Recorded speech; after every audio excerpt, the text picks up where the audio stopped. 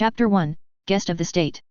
Obligatory disclaimer, all the characters, world building, and story beats here that don't belong to J.K. Rowling belong to Jim Butcher, or their associated media empires. The nightmare began to repeat again. I'd lost track of how many times it had played already. I was bound in a ritual circle, the first girl I'd ever loved barely looking at me as she painted runes on my skin. Not far away but out of the circle, my mentor, a man I didn't exactly like but had thought I could trust, was preparing for whatever they were about to do to me. In the memory, or whatever this nightmare was, the walls of our rented house in the London suburbs faded away into smoke and darkness. All I could focus on was whatever they were trying to do to me, and the rest of the world was darkness. All I could feel was cold. As the old man who'd rescued me from the orphanage and taught me magic began to chant, something began to pull away from the background. Made of the same black smoke, it gradually took on the vague form of a person. I have prepared the vessel as promised. Claim him. Justin shouted, as the wraith began to move toward me and the runes blazed. Pain seared through me, and the walls of my mind started to crumble. I shouted for Elaine to help, but she had retreated to the back of the room, her glassy stare on the floor. The creature reached out its arm and touched me, causing me torment I'd never felt before. It was up to me. Bound and without a focus, the trick my godmother had taught me was extremely risky, but not as risky as whatever this spectre wanted to do to me. With a painful twist and a thunderous clap I was across the room, hands free and grabbing for my blasting rod, discarded by Justin in the corner by my clothes. My blood was now freely mixing into the runes, random strips of flesh splinched off and drifting to the floor back in the circle along with the ropes that held me. It hurt, but not as much as Justin and Elaine immediately trying to react. To bind me back into the circle for this creature. I dove behind the couch that had been shoved away to turn the sitting room into a ritual space. In the nightmare, pieces of the room were materializing from the shadows as they became relevant. I hit the floor hard, dust burning into my wounds but narrowly dodging the red light of stunners flying toward me. I didn't know how I was going to fight both of them and this spirit. I'd never even beaten Justin dueling by himself. My only hope, I thought, was to try to apparate again, even though going 10 feet hadn't worked out so well, and my blasting rod wouldn't help. Out of the house and I'd have a chance. But then the wraith floated above the couch, soaking up all thought and light in the room as it sought to finish whatever it had started. The very wrongness of it woke a powerful anger in me, and I could only think back to the other spell my godmother had so recently taught me, which the rod was basically designed for. Incendio. Pyro incendio. I screamed, and willed my fear and betrayal into the charm, transforming it into a powerful curse. The purple jet of flame barely shed any light, reserving all of its power for scorching heat. When it had happened, it was the hottest thing I'd ever felt, but in this nightmare memory it barely registered against the cold. I caught the wraith with the blast, and it flung itself away with a shriek, fleeing the room with a hole torn in its nebulous form. I tried to end the spell, but it had taken on a life of its own, flame still shooting from my focus, even when I dropped the blasting rod. I had no idea where it was still getting its power, but the borders of the room were going from nebulous void to intense, colorful flames. As I peeked over the couch, I was shocked by what the flames had become. Coalesced into a beast of near ultraviolet fire, it had already torn into Justin. I didn't even know if he'd had long enough to realize what was happening.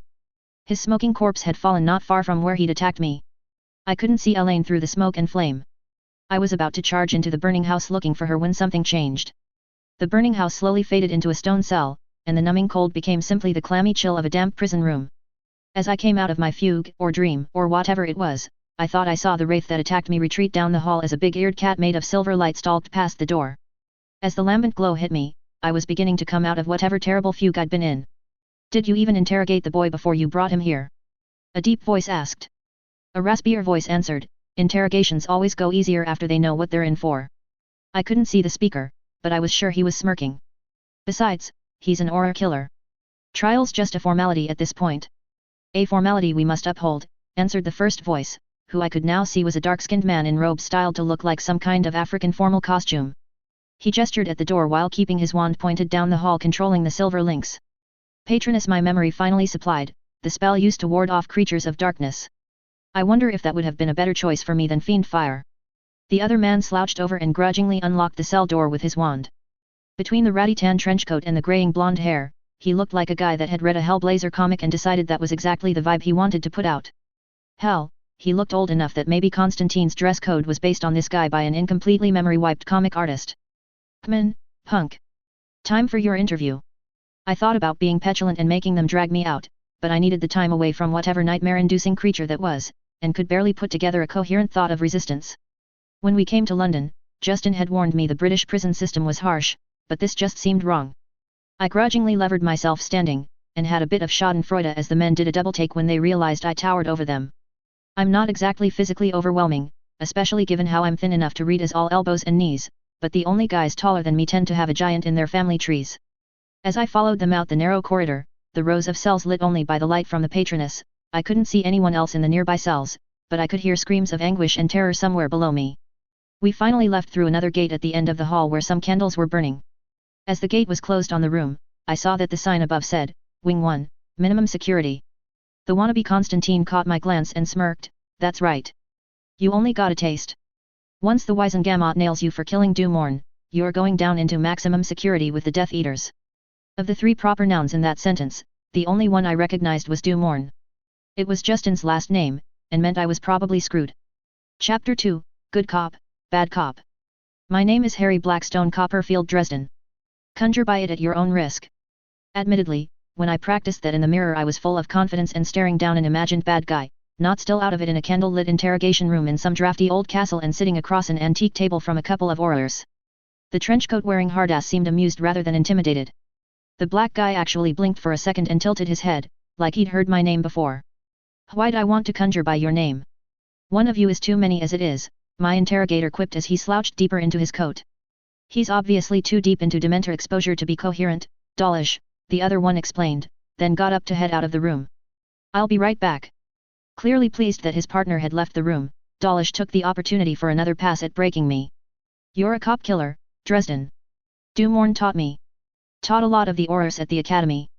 Lot of aurors ready to see some payback for burning the man alive. American out of your depth in London? Hope to find something in the house to steal. I tried to chuckle sardonically, but whatever those cells had done to me turned it into a cough. I managed to get out. Was shield practice for you baseballs? Or are those just easier to come by in the States? That hit home and Dawlish shrugged, bloodjares. Justin had apparently been a violent teacher with his earlier apprentices too. He insisted that any idiot could make a shield that would stop a spell, but most wizards never learned to protect against bullets or other flung missiles. The aging auror was looking at me differently, now. You claiming you were his apprentice? Something like that, I shrugged. I was going to elaborate, but the gesture made me wince. I looked down at my arm, pulling up the prison jumpsuit they'd given me. My splinching wounds were scabbed over, but far from healed. At least I hadn't bled to death.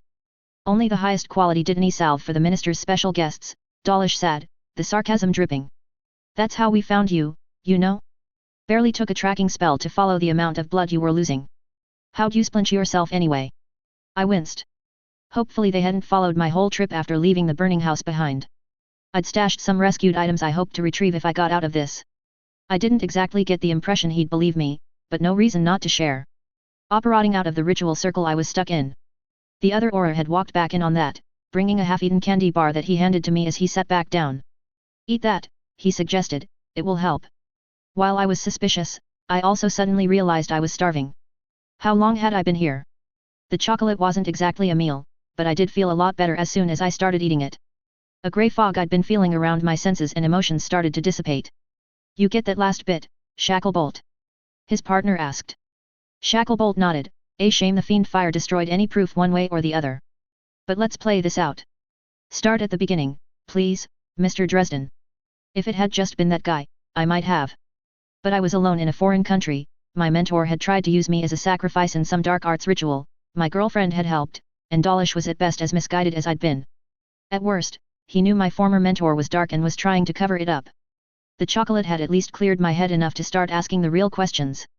I'd love to, but do I get a lawyer or a phone call in this country? Not that I had anyone to call. Dawlish looked over at Shacklebolt and asked, why do the American Mudbloods always ask for a phone? The black auror didn't particularly seem to like the insult, which Justin had warned me was a slur about blood purity that many British wizards used. It's a cliché in Muggle films, he allowed, then turned to me to explain, we must inform your barrister if you have one on retainer. And you will have additional opportunities to contact one before a trial. But, as Auror Dawlish has made clear, we can hold you for quite some time when you are the primary suspect in a murder investigation before bringing it to trial. If you have a compelling story, it's often a good idea to just tell us what happened. We may be able to use your testimony to identify a better suspect. Right now, you're our only known witness to what happened last night. I hadn't found Elaine in the house. She'd tied me up and helped with the ritual. She'd betrayed me even more fully than Justin, because I thought she loved me. It would be so easy to just blame her for everything. See if they could find her. But, for all I knew she was dead. Even if she was, I couldn't bring myself to claim she was the mastermind and Justin was a victim. I still felt I owed her that, for some reason.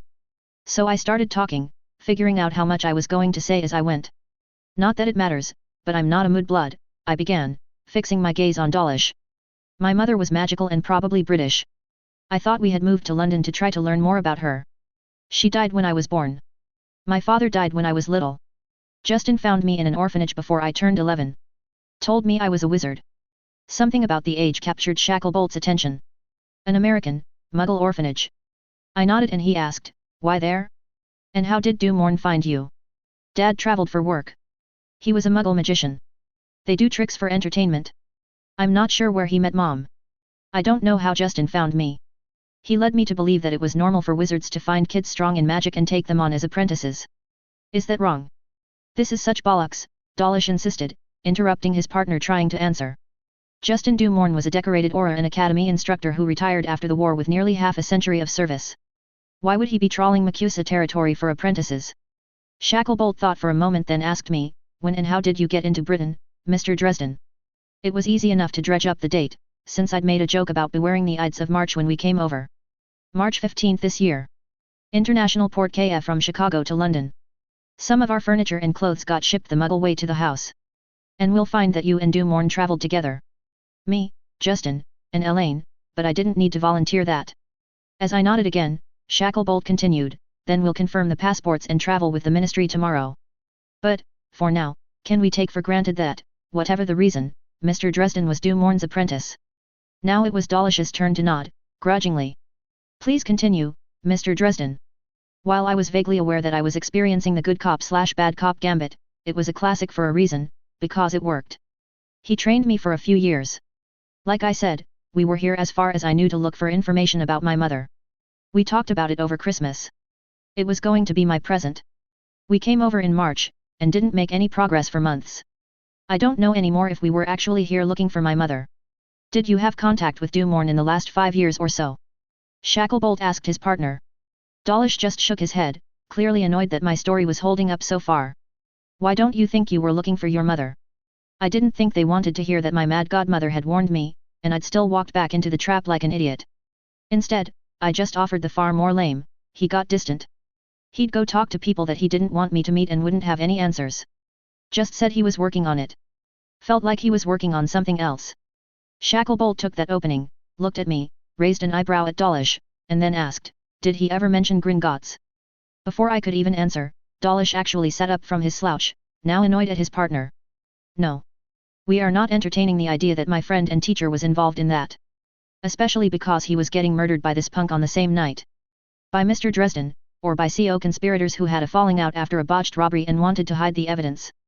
Screw you, Shack. Don't ruin my case in front of the suspect.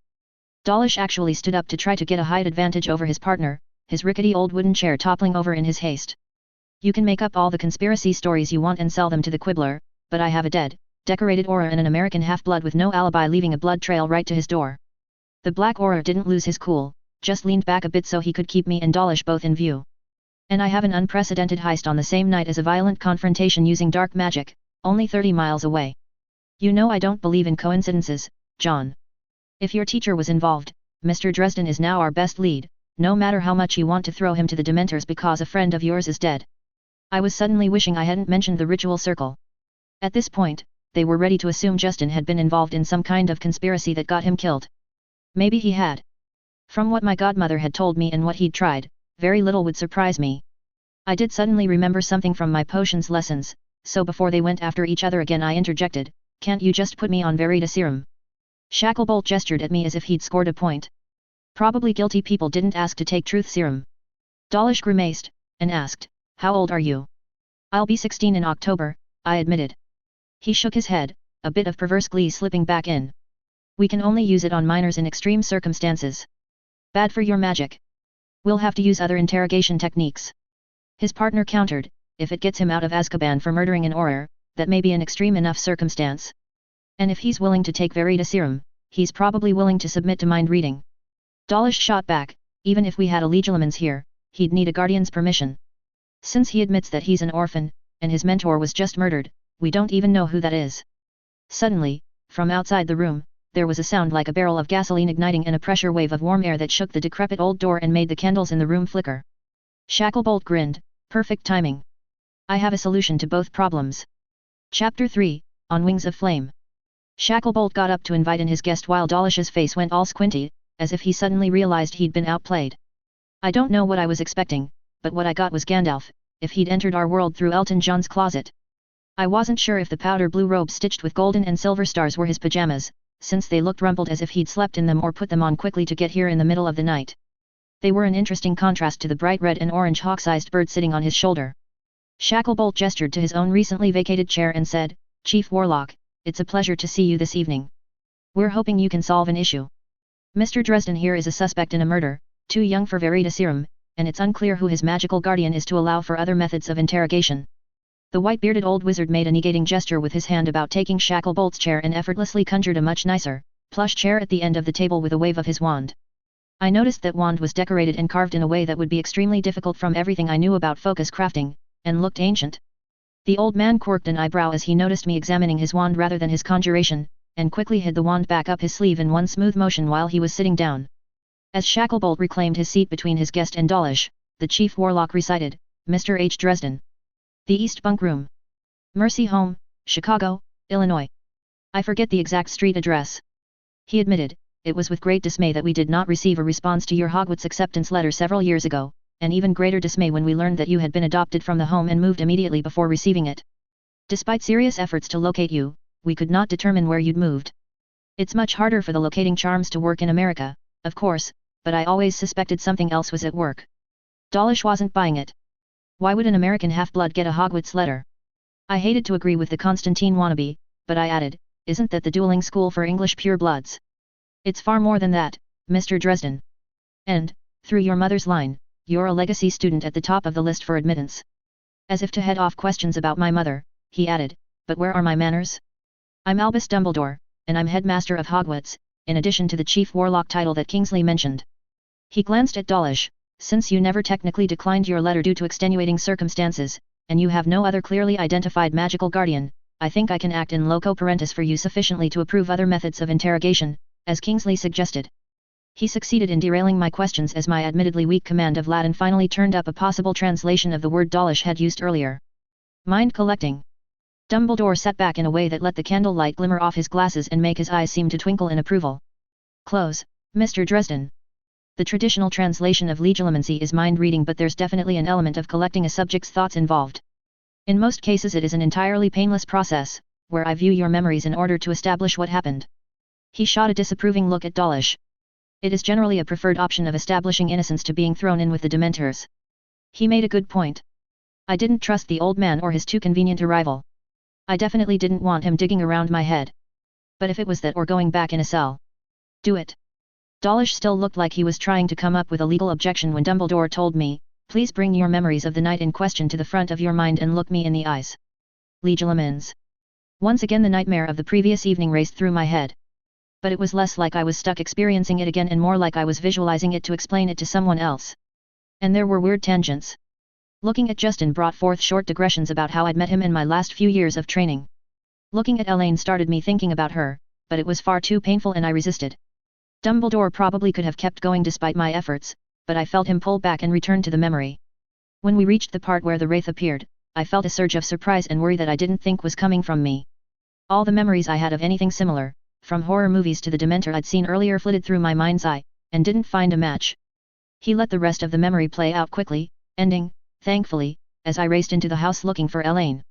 While I blinked and tried to get my brain back in order after that experience, Dumbledore leaned back in his cushioned chair and steepled his fingers, deep in thought. Dawlish clearly didn't want to give him too much time to think, and asked, well. With a sigh of annoyance at the interruption, Dumbledore allowed, Mr. Dresden is not a murderer, John. I know Justin was well respected amongst many of the Aurors that he trained, but I suggest you set aside that preconception and do some digging into his activities of the last few years. Was he involved in the other incident last night? Shacklebolt asked. Not that Mr. Dresden could prove, but I suspect if Justin was not involved, he knew people that were.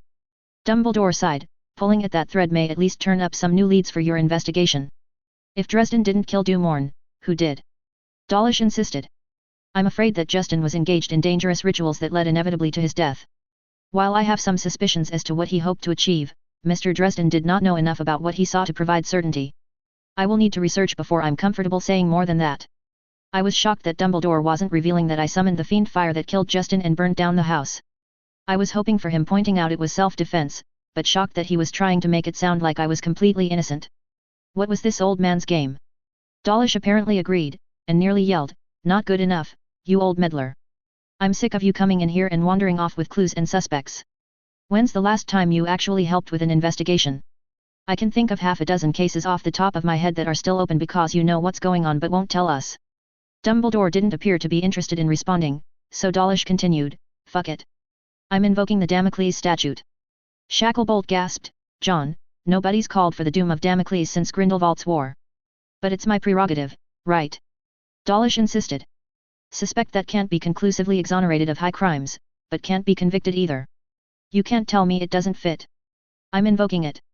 Harry Blackstone Copperfield Dresden, you are hereby notified that, pursuant to the Damocles Statute of the High Crimes Act of 1645, until you are proven innocent of the death of Justin Dumorn, you are under the doom."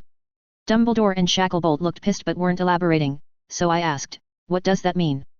"You mentioned American baseball, right?" Dawlish elaborated with quiet glee. "You've got one strike left. Keep your nose clean, punk. The next time you slip up, you're mine." Chapter 4, The Morning After. I woke up in a much better situation than the last time I'd come to. It took me a minute to remember why I was in a small castle hospital that would have looked obsolete by 1900.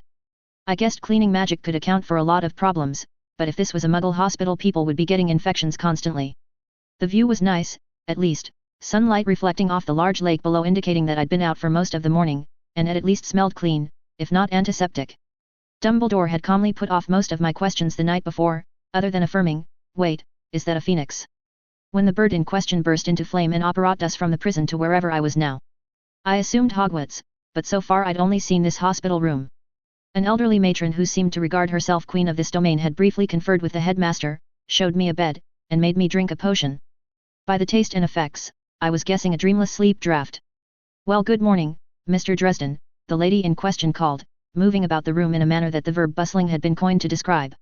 She'd been across the room, bottles and boxes piled on several chairs outside a large closet, likely in the middle of summer inventory. She wandered over to me and started doing diagnostic spells with her wand while I looked on in bemusement at the school nurse stereotype come to life. "You seem to be recovering, though I insist you take it easy for a few days. I'm afraid to say that you'll likely retain some faint scarring from your improperly treated splinching wounds, but it looks like you've already bounced back from the Dementor exposure. How do you feel?" I checked my forearms and agreed that it was a significant improvement, with the angry scabs I'd had replaced with fading lines. Justin had never been interested in healing charms, not to mention some early problems at the orphanage, so they wouldn't be my first scars. I no longer felt the haze of depression and fear that lingered throughout the prison, so I guessed whatever those creatures had done to me was passing, as well. "Much better, thank you, ma'am." "Excellent. I'll inform the headmaster that you're up and around. Please stay in bed until someone comes to collect you." With that, she went back to what she was doing and left me to reflect on the chaos of the last few days while looking out over the lake.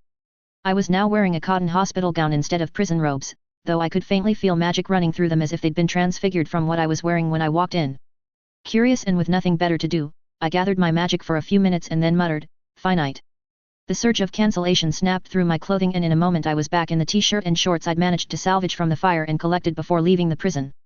The transfiguration had at least worked out most of the smoke smell, but the shirt was still emblazoned with a now completely inappropriate logo for Baderbrow. Well, maybe not completely. Dumbledore had been amused that the beer's logo looked like a phoenix. Of course, I was never that precise without a focus, and the counterspell also caught the bed I was laying in. I noticed too late that the rest of the beds in the ward would only be roomy for small children as my legs were suddenly sticking off the end of the cot. I grumbled and pulled them Indian style so I could barely fit on the bed that had clearly been lengthened to fit me. 5 points to, well, we don't know what house you are yet, said the woman that had just walked in. Or, that was what I thought she'd said, through her thick Scottish accent.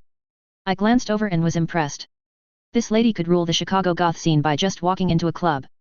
Given how long witches and wizards lived, the combination of barely graying dark hair and fine wrinkles could put her at anywhere from 50 to 100. Severely dressed in all black with a witch's hat, perhaps her lack of wrinkles was due to never smiling.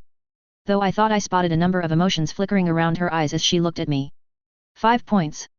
I asked, confused. Our scoring system for student achievements, she explained. Once one gets into the habit, it becomes a reflex.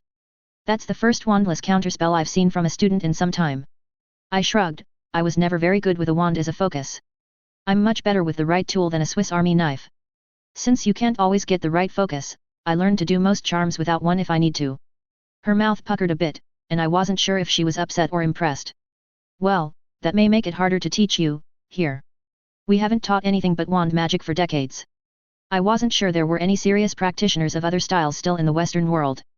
This certainly makes your placement tests much more important. I felt like I needed to throw the brakes on this whole educational train before it got too much momentum. Ma'am, I really appreciate the headmaster sticking his neck out for me to keep me from being railroaded by the Aurors. But I'd barely heard of Hogwarts before last night, and I certainly can't pay for a fancy Scottish boarding school for purebloods. I was honestly hoping that the US Embassy would ship me back home to Chicago so I could get a job and try to pick up my GED. She cocked her head like a confused animal, then admitted, I'm not exactly sure what a GED is, Mr. Dresden, but there are difficulties with your plan. Mainly, that it won't be permitted for you to leave the country until we can convince the Ministry to lift the Doom of Damocles. While using Muggle means might succeed, the Aurors do keep an eye on flight and ship manifests, so it's far from guaranteed. However, I can assure you that this is not simply a school for the pure-blooded elite, no matter how much they'd like others to think so. We have many students here on scholarship, including quite a few Muggleborn. The headmaster has assured me that arranging your tuition will be a priority, as long as you are willing to put in the work. I made a guess. My mother went here. A flicker of pain, quickly concealed. None of the adults here seemed to want to be completely honest with me. She did. Several of her own ancestors did so as well. Margaret was, a willful girl, and left here early and not on the best of terms. Like her son, she was eager to make her own way, perhaps to her own detriment. I simply ask that you give me an opportunity to prove to you that it's worth your time. Her life might have gone much differently, had she stayed at Hogwarts. I wasn't even trying to be horrible, it just slipped out. She wouldn't have married a Muggle, died in childbirth, and lost her son in the American orphanage system, you mean. I apparently wasn't ready to hear my mother, who my father had always told me was the most wonderful woman in the world, described as basically a delinquent high school dropout.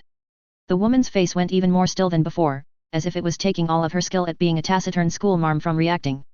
But I thought I saw a glimmer of tears in the corner of her eyes. Finally, after a long moment, she answered, something like that. Will you come with me to my office so we can discuss your placement exams, Mr. Dresden? As I followed her out, I caught a look of concern from the school nurse at the both of us, and a whispered, oh, Minerva. Chapter 5, Wearing Hats. Everyone in the British wizarding world seemed to expect you to know who they were or figure it out from context, so I'd finally identified Minerva McGonagall from the nameplate on her office door. This also informed me that she was the Transfiguration professor and the assistant headmistress. The inside of the office was as severe as the rest of her demeanor. Basically a stone closet with a large fireplace and window overlooking the castle grounds, there was not much here other than a small, uncluttered desk, a couple of chairs, and a large, orderly bookshelf. The one thing that stood out was a battered old hat lying on the desk, barely still pointy in the wizarding style. Recent upgrade? I asked, gesturing at the much newer witch hat she was wearing. Oh, no, that's for you, Mr. Dresden. Looked like the whole scholarship student thing was about to be brought home. I don't really wear hats, I demurred. Her cheek twitched as she sat down and gestured for me to take the chair across the desk. That might have been the closest thing to a smile that would crack through her facade. You only have to wear it for a minute. I mentioned houses to you before? The students of Hogwarts are sorted based on temperament into one of 4 groups. The magic of that hat gauges which would suit you best. Normally, this is done on the first day of school in front of all your peers, but I assumed you would prefer not to sit on a stool in between a pair of 11-year-olds at the welcoming feast next month. I don't know, maybe that would set people's expectations of me at the right level. I was still upset about the whole situation, but I felt bad for almost making the stone-faced witch cry earlier and was willing to meet her halfway if she was back in a joking mood. I just put it on. She nodded, so I put the decrepit old hat on my head, and thought I felt it wriggle on its own to settle itself. A sensation similar to what Dumbledore had done to me the night before crept over my mind. But where he was looking at my memories almost like a real-time film reel, whatever the hat was doing seemed far faster and more thorough. I couldn't figure out why they used such a powerful artifact for arbitrarily dividing children into peer groups when the Auror Corps had to send away for their chief warlock to do a fraction of the same work. After only a moment, I heard a gravelly voice speaking in my mind. As usual, when I have to do a late sorting, I find something to recommend you to any of the houses. This may be difficult. Make your best attempt, Hat, I thought at it. I don't know anything about it. Then let me give you a brief overview. Slytherin is the house for the ambitious and cunning, and you're clever enough to make your way there. I fear, however, you might find it hard to belong with the current attitudes of the house. Ravenclaw keeps the seekers of knowledge for knowledge's sake, and you have a questing mind and deep interest in magical theory. Yet, I do not think you'd have the patience to solve a riddle every time you wanted to enter your common room. Hufflepuff is the home of the loyal, and would go out of their way to welcome you. Many orphans find their way there. But you are unlikely to be content as just one small part of a larger team. Gryffindor is the house of the brave, and you certainly have that quality to an almost foolhardy degree. Indeed, I see that you're exactly the type to make a bad quip and take another hit than to ever bend before evil. I almost hate to put you in with others that will only encourage this habit, but better be Gryffindor. That last seemed to leave my head and be announced to the room, removing the option for me to tell McGonagall that it had said Hufflepuff where I could keep my head down. Was that pride in the professor's eyes as she gestured for me to put the hat back on the desk? Once it was back in place and I'd run my fingers over a scalp that definitely needed a shower but at least wouldn't have hat hair, she explained, in addition to my other duties, I serve as head of house for Gryffindor. I am to be your first point of contact for school issues. Do they even let you sleep? I asked, considering how many hats she must wear on a daily basis. Strictly on the weekends and school holidays, Mr. Dresden. I was getting it. Bad jokes were my shield against the world, and a stoic mien was hers. But Professor McGonagall was probably a fun person to be around, if you could stay on her good side and get her to relax a bit. She passed a piece of paper to me. Wait, no, it was legitimately a sheet of parchment. Peeta would have a field day with this place, if they realized the wizarding world was still on the sheepskin standard. That's the Hogwarts course list. I'd like you to let me know the generalities of your education in each of those disciplines, so we can prepare the other professors for your placement exams. A couple of things immediately jumped out to me as weird. Arithmancy covers spell creation and modification? How much math is actually taught?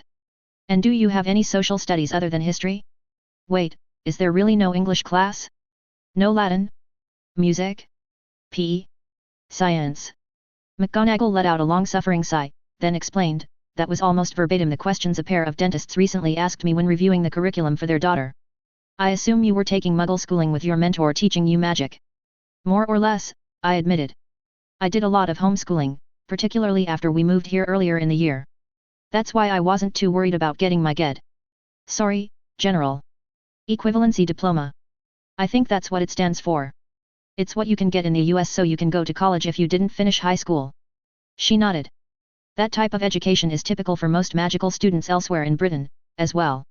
The majority of witches and wizards are apprenticed in a similar manner as you were, taking their magical education from their parents or from a mentor in the trade they hope to pursue. Still others attend schools arranged for the purpose in various cities around the country. I believe one in central London even has more students than Hogwarts, which only takes up to 40 students per year group. Those schools also cover more Muggle subjects. Any such students are allowed to take the two large tests of magical aptitude, the Owls and Newts. It is extremely uncommon for anyone from an apprenticeship or smaller school to do well enough on these tests to qualify for a position in the ministry. A fair number qualify as aurors and healers, due to some academies specifically created to ensure specialized training for those jobs. But the vast majority are partially trained in magic and must content themselves in trades. They'll never qualify for work in the magical government. I thought I followed her. So they'll never get a chance to change the laws making them second-class citizens. Meanwhile, Hogwarts teaches specifically to those tests. I was a bit more politic with the parents of an 11-year-old, but, essentially, yes. But you have it backwards, the test is actually based on the Hogwarts curriculum, as the oldest magic school in the country. Unfortunately, at this point it's a self-reinforcing cycle. We set the standards, but are now trapped by them. And they haven't changed meaningfully in centuries. I would love to offer a larger range of classes, but the more we add to the curriculum, the less time the students have to prepare for what's on the tests. Suddenly, a lot of Justin's behaviors hit me, and I concluded, most of the government, who controls these standards, entered from Hogwarts. And none of their co-workers are likely to call them on what they don't know. Meanwhile, their bosses were born in the 1800s anyway, because wizards live so long, and haven't kept up with the last century of technology. So they can't go out into the rest of the world without being completely confused and scared by what they see there. She just sighed, and nodded. That is, in fact, quite a succinct description of the recent conflicts in British wizarding society. If you have the time around your other classes, we are quite happy to help you take correspondence courses to maintain the other disciplines you feel are lacking. Still, though, I couldn't stop arguing, no literature or Latin courses. British schools have been mad for those for centuries. Hogwarts was founded so long ago that there was significantly less English literary tradition. And the classes were originally taught in Latin. As the language died slowly, nobody ever realized it now needed to be its own class to understand spell phrases. Professor Vector has to do a significant remedial Latin module for starting arithmancy students before they can begin to understand the spells they're creating. I felt like I was already getting good at reading this woman, despite her dislike of making facial expressions, and the feeling I was getting mirrored the deep frustration of several other teachers I'd met that felt hamstrung by government standards. I'll just go over this list then. Her response was extremely dry. That would be excellent. Thank you, Mr. Dresden. Chapter 6, Forest for the Trees. The next couple of days were a strange dance of getting me situated. Despite McGonagall's protests, Hogwarts was not really prepared for a penniless 15-year-old with unusual training to show up to school a month early with nothing but the clothes on his back. My corner of the 5th-year boys' room in Gryffindor Tower had become highly thrift shop chic with all the school supplies that had been dug up from the school's lost and found. Each of the other 4 beds in the room anchored a handful of belongings left behind for the summer by their occupants, and I was grateful that nothing indicated my dorm mates were going to be snobby purebloods obsessed with new clothes. At least my second-hand robes had been retailored to mostly fit me. When I'd first gotten them, I had a substantial amount of wrist and ankle escaping. Clothes and the like were the least of my supply issues, however. While I'm sure it's not your preferred method, I think we can find you a suitable wand to at least demonstrate competency, McGonagall insisted. I knew that wouldn't work. Magically speaking, I was the asshole that you would never trust to drive your Porsche without burning out the gearbox, but who could do all kinds of tricks in a diesel-engined pickup. But I failed to come up with a metaphor that would work for a witch without a lot of experience of technology. I just tried to explain it as, Justin tried to teach me wands starting out, and I burned out every one he handed me. Magically, I'm a clumsy brute. She clearly didn't believe me, but equally didn't want to see me break an expensive wand if I wasn't exaggerating. I've never heard of such a thing. Albus uses a wand without issue, and he's the most powerful wizard I know of. When I just shrugged, she allowed, perhaps he'll have some insight. After a brief flow call to the headmaster, one of the most confusing things entering magical society was their love of using fireplaces for communication and transport, he stepped through into McGonagall's office. The other night's outfit was apparently not pajamas, as today's was an equally flamboyant violet and emerald moons ensemble. I hear you have a problem with controlling your wand, my boy, he winked. I still wasn't over how he'd kept quiet about what he'd seen in my head and seemed to be avoiding any chance of giving me answers. So perhaps I was a bit too forward with my retort that, I hear many witches prefer a big staff to a well-controlled wand. McGonagall made a small, irritated intake of breath that let me know I'd be in trouble later, but Dumbledore merely grinned. That was certainly true in history, if not so much recently. He set what looked like a slightly oversized cigar box on McGonagall's desk and flipped it open to reveal that it was packed full of wands. Most of them were heavily scratched and dinged up. See if you can find one that feels compatible. All of these are at the end of their practical service, so it's no hardship if you destroy one in the testing. This wasn't the first time I'd done such an exercise, and I had a good feel for foci after learning to make my own. It didn't take long for me to select one with a reasonably close resonance to my own magic. I held it in my right hand and pushed a trickle of power through it as proof, causing it to emit orange sparks. Excellent. Perhaps a simple wand lighting charm to start. The headmaster suggested. I nodded and tried to be gentle, wordlessly casting the light spell into the wand. The tip burst into brilliant white light that was painful to look at directly. It also flickered alarmingly, like a spotlight on a transformer about to blow. Within a couple of seconds I thought I was about to lose it and cancelled the spell. Very interesting. I have a suspicion. Perhaps the levitation charm. He produced a paisley handkerchief from a pocket and dropped it on the floor between us and the door. I knew what he was getting at, and got out of the chair, pushing it away from the handkerchief. Wingardium Leviosa. I swished. I flicked. There was a simultaneous snapping and ripping sound as the wand shattered into splinters that disturbed the paisley-colored snow that floated in the air above where the handkerchief once was. That's pretty normal, I admitted. Sorry about your handkerchief. Quite all right, my boy, he allowed. Minerva, perhaps I can shed some light on the situation. You see, Mr. Dresden isn't exactly unusual. It's just that wizards or witches of his temperament don't tend to make it to Hogwarts, or fail out quickly due to not taking to wands. Reports are that one of the incoming students, Mr. Finnegan, is likely to be a risk case of this kind. So he needs remedial wand handling classes? She asked. Dumbledore shook his head. If he was 11, and this was a mild problem, it might be correctable, but would also permanently handicap him as a wizard. Consider an analogy of wands as delicate rapiers. You would struggle to find an expert sword fighter who was not a master of the rapier. Yet imagine handing one to our large friend, Hagrid. Does the fact that he tends to break the delicate blade mean that he is hopeless as a fighter? I answered for her, since I already knew the metaphor. No, you hand him an axe or greatsword. This was exactly why I'd asked Dumbledore if this was a dueling school. Exactly. Minerva, Mr. Dresden simply has a magical strength that far outstrips his magical finesse. Even training him to use a wand without destroying it would mean limiting him to the level of that finesse, while constantly having strength that wasn't able to be applied. It may be challenging to adapt some of our standard lessons, but I support his request to create his own foci. It might be interesting to see if we can better accommodate some of the other students in this manner as well. After all, Godric Gryffindor himself preferred to cast with sword and rod. Very well, McGonagall agreed, seeming to see the sense of it. I'll move the charms, defense, and transfiguration tests later and contact Professor Babbling about whether making your own foci would serve as a useful test of your knowledge of ancient runes.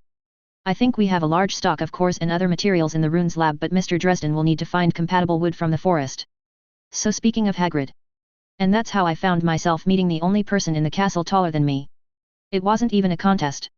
If Professor McGonagall was standing on my shoulders, she could maybe look Hagrid in the eyes.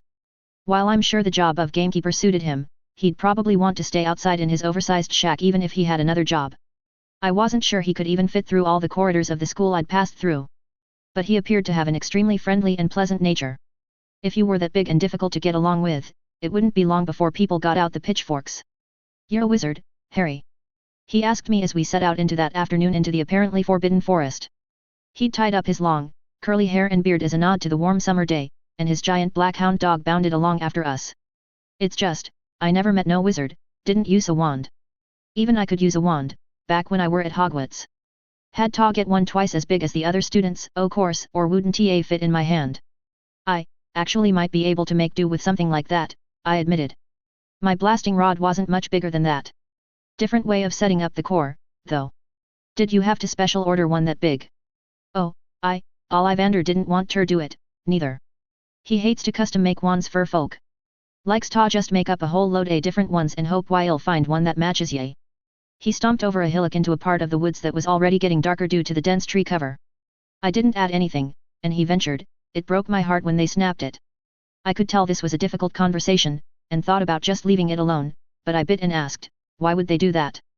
"Bad business back when I were in school. Got blamed for something I didn't do. It's real easy to expel the big chap.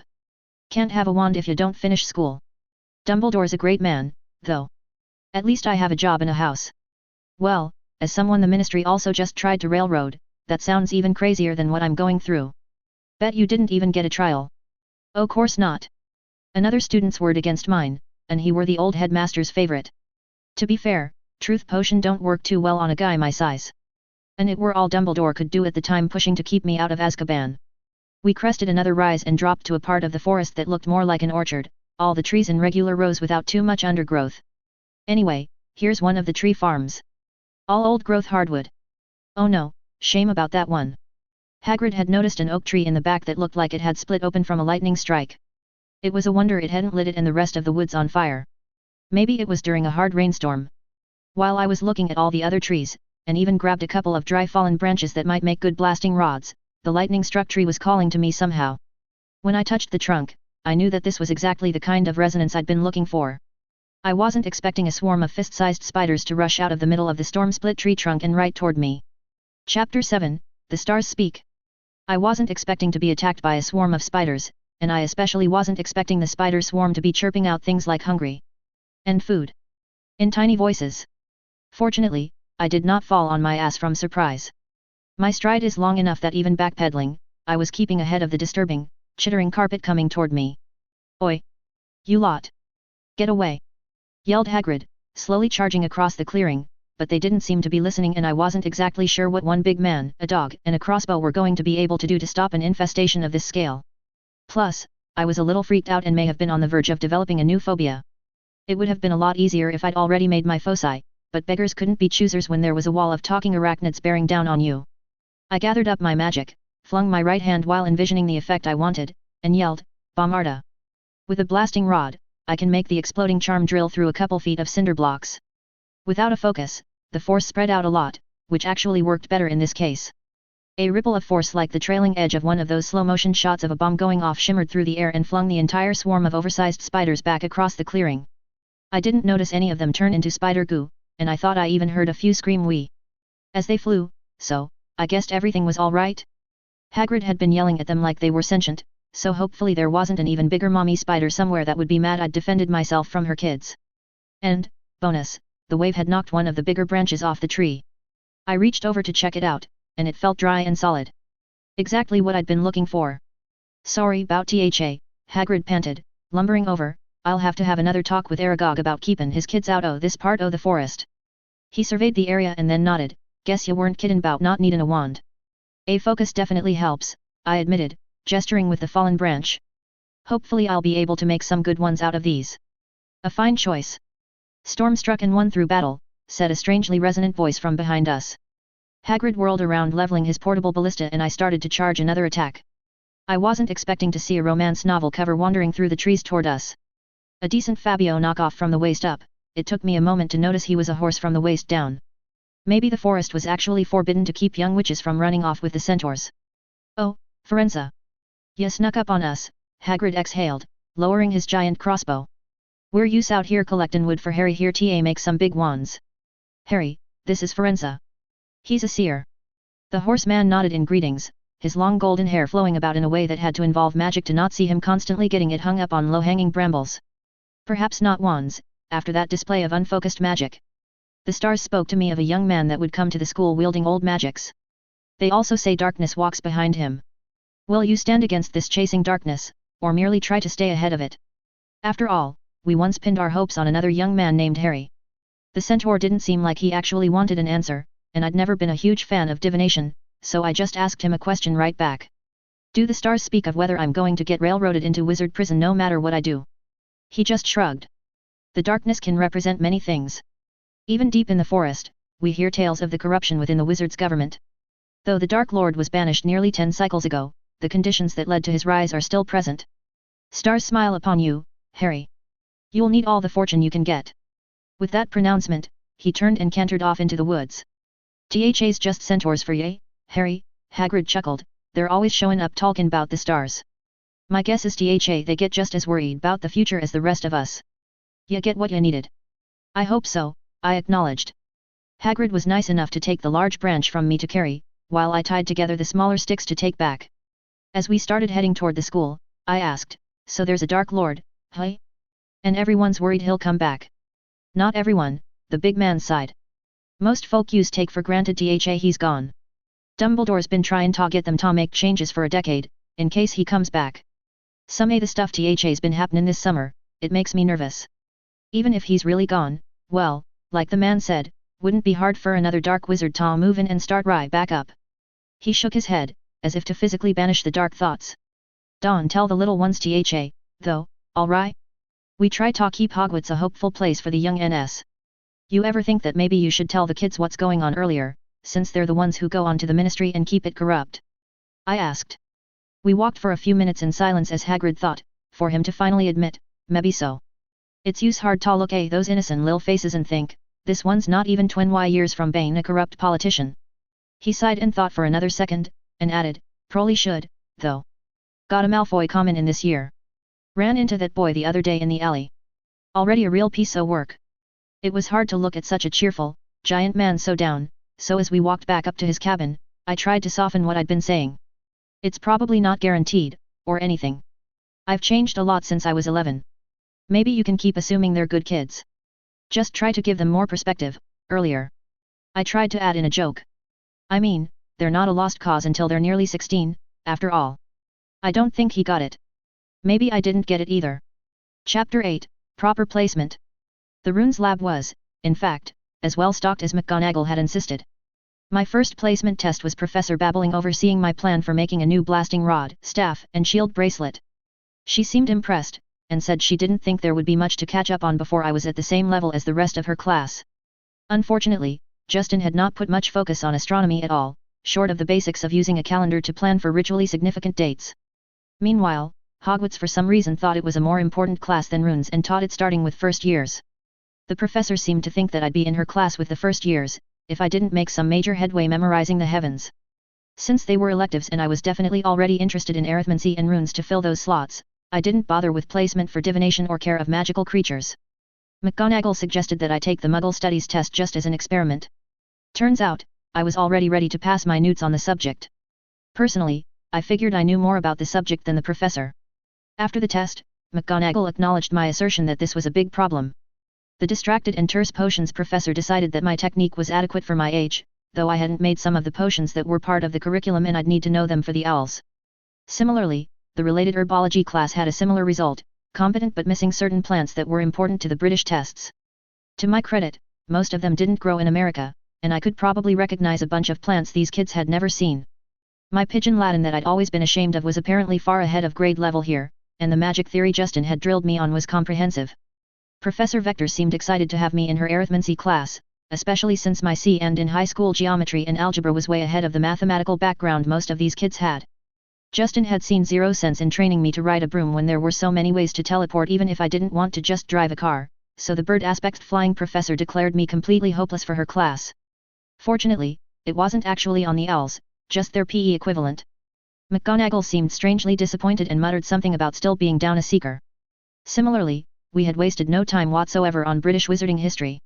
The ghost that taught the class had provided me a parchment that was mostly asking the dates of various goblin rebellions. I figured I might just see how much of that I could self-study, if not skip entirely. Finally, after a couple of weeks, I had the requisite tools to take the tests for what Hogwarts thought of as wand magic classes.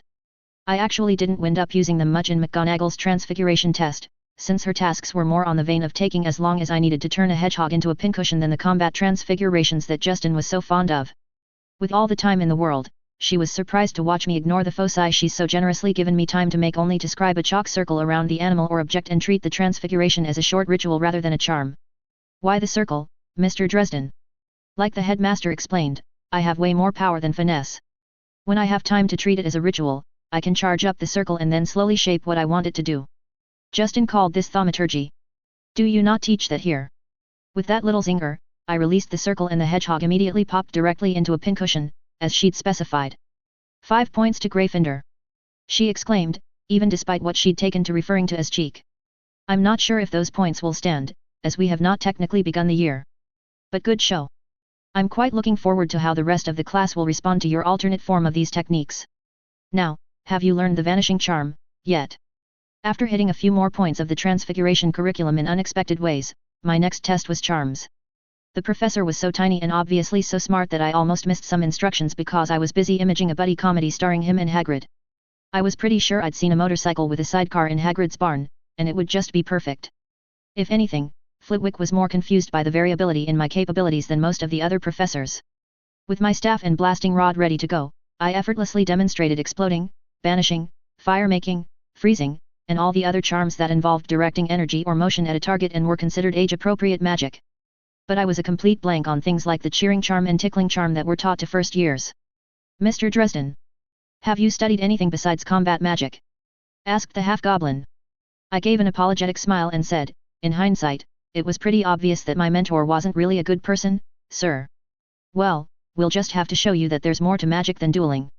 This year should find you well ahead on the more offensive magics we teach, but I hope you can master some of the more subtle charms.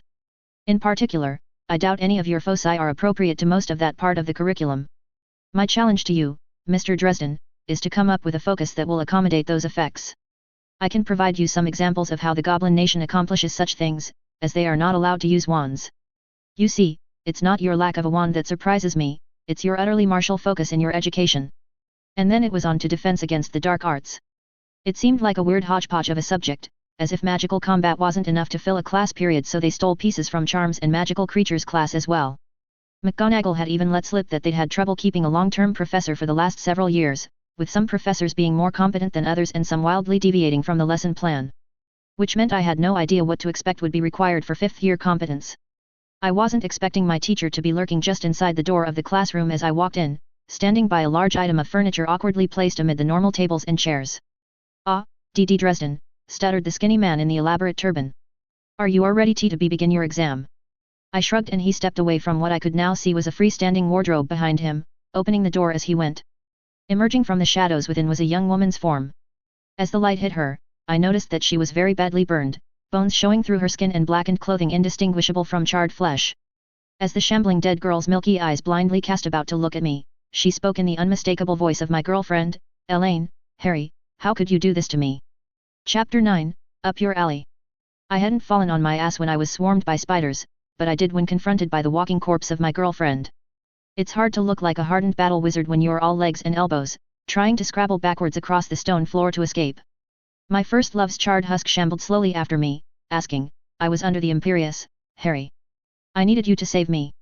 Instead, you made me into this. Harry, just hold me. Why won't you come to me, love? Why would this asshole of a professor spring something like this on me? Had someone found her near the house? Was Fiendfyre dark enough to reanimate her, or was it something that Justin's ritual did? Perhaps that wraith possessed her instead? Could someone be evil enough to find her body and reanimate it just to screw with me like this? There were so many easier ways to punish me. The man in the turban just looked on calmly from behind, with perhaps an interested but in no way triumphant expression on his face. Was this just part of the exam? Were the reanimated dead on the 4th year syllabus? Wait. The exam. What might a younger student need to fight against that fit the equation? As Justin always drilled into me through quite painful lessons, ignore your pain, work past your fear, and solve the problem.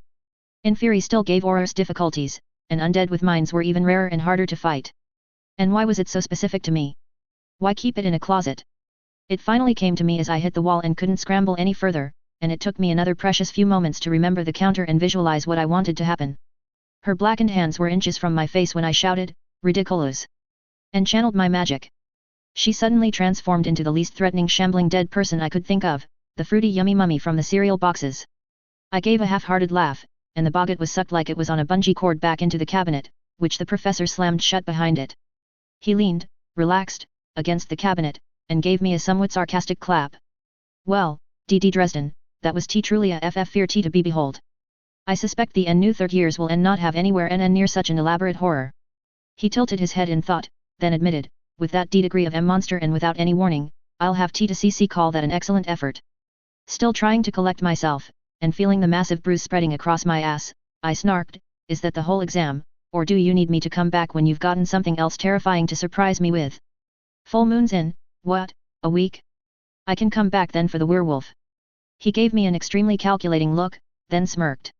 And no, I think that will be sufficient for the PP practical. I've written on the B board several of the other CC creatures C covered through 4th year. An oral examination of how to CC counter them should suffice. The exam was pretty easy, after that. I honestly wasn't sure why this class needed to be anything more than an irregular seminar if all it taught was how to fight or evade a handful of dangerous creatures. Maybe because it took Quirrell 3 times as long to explain everything with that stutter? Before I left, he intimated that he was considering working my style of magic into his 5th year classes this year, which might at least make the class less of a waste of my time. Ultimately, other than being way behind on astronomy and British wizarding history, and needing to catch up on a few arbitrary points of the other subjects, McGonagall was happy to pass me on to take classes with people my own age. Especially since I didn't give a damn about passing the British tests, except so far as they wouldn't have an excuse to throw me out of school and back into Azkaban, I figured I'd get by. Considering I expected to have another week of trying to catch up and working on foci, it was a surprise to me when McGonagall called me to her office on the last Sunday of August, dressed for the outdoors. Are you interested in leaving the castle, Mr. Dresden? I smirked, I knew it. Quirrell is going to make me fight a werewolf, and just wanted me to let my guard down. While I applaud keeping track of the full moon, as paying attention to the sky will only help repair your woefully inadequate knowledge of astronomy, I don't intend to be out nearly as late as moonrise. She gave me a moment to internalize just how thoroughly I'd been outsnarked. Oh, yeah, we were starting to understand one another. A few of your 5th year materials and texts are not in adequate supply in the castle. I was informed that several of your housemates will be picking up their own school supplies today, so it seemed reasonable to me that taking you along would be beneficial, rather than just sending away for them. Pick up school supplies. Make some new friends to beat the rush. Got it. Clearly I hadn't been sufficiently enthusiastic. We can, of course, skip the trip if you aren't up to it.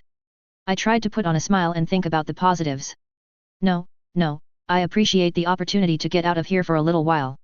McGonagall fixed me with a suspicious stare. I expect that you will not attempt to flee or otherwise do something to cause trouble. From what Albus has informed me, at least one senior Auror is likely to take advantage of such a slip. I'd been learning from her poker face, and thought I held on to how close she'd come to my plans. After a moment more of waiting for me to slip, she nodded and lit her fire. I'm always disappointed when the school year starts and our personal flow connections are limited outside the castle for security reasons. You've used this method of travel before?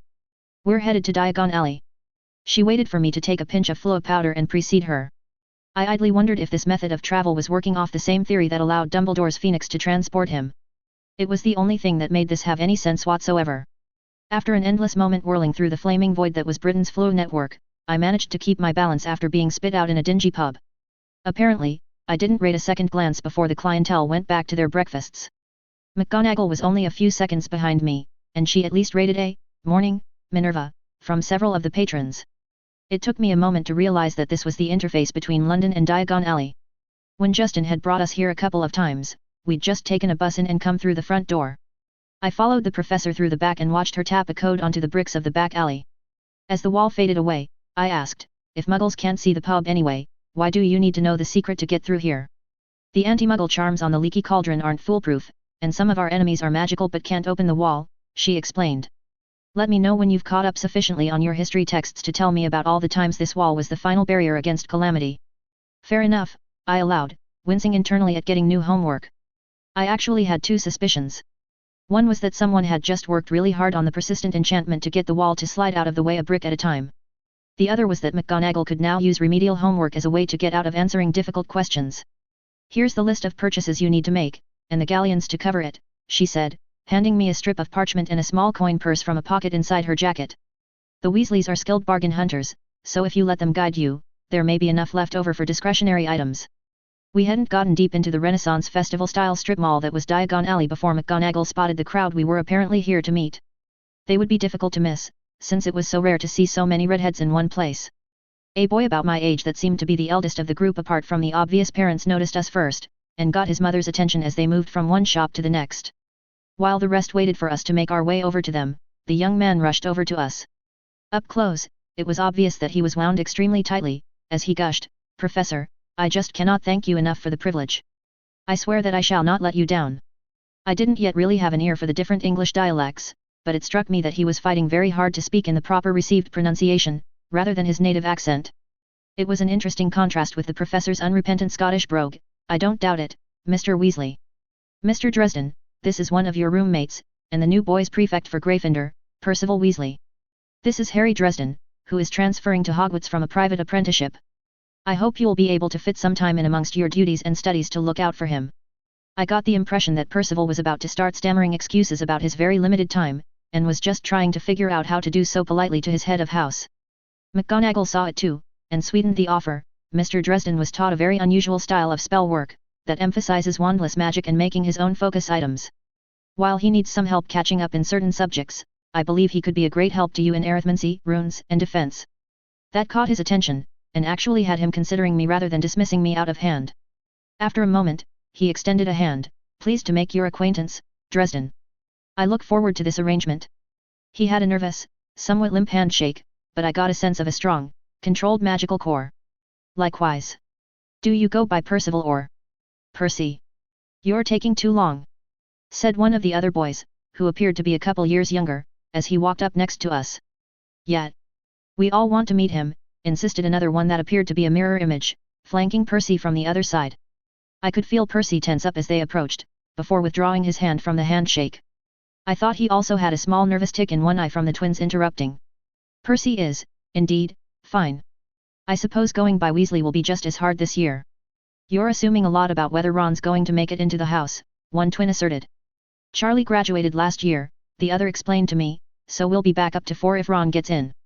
5 next year, with Ginny," added the first.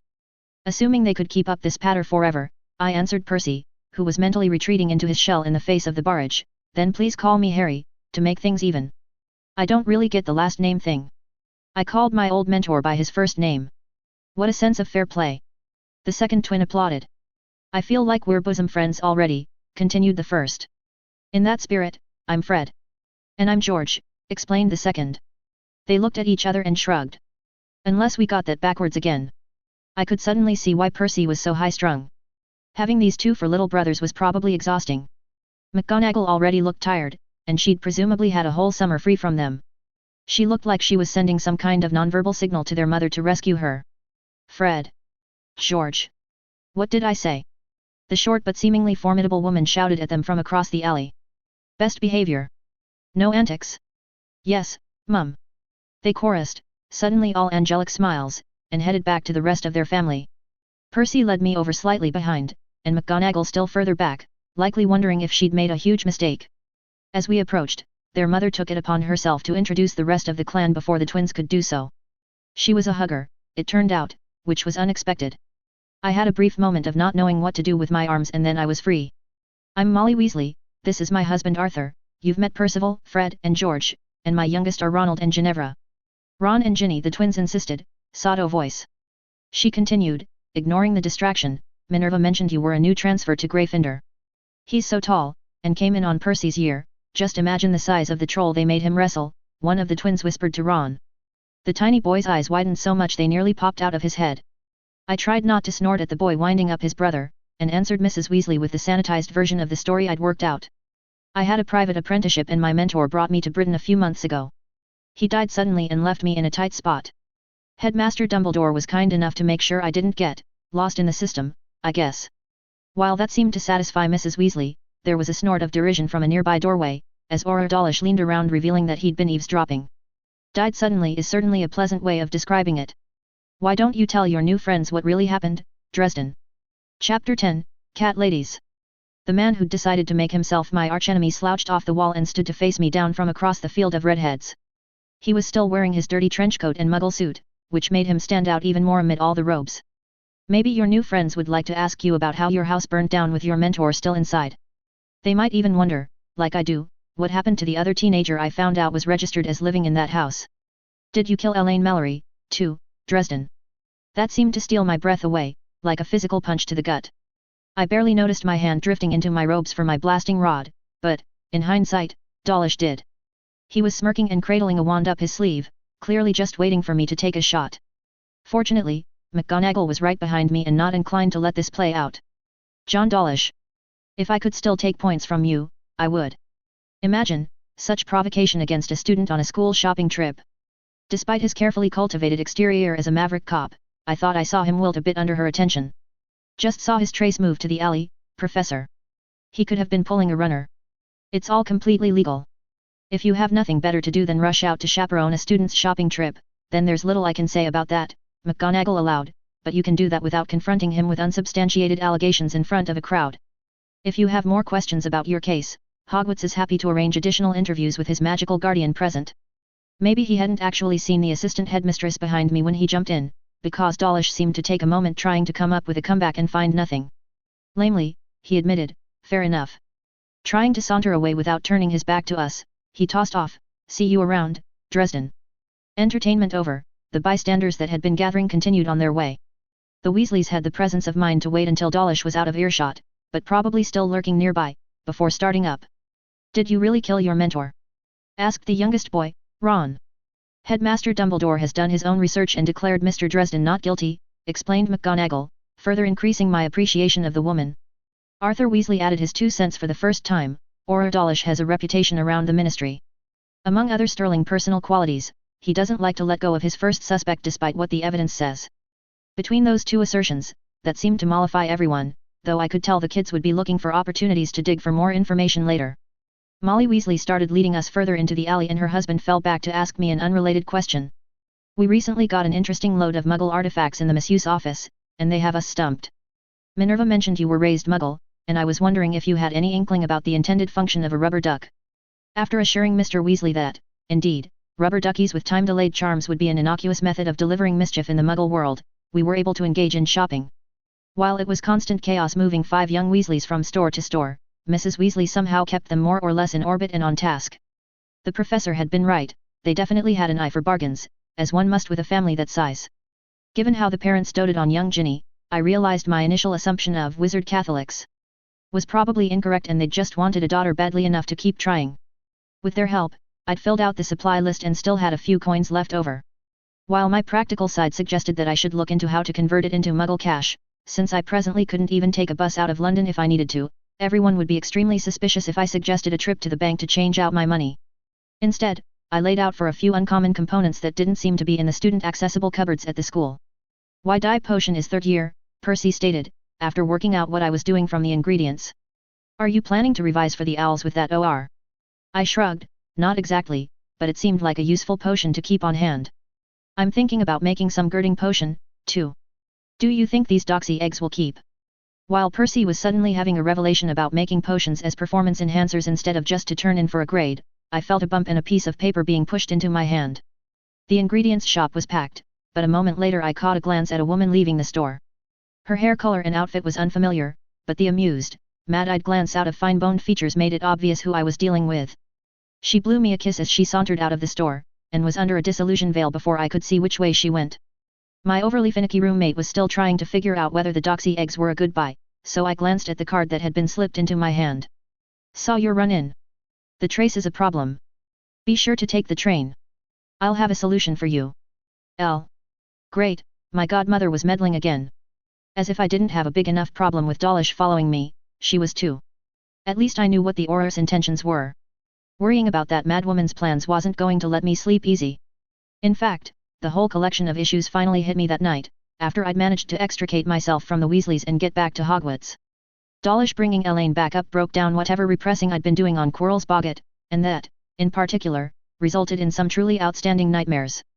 I'd given up sleep as unlikely and slipped down to the runes lab to make some more progress on focus items. I'd gotten a nice pile of leather trimmings that I thought I might be able to do something with. I'd been working in the firelight for a couple of hours before I noticed the cat perched on the hearth. She was a skinny thing, dust-colored with golden eyes. I gave her a closed-lipped smile and nodded at the fire. I agree that it's ridiculous that they already have to run the fireplaces and it's still August. Scotland, am I right? With an interested tilt of her head, the cat began stalking toward me, with a weird hesitance. At first I thought she was skittish, but it was more like she thought I was going to run than that she was planning to. It took the better part of a minute for her to cross the 10 feet from the fire and leap up on my work table. I grabbed a discarded strip of leather and started twitching it across the table like a mouse tail. Another strange look at me like she wasn't entirely sure how to play, and then she pounced on the strip and started playing with abandon. I'd given up on getting any more work done and was just sitting on my stool petting the cat when an old, hunched man shuffled into the room. I'd seen him around over the past few weeks, but hadn't figured out what he did. Ah. Not even classes yet and already a late-night wanderer. You're supposed to be in bed, boy. I hadn't actually even thought about a curfew, used to setting my own schedule as long as I didn't bother anyone else. But I guess it made sense, with a bunch of kids running around without parents in a big magical castle, that you wouldn't want to try to figure out which ones were responsible enough to wander. And I didn't want to disturb my new feline friend enough to rail against unjust authority. So I just nodded and said, "Sorry, sir. Had some nightmares and they didn't tell me about a curfew." For a moment, I saw a sneer forming and worried he was going to make an issue of it no matter how polite I'd been, but then he finally noticed me petting the cat, and that shocked him. Never seen Mrs. Norris take to anyone else like that. I like cats, I acknowledged, and she's a sweetheart. The cat gave a faint meow that sounded almost exactly like, "Yeah." That had both me and the old man snorting in laughter. "What's that you're working on, anyway?" he asked, looking over at my stitched-together leather pieces. I stretched it out so he could see that it was almost vest-shaped. "Hopefully a protective jerkin, if the charms will take." That's a good idea. Seen plenty of kids hexed in the back around here." He thought about it for a second, clearly interested. "You an enchanter?" I gave him the wavy hand so gesture, admitting, "I'm pretty solid on making foci to channel my own magic like a wand." This seemed like a good test of the theory of whether I can make something that will work when I'm not channeling energy into it. He twitched a finger, surreptitiously feeling the leather, obviously way into the idea. Though I wasn't totally keen on befriending this strange old man, he had a nice cat, so he couldn't be all bad. "If it works out, I could try to make something similar for you." That got a genuine, toothy smile, and he demurred, "Only if it's no trouble.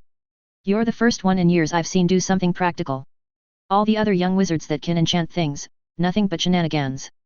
Thinking of these bad kids brought him back to the present, so he insisted, "You'd better get back to your common room. And no night wandering once school's in session." "Got it," I smiled, giving Mrs. Norris a last scritch behind the ears before collecting my stuff. "Good night, sir." "Good night, Mrs." Chapter 11, Train Spotting. I was in Professor McGonagall's office, dressed for travel, and confused. So I flew to the station. Takes me moments. Then I ride a train for hours to get back here. She shook her head, clearly distracted by everything else she had to do on her Sunday morning before students arrived and trying to get me out of her hair. "You're welcome to wait here, Mr. Dresden. The Hogwarts Express is a bonding experience for the students. You'll have a chance to meet everyone when they're all getting together, instead of them running into you here already in cliques." "No, that makes sense, if everyone's doing it," I admitted, especially since I needed to meet my godmother on the train, anyway. It's just, flues, apparitions, portkeys, brooms. Isn't there even supposed to be some space-bending magical bus? Why a train that moves at the speed of a train? Volume, Mr. Dresden. Over 250 students and all their luggage would be a substantial magical outlay to move, but trains are time-tested and efficient. I moved to stand in front of her fireplace, still arguing, admittedly at this point just trying to get a rise out of my head of house, but it's not like most of them live in London. They're already using magical transport to get to King's Cross. Have a nice trip, Mr. Dresden. This flue will be closed soon for the school year, so this cannot be your way back. Stay out of trouble. King's Cross, she said, flinging in flue powder with one hand and shoving me into the fire with the other. I staggered out onto a concrete platform, where a mostly cosmetic fireplace had been built into a stone wall behind me, likely in a way it could be hidden when the train wasn't traveling to this hidden platform. The big red train in question was so efficient it clearly hadn't been updated in at least a century, coal smoke already filling the bay. If it wasn't for magic, everyone here would probably die of carbon monoxide poisoning. It was interesting to see more witches and wizards than I'd ever seen before in one place. A couple hundred students and their families made for a substantial crowd. Most were trying to pass as muggles, with varying levels of success, but those coming in through the flue like I had were an extremely eclectic bunch.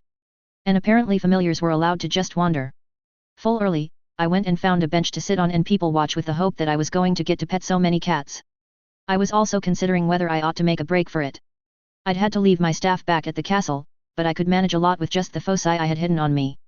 This was the first time without some kind of adult watching my every move for a month, and possibly my last chance to escape until Christmas. I'd read up on the trace, and as long as I didn't actually use any magic, they couldn't pinpoint me. Dawlish probably knew I'd used the flue, but I could disappear in the chaos out into Muggle King's Cross, hop on another train, and take my chances that they just did spot checks on tickets. But even in a best-case scenario, I wasn't sure how I'd collect the belongings I'd stashed without magic, much less get out of the country. I needed to know how to get out from under the trace, and, for that, I'd need to speak to my godmother. You're considering running. I didn't know how she worked out her timing, but, as usual, it was uncanny. Think of the devil, and she appears. She'd plaited her dark hair up and hidden it under a blue witch's hat, except for a waterfall of bangs hanging across her face, and had on matching robes. If she'd been human, she'd have looked like an extremely attractive woman in her 30s. If she had the lifespan of a witch, she could be twice that. She could be using glamour charms and be any age. Or she could be immortal, as she'd implied on more than one occasion. She could just be a lying madwoman with an unhealthy fascination with me and the dark arts. I don't think I'd get far, I admitted, trying not to look directly at her and do this spy style. Just two unrelated people taking a load off on the bench. That aura is a problem, she smirked. I could get rid of him. I assume you'll tell me no just like all my previous offers. But, after Justin, maybe you've changed your mind. I haven't. That was an accident. I think you may have left out some of the drawbacks of that curse. It burns such pretty colors, she tittered. It burns and burns. If you did it right, you get a mascot. I bet yours was a kitty. I didn't get a good look at it. I was too busy fending off whatever it was Justin summoned. I was digging. She rarely gave up any information that was actually useful. Harry. I did warn you to get out. I never wanted you to have to see that. You could have come with me. You still can. I take my duties to your mother seriously. When Justin was merely abusive, I wasn't willing to take that offer, and him proving to be homicidal didn't make it that much better. This was one of our more linear conversations, usually they were much more like trying to solve a puzzle out of insane, malevolent ramblings. The first puzzle I'd solved is that she considered mind control and torture to be perfectly loving ways of raising a child. I think I'll let this play out for a while longer, but, as always, I do appreciate that the offer remains open. I'd also worked out that it paid to be polite to the madwoman that believed my mother had made me her responsibility. Very well. You can reach me by the usual methods if you change your mind or need more direct assistance. In the meantime, this is what I mentioned, she hissed, passing a rolled-up parchment to me. It goes without saying, you should not be caught with a ritual that allows you to slough off the trace. Certain parties would be very upset. Understood. Thank you, godmother. I did manage to save several of the texts you wanted, and will get them to you as soon as I have the opportunity to retrieve my cash. I was hoping reminding her of our last deal would keep her from thinking about how much further this ritual put me in her debt. In many of our conversations, she'd been absolutely fixated on equitable deals. I knew you would, Harry. You're your mother's son. You don't let surprises distract you from your objectives. The train horn sounded, noting that it was half an hour until it would leave. Of course, with that distraction, my godmother was gone. Ah, I see Crab and Goyle, I heard a blonde woman a few paces away say to her small son. Go collect them and get a good compartment. The woman, her son, and a man with long, silver hair stood about nearby as if they owned the entire platform. From the material and embroidery on their robes, they might have. With such a posh trio nearby, no one had paid a moment's attention to my conversation. As the boy dragged his trunk off down the platform to meet his friends, the man turned and glanced my way, seemingly noting the empty seat next to me before politely looking away and whispering to his wife. Well, maybe someone had paid attention. I hoped they hadn't overheard anything that would be a problem for me. Chapter 12, Railroaded. Shortly before the train was about to leave, I spotted the Weasleys, their red hair distinctive even among a couple hundred other witches and wizards. The twins and the youngest boy headed toward the rear of the train, while Percy split off to head toward the front. Since he was the only one I actually knew my own age, I headed that way as well. With my longer strides, I caught up to him as he was about to climb up into one of the first train cars. Percy, I greeted, catching his attention. Wha Dresden? I mean, Harry. Hello. He looked awkward for a minute, glancing behind him at the car, realizing I might be his responsibility. As an extreme introvert, he probably wasn't looking forward to being my social connection. Somewhat lamely he explained, I actually have to meet with the other prefects. He absently polished the shiny badge pinned to his robes, while thinking. You should meet with Wood. He's one of our other roommates. If you find the twins, they'll be able to find him. I'll be by on rounds later. I let the kid off easy. Fair enough, thanks Percy. Enjoy your prefect meeting. He nodded, grateful to have been released, and leaped up the stairs into the compartment. Since it looked like the train was about to get moving, I climbed up into the next car, and started heading down the aisles, expecting the Weasleys to only be slightly harder to find on the train than they were off. The trains I'd been on previously, in my admittedly limited experience, had been set up more like airplanes or buses, with open-air carriages of rows of seats and an aisle in the middle. Some of them might have been especially fancy, with the seats alternating back and forward so groups could face each other, maybe with a table in between. I hadn't actually been on one with this style, where the aisles ran down one window and most of each car was enclosed compartments for around 6 people, maybe more, if they were very friendly. I wondered if they actually had enough cars for all the cliques. Based on the kids that already had robes on with their house colors displayed, everyone seemed to be grouping pretty heavily based on house. There didn't seem to be a lot of mixing between ages, either. With apparently an average of 10 kids per house per year, that would be too many for one compartment even if everyone was comfortable squeezing in. In fact, the cars were probably exactly the right size to make it obvious who was extraneous to the in-groups. Could school administrators even do math? Importantly, for someone like me who had precisely 0 friends but liked to affect an aloof and unconcerned air, was there space to sit if I gave up on trying to insert myself into this fraught hierarchy? There were a lot of reasons that Elaine and I hadn't mixed with the other kids even when we attended public schools. But this kind of thing was dramatically easier to deal with when you had at least one friend who also didn't have a clue. By the time I had twisted myself up into a ball of anxiety about how this was a bad idea, I spotted the twin redheads in a compartment surrounding a black boy their age, peeking into a cardboard box he had on his lap. A girl their age sat across the compartment, trying not to look interested. One of the twins happened to see me stop and look curiously, suddenly changing his point of interest. Oi! It's Dresden. He might have killed a guy, confided the second twin to the other two. Has Aurors confronting him in the alley and everything. It's very noir, the first embroidered the tale. He's in 5th year, so even if it's not true that room will hopefully have more to talk about than studies and Quidditch this year, the second explained, finishing the thought. Annoyed that they were so casually spreading rumors that I was a murderer, especially due to how close to home they hit, I decided to step in, all exaggerations. I'm actually quite boring. I'm sure Percy's shiny prefect badge will remain the talk of the room for months. And he's American?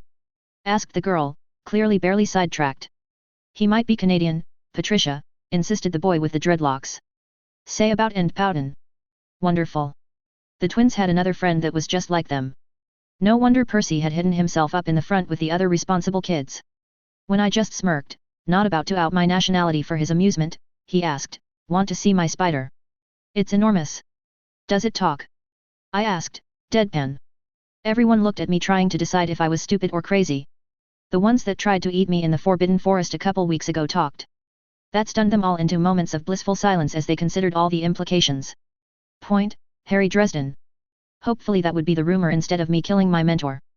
The beautiful moment was ended when Patricia asked in an odd tone, "Are you a cowboy? You should have a hat." "Don't really like hats," I replied instantly, out of reflex. Before they could continue grilling me, I asked, Percy said I should find one of our other roommates, Wood, and that you two might know where he is. We haven't seen him yet, one of the twins considered. But he might be with the girls, the other suggested. Katie Bell is going to be on the Quidditch team this year, so Angelina and Alicia went up the train to find her. You probably passed right by them. The boy with the spider realized that I had no idea who any of those people were and explained, look for the two black, athletic girls talking about sports with a brown-haired white girl. I nodded at him in thanks and headed away, hearing the twins thank their friend, good save, Lee. We never want to be like, you know, the black girls, but it's okay if you explain it. Why are you looking at us like that? I remembered passing a group of that description in the previous car. They did, in fact, stand out among the otherwise pasty collection of British witches and wizards. When I got back to the compartment they'd been sitting in, the door was closed and the windows were blocked by three boys who probably thought they were being quiet enough to not be heard in the aisle. Fresh meat this year, hey, Belle, growled the middle boy. Would have you trying to fill Charlie Weasley's broom, or you going to join these two and get outplayed by me? Yeah, right, Flint, one of the girls responded. All your chaser line is good for is trying to drag things out long enough for Higgs to find the snitch. When's the last time Slytherin beat us on goals? It's going to be this year, Flint countered. Copper was a mudblood ponce, but he could take a hit. Nothing but you three little girls, now? It's going to be like getting run over by this train. You're certainly as slow as this train, one of the girls snarked. Just watch your back for blood jars, you snotty bitch, one of the other boys asserted, be a shame for one of those pretty faces to get knocked into the pitch at 80 miles per hour. You know what degloving means? I did, and my adrenaline started to flow as I thought back to the boggart of Elaine. Big talk from someone that can't even hold his bat properly. Maybe we'll just show you right now, said Flint, leaning what appeared to be a not inconsiderable bulk away from the window and, presumably, into the girls' faces. I'd been content to let the girls dominate in the battle of insults, but I couldn't take the chance that this was going to go as far as Flint was implying it was about to. I flung open the cart door and yelled, hey assholes! Chapter 13, The Quidditch. All three jumped and spun around, clearly not even aware that I'd been lurking behind them for a minute. Who the hell are you? Demanded Flint. From the front, he looked like someone shaved a caveman and dressed him in modern clothes. All three of their hands were straying to pockets, and I shook my shield bracelet free of my sleeve just in case. Flint was burly, but he was shorter than me, and I was able to get a good look at the girls who'd been backed against the side of the train behind him. I grinned at what I saw and met his eyes. I'm the guy that yells hey assholes, to give the girls you were messing with a chance to get wands out and pointed at your backs. They glanced over their shoulders and saw I was telling the truth, and started to grab for their own wands before I interrupted with, How sure are you those little girls don't know any good curses they're really motivated to use right now? Imagine the fun we could have the rest of the afternoon after some body binds, one of the girls suggested. The bullies were obviously trying to think of a comeback, so I stepped out of line of the doorway and said, this is the part where you run off before you make it any worse. After another moment trying to work up the courage to do or say something that didn't get them hexed, they growled and left. Once the last one had cleared the doorway and line of fire from the girls, Flint snarled back over his shoulder, watch your back, new kid. I snarked after him, you know, the last guy that said that to me hadn't just been run off by 13-year-olds, so it had more authority. You need to work on your timing. While that probably just made it more likely they'd come after me at some point, I'd never been good at keeping my mouth shut. Fortunately, they kept going into the next train car. Sorry about that, ladies, I said to the three Quidditch players. I don't like to butt in uninvited on someone else's showdown, but... They looked like they were coming down from their own adrenaline surge after the confrontation, and one of the older girls allowed, no, it's appreciated. You can distract bullies for us anytime you want. She suddenly realized I was wearing Gryffindor robes and asked, who are you? Harry Dresden, new transfer student. I'm rooming with Percy and Wood. I haven't actually met Wood yet, but the twins said he might be sitting with you three. I'm Angelina Johnson, this is Alicia Spinnet, and she's Katie Bell. I nodded, trying to remember the names. I think Oliver said he was getting a compartment toward the back of the train. We, didn't want to talk Quidditch strategy for all 9 hours of the trip. Which we would, if we were sharing a compartment with Oliver. She realized how that sounded, and explained, he's very nice. But it's hard to get him to talk about anything but Quidditch, especially if you're on the team. I'll take my chances, I guess. Sad that the twins sent me in exactly the wrong direction, but I guess it worked out. See you ladies at school, I nodded, and set out. Behind me, Alicia muttered, that's weird. They're usually spot on when you ask them where someone is. I wove my way back down the train, and found the twins again in their car. A little dark-haired boy was in with them asking, you haven't seen Trevor, have you? You're Toad? Asked one of the twins. No, sorry Neville. No worries. He'll turn up, eventually. Gives me an excuse to meet people, at least, the boy admitted. Speaking of which, without missing a beat, he turned to me, sized me up, and gave a little bow that somehow didn't come off completely pretentious. Neville Longbottom, pleased to make your acquaintance. Harry Dresden, I acknowledged, still amused at how tiny the first years were. Since that didn't appear to be quite enough social nicety, I asked, what house are you hoping for? The twins chuckled, and one explained, if Neville doesn't get Gryffindor, his family is going to go spare. Not as bad as if Ron doesn't get it, Neville demurred. I think they're half expecting Hufflepuff, though, so I have a fallback.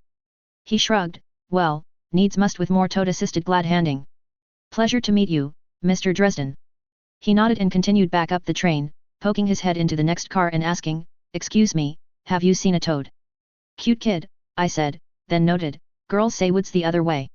They didn't want to talk about Quidditch for 9 hours. Interesting, one considered. Usually younger kids to the back, the other explained. Let's go check it out, the first continued. I don't want to talk about Quidditch for 9 hours, either, the girl, Patricia, admitted.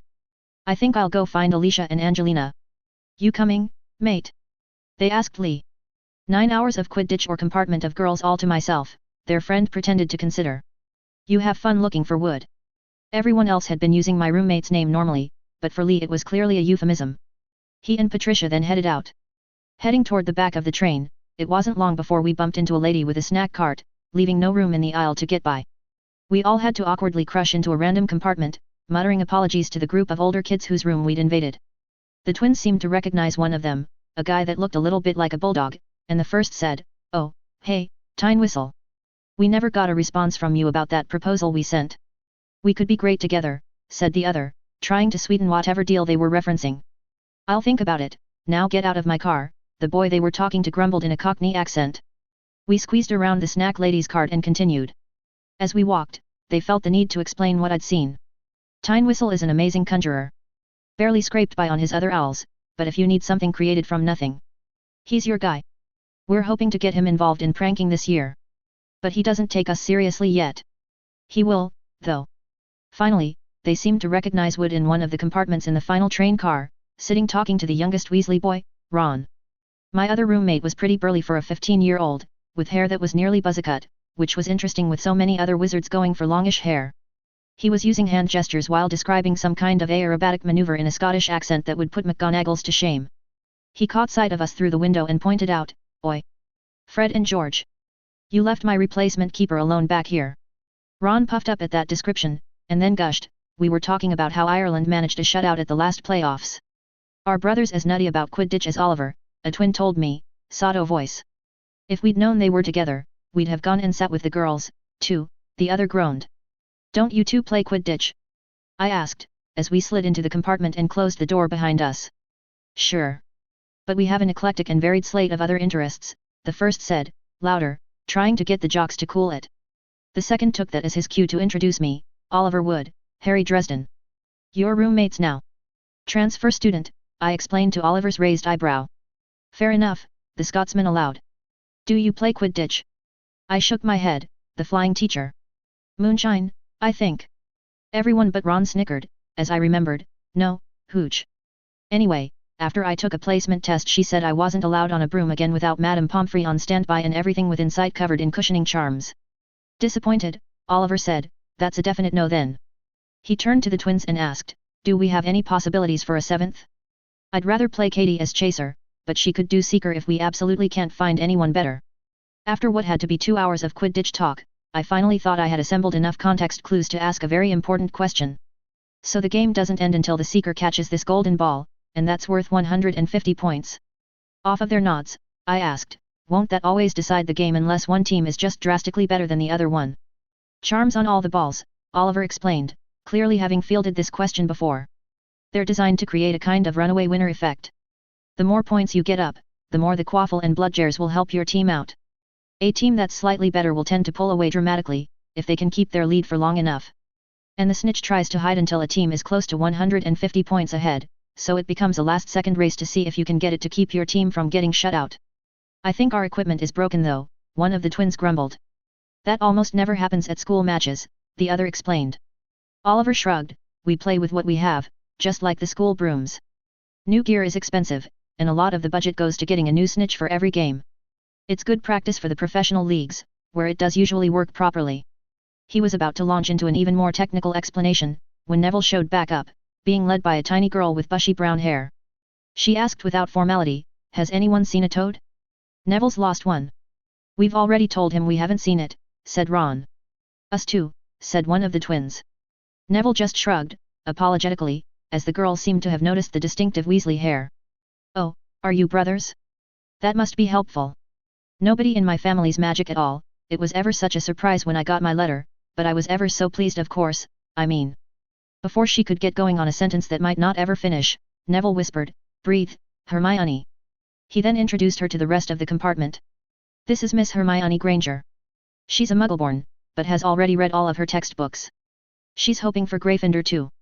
We introduced ourselves around the compartment, not sure what to think of the high-strung young witch, when she had a thought, "While it's far too advanced for me, of course, I had read about something called the summoning charm, and that it was taught in 4th year, and I thought that maybe if one of you already had 4th year, it might work to find Trevor.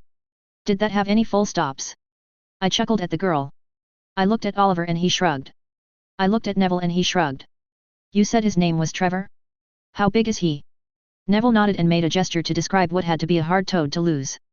"What do you think the chances are that he's not on the other end of the train?" He gave me the so-so hand gesture. I gave him a warning look that this was risky. We both looked at how excited Hermione was to see magic. I shrugged, focused on my intention, charged magic into the effect, and said, "Oxio, Trevor."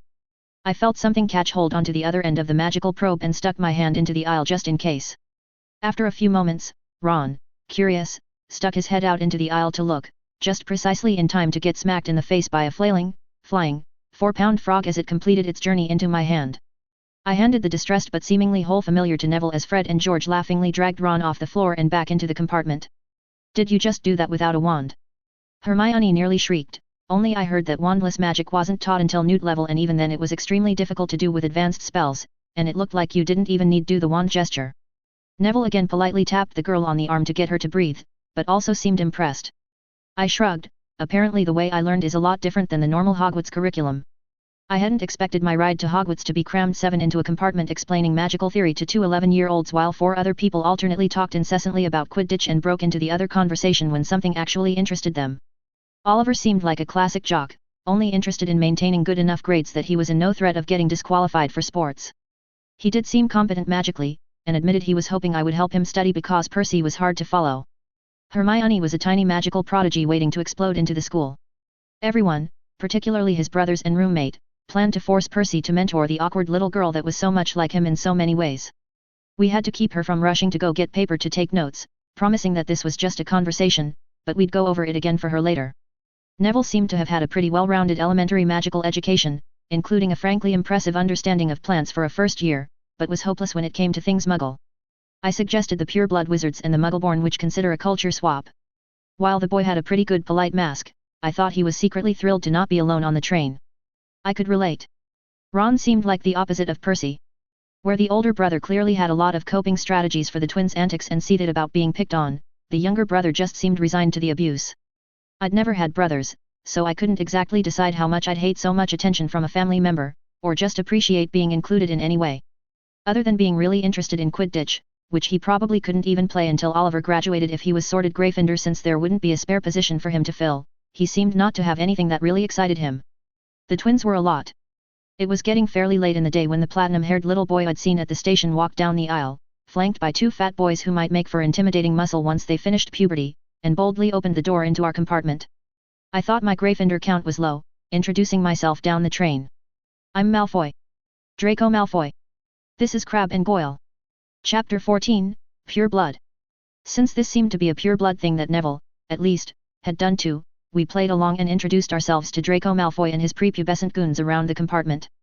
He tried not to sneer at the Weasleys and mostly succeeded, and failed when he was introduced to Hermione. I wondered if he was actually trying to control his prejudice, or whether the first ties would have had a much different reception if it had just been them in the compartment rather than having several much bigger boys in with them. Well, I suspect that none of the 3 of you are expecting to be in Slytherin with me, so I'll look forward to being rivals with new Gryffindors. For a moment, the tiny aristocrat looked like he wanted to say something to me in particular, but changed his mind, nodded, and headed on his way. What a strange child. Maybe all rich purebloods were this eccentric. That went better than it had any right to, quipped one of the twins, when the door was closed again. What's up with that kid? Asked Oliver. His dad's Lucius Malfoy, the other twin supplied. Former Death Eater. Bought his way out, and now owns a bunch of businesses and about half the ministry. Our dad's always trying to bust him, Ron interjected, before the first twin could tag back in. He gave a smug look at his brothers for interrupting them. Why did he sneer at me like that? Asked Hermione. There was a tacit passing of the buck around the compartment about who wanted to break to the girl genius that she was a second-class citizen. Oliver and I, as the oldest, were silently daring each other to take it, when Neville stepped up, unprompted. Did you read about the Wizarding War in any of your books? He asked. She thought about it for a second. The recent one? I haven't had a chance to read about it thoroughly, yet, because our first-year history textbook is pretty high level about the last few decades, but it was against a Dark Lord that nobody wants to name, right? We all nodded, and Neville continued, it wasn't just a war against a Dark Lord. There were a lot of witches and wizards on his side. Most of them were from old wizarding families that wanted. It wasn't that his courage let out, but that he seemed to lack the vocabulary to sum up institutional prejudice succinctly. I barely understood it, but I tried to jump in and help. Wizards live for a long time. There are a lot of them alive that were kids in the Victorian era. They keep to themselves. They've missed all the things science and technology have come up with in the 20th century. They think the non-magical world has nothing to offer the magical one, and they should stay separate. Neville nodded in thanks, and picked back up. At some point, around the time my gran was in school, she started to notice that the Muggleborn. He paused long enough to be sure that she knew that meant her and he didn't have to explain it, didn't want to start at the bottom and treat the pureblood families as their natural superiors, like they always had before. They wanted to be treated equally. But why wouldn't they want to treat other human beings as equal? Can't Muggleborns do magic just as well as purebloods? She asked, halfway between anger and fear. None of us had the understanding of the world to explain it to her, but it was actually Ron that saved the day with what would turn out to be an ongoing fixation on food. Well, it's like, you have a birthday party every year, right? With the same kids. And you each get a big slice of cake. And it used to be, if there were any leftovers you didn't want, you'd maybe give them to the poor kids next door. But then, those kids want to be invited to the party, and they want as much cake as you're getting, not just the scraps. The little witch turned it over in her head, and was smart enough and focused enough on fairness that she eventually figured it you. But it's not really your birthday party, is it? It's Magic's birthday party, and Magic invited all its friends, and you just happen to live in the house where the cake has been showing up the longest. Everyone thought about it and, eventually, nodded that her point made sense too. I just pointed out to her, sadly, most wizards aren't as smart as you. They don't even teach philosophy at Hogwarts. Basically, we agree with you that it's stupid, but to let Neville continue the story, just take as given for now that there are some purebloods that resent Muggleborns because they don't want to share. Right, Neville said, picking back up the thread, there was actually a bigger war that had a lot to do with that a long time ago, but defeating Grindelwald didn't solve all the problems. So more recently, when most of our parents were still in school, a new Dark Lord rose up and said he was finally going to take back control of the wizarding world for the purebloods. It was a hard time, Oliver said. I can remember a little at the end of it. It was scary. Even though most of the country was against the Death Eaters, in general, there weren't enough people willing to fight instead of hide, and nobody could figure out how to kill the Dark Lord and end it. Neville continued again, when they finally did beat him, some of the Death Eaters, like Malfoy's father, claimed they were mind-controlled so they wouldn't go to prison. And there are still a lot of purebloods that agreed with them, but just didn't do anything illegal. Hermione looked scared, so I stepped back in. Hermione. Most of the purebloods you're going to meet are like Neville and the Weasleys. They don't care that you're Muggleborn. But I'm not going to lie to you and say there aren't going to be assholes out there that do care. And it sucks because most of them are rich and important. At least one of those racist jerks is an Auror that's trying to lock me up for something I'm not guilty of, and I bet he wouldn't be working so hard if I was a pureblood instead of a half-blood.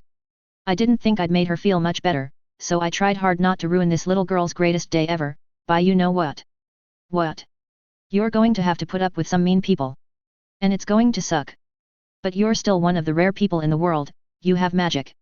It's worth it. That seemed to allay some of her fears, and she nodded, thinking it over.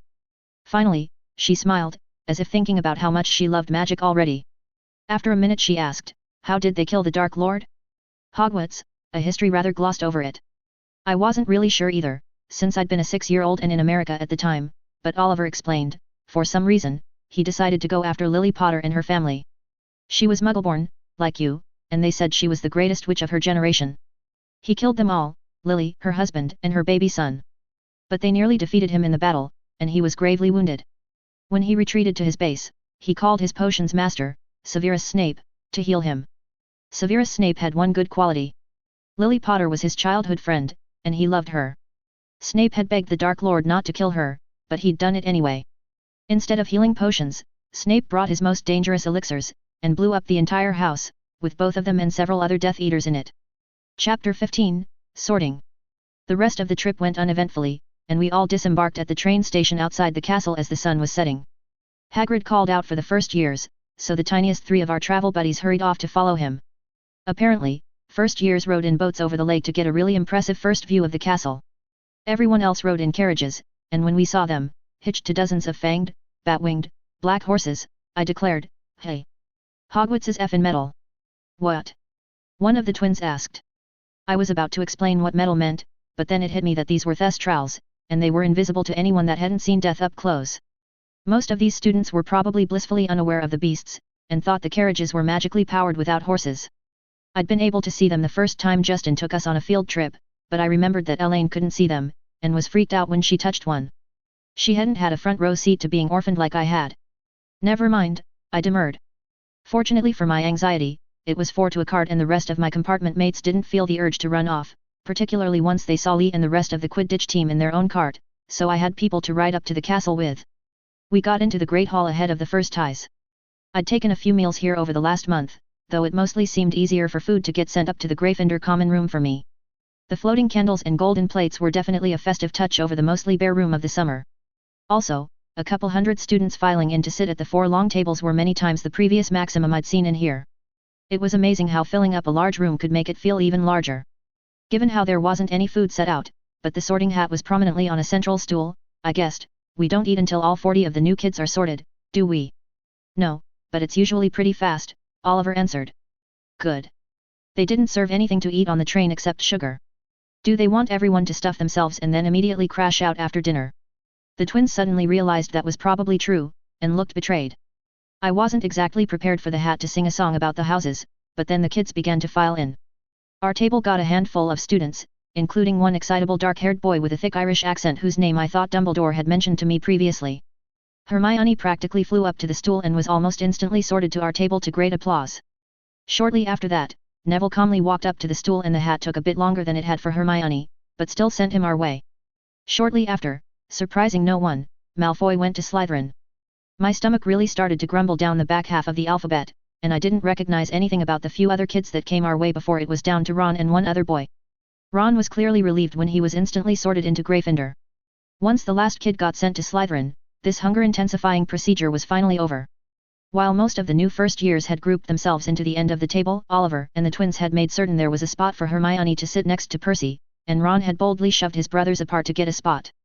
We'd probably have made room for Neville, too, but he seemed interested in making connections to his yearmates rather than spending more time with the older kids.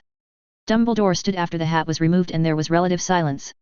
He made a weird dad joke about a few words that probably had everyone thinking he was crazy rather than just not as funny as he thought he was. But since it led to no additional time delay before the food materialized, I was willing to spot him his eccentricities. The food was, indeed, worth waiting 9 hours for, but I almost choked taking a drink of what I thought was orange juice. "What the hell is that?" I coughed. Hermione tried the juice and got a similar look of confusion on her face. "Pumpkin juice," Percy explained. "They don't have it in the Muggle world for some reason, but it's good for you. It has all the vitamins growing teenagers need." "I'm suspicious of that statement," I said, cautiously smelling and then retasting the concoction that was like someone pulped an undersweetened pumpkin pie. "Is this just for the feast, or every meal, mate?" "Learn to love it," Oliver grinned. They'd mostly been serving me water over the summer, and I finally spotted a jug of it that I could use to replace this terrifying concoction. It was, however, becoming abundantly clear that I'd have to solve the problem of the total lack of Coke sooner rather than later. I wondered, if I got a case of it, would the elves keep it in the kitchens and send it up for me? Hermione hurried to finish eating, even managing to choke down the pumpkin juice, before she launched into all the new magical theory and class syllabus questions she'd thought up in the half hour since we'd separated on the train platform. Everyone made sure Percy was on the hook for answering them, and he looked vaguely persecuted for the first question before realizing that he actually liked having another information sponge to share with. The rest of the Quidditch team had sat next to the twins and Oliver, so that chunk of the table turned to more sports talk. Percy's fellow prefect, a dark-haired girl who introduced herself as Alexis Marie, asked to swap seats with me so she could get in on that discussion. That finally gave me a minute to meet my other roommates, Chris Horton and Toby Lennox. Chris was a member of a wizarding family that specialized in broom manufacture and Quidditch, and had disappointed Oliver in particular for not being particularly good on a broom. Toby was an Irish Muggleborn who was considering whether he'd continue on to his Newts or go back to Muggle education after he got his Owls this year. Both seemed like middling students more interested in hanging out with each other, and their girlfriends. Also, there were ghosts hanging out, but they seemed to be house mascots and nobody minded, so I just ignored it. Finally, once everyone seemed to be more or less finished, Dumbledore gave a more substantial speech. The Forbidden Forest was, of course, forbidden, though he made a particular point of implying the Weasley twins were known offenders. I felt bad for Filch, as there was basically no chance of anyone following through on his desire to keep magic out of the hallways. I wondered if anyone actually cared about the Quidditch trials. The houses seemed to be pretty set on who they wanted as it was. The headmaster's pronouncement about avoiding the very painful death on the third floor saw a ripple of confusion pass through the hall. That is strange, Percy frowned. I thought he might have told us prefects his reasoning, at least. McGonagall mentioned to me that it was out of bounds when I got here a few weeks ago, I volunteered, but she didn't say anything about a very painful death. I've seen Hagrid going that way a few times. One time he had a whole dead deer with him. Percy considered and suggested, could be a creature they imported for care of magical creatures or defense and want to keep away from the rest of the forest. That seemed reasonable to me and everyone else in earshot, or at least no one had a chance to provide a counter-argument before Dumbledore launched into a completely tuneless joke of a school song. I couldn't wait to be an old, eccentric wizard so I could amuse myself at everyone else's expense like Dumbledore did. After that, it was on to the house tower. I was tagging along with Percy and Alexis as they led the first years, when a collection of walking sticks floated around a corner, and then started flying individually at Percy. He narrowly dodged one, groaning Peeves. I wondered why he wasn't shielding, before remembering that most wizards were terrible at making barriers that could repel physical objects. I shook my shield bracelet out of the sleeve of my robe and put up a barrier between the bizarre arsenal and the students. As the sticks bounced harmlessly off my shield, Percy gave me a nod, impressed, and yelled, "Peeves! Show yourself!" Nothing seemed to happen until several canes had bounced off my shield and then a tiny, translucent man with dark eyes appeared, holding the sticks. "No fun!" he shouted, "Wizard shields are for spells, not for sticks." Zoom! He rushed at my shield and it caught the sticks with a thrum, but allowed him to pass through. The wood clattered to the ground while he tumbled through the air over everyone, making raspberries all the way before flying around a corner. I dropped my shield, a little winded by handling so many impacts, but tried not to let it show. "You want to watch out for Peeves," Percy explained to everyone. "He will not listen to any of the prefects, or any of the other ghosts except the Bloody Baron. Lindquist, a third year over in Ravenclaw, can also manage him somehow." We walked up a few more flights of stairs to the portrait of the woman in the pink silk dress, and said, "Here we are. The new password is Caput Draconis." As everyone filed into Gryffindor Tower and off to bed, I suddenly realized that this day wasn't really an aberration. I'd be sharing the castle with hundreds of students for the next several months. I didn't really internalize it until the bedroom I'd had all to myself for a month was full of near strangers. This was going to be a hell of an adjustment. Chapter 16, Semantics. They certainly didn't care much for adjustment time at Hogwarts, so before I really even had a chance to meet too many people in my house, we were in bed and then having to get up early for classes. The nightmares had at least woken me up early enough to not have to fight 4 other guys for a shower. But after the summer, I wasn't really prepared to go to class first thing in the morning. Professor Babbling seemed nice. She was a thin Persian woman who nonetheless had one of the rural English accents that I couldn't place. She came off like an academic, which may have been why nearly half the small class was made of Ravenclaws. 2 or 3 members of each of the rest of the houses rounded out the baker's dozen of students. For Gryffindor it was me, Percy, and a Chinese girl I hadn't met yet. The professor had spent the first part of the class doing a brief review, which was a bit redundant since I'd heard much the same thing at my placement test. It probably helped the others who may not have done much work over the summer. Toward the end of the review, Professor Babbling pulled back up to a higher level and asked, "Why do we use ancient runes for inscribing magic?" A Ravenclaw girl with long, curly blonde hair and a shiny prefect's badge raised her hand, and the professor called on her. "Ms. Clearwater." "Because their meaning is no longer changing. They have a fixed meaning for magical purposes," answered the prefect. That got a sharp, small nod from Percy, but apparently I gave a look because the professor asked, "Do you disagree, Mr. Dresden?" "Well, it's not wrong." I started, but since everyone was staring at me now, I couldn't bring myself to back down from pontificating. But I think it has to do more with traditional education. They still only have the meaning the wizard ascribes to them. You use ancient runes because they're more likely to have everyone agree on the meaning. You have something to add, Mr. Weasley? The professor suggested, clearly seeing that Percy was frowning at me. Harry just said what Penelope said, only less succinctly, explained the redhead, with a nod to the other prefect. Babbling gave me a look that implicitly challenged me to defend my position. She was either a really good teacher or an unrepentant instigator. I shrugged, cut off a strip of parchment, and wrote out a series of runes. What does this spell do? I asked Percy and Penelope. That's a protection rune, followed by a rune of anticipation, and then fire, considered the blonde. That's almost always used as a flame trap ward, Percy concurred. We learned something similar in third year. What if I told you it was placed by a German hill wizard who never went to school and taught himself runes from nearby historical structures? I added. They both paused, looked at each other, and Penelope said, still a flame ward. Percy concurred. But he doesn't know the correspondences of the symbols. He just knows the sounds they make. And he's tried to write angst the best he can with the runes he knows. To him, this is a fear spell, I explained. It can't be a fear spell. Percy snapped. None of those runes have a correspondence to fear. I tried to explain it in a way that wasn't smug, I really did. Not for you. Because you've been taught their generally accepted meanings. But they don't actually mean anything. They're just anchors for you to concentrate your intentions into your enchantment. The more certain you are of what they mean, the less concentration it takes to envision the effect you want and lay it into the material you're working on. I shrugged. I bet powerful wizards with good concentration, like Dumbledore, can enchant items without having to lay runes on them to help their concentration, and could even enchant an item counter to what the runes said, just to confuse people. Penelope looked upset. She turned to the professor looking for her to contradict me, but babbling just aloud, Mr. Dresden is correct. Then why are we bothering to learn any of these, Professor? Asked the blonde prefect. I could have apparently been making up squiggles and using those to cast, as long as I believed in them hard enough. The professor took pity on me and actually taught her own class for a second. Because what Mr. Dresden said originally was correct, everyone basically agreed. His example of the uneducated wizard is so rare, I've never seen anything like it.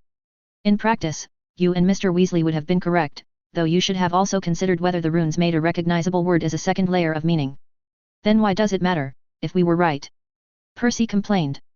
Because, Mr. Weasley, you can't innovate without a deeper understanding. Wizards and witches can go a long way with just the standard meanings of the runes. But they only describe the most common concepts. There are spells you might want to enchant that, should you only have the traditional understanding, you cannot find a way to convey in runes.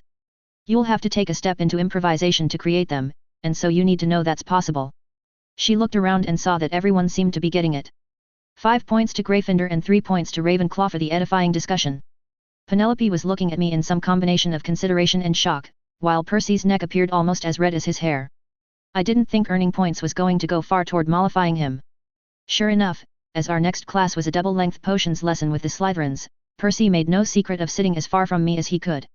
He grabbed Alexis, the girls' prefect, at the door as his partner and clearly whispering complaints.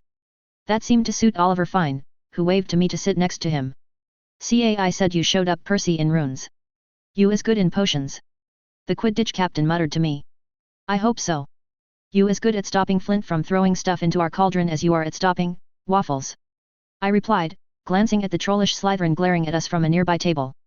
"Quaffles," Oliver corrected, "and, yes. You take point on making sure our potions turn out and I'll play defense against the snakes." "Sounds good to me," I agreed, as Professor Belby swept into the room. The professor was an interesting guy, looking something like if Hamlet were put on by 70s gutter punks. His outfits were inevitably ostentatious velvet frock coats with tight sleeves and delicate runic embroidery. Whatever enchantments he had put on his expensive clothes to keep them from being ruined by potion fumes did not carry to his person, and his mid-length graying black hair was inevitably greased up in some strange spiky fashion. He seemed to have an unstoppable nervous tic of running his fingers through his hair, and the potion residue did the rest.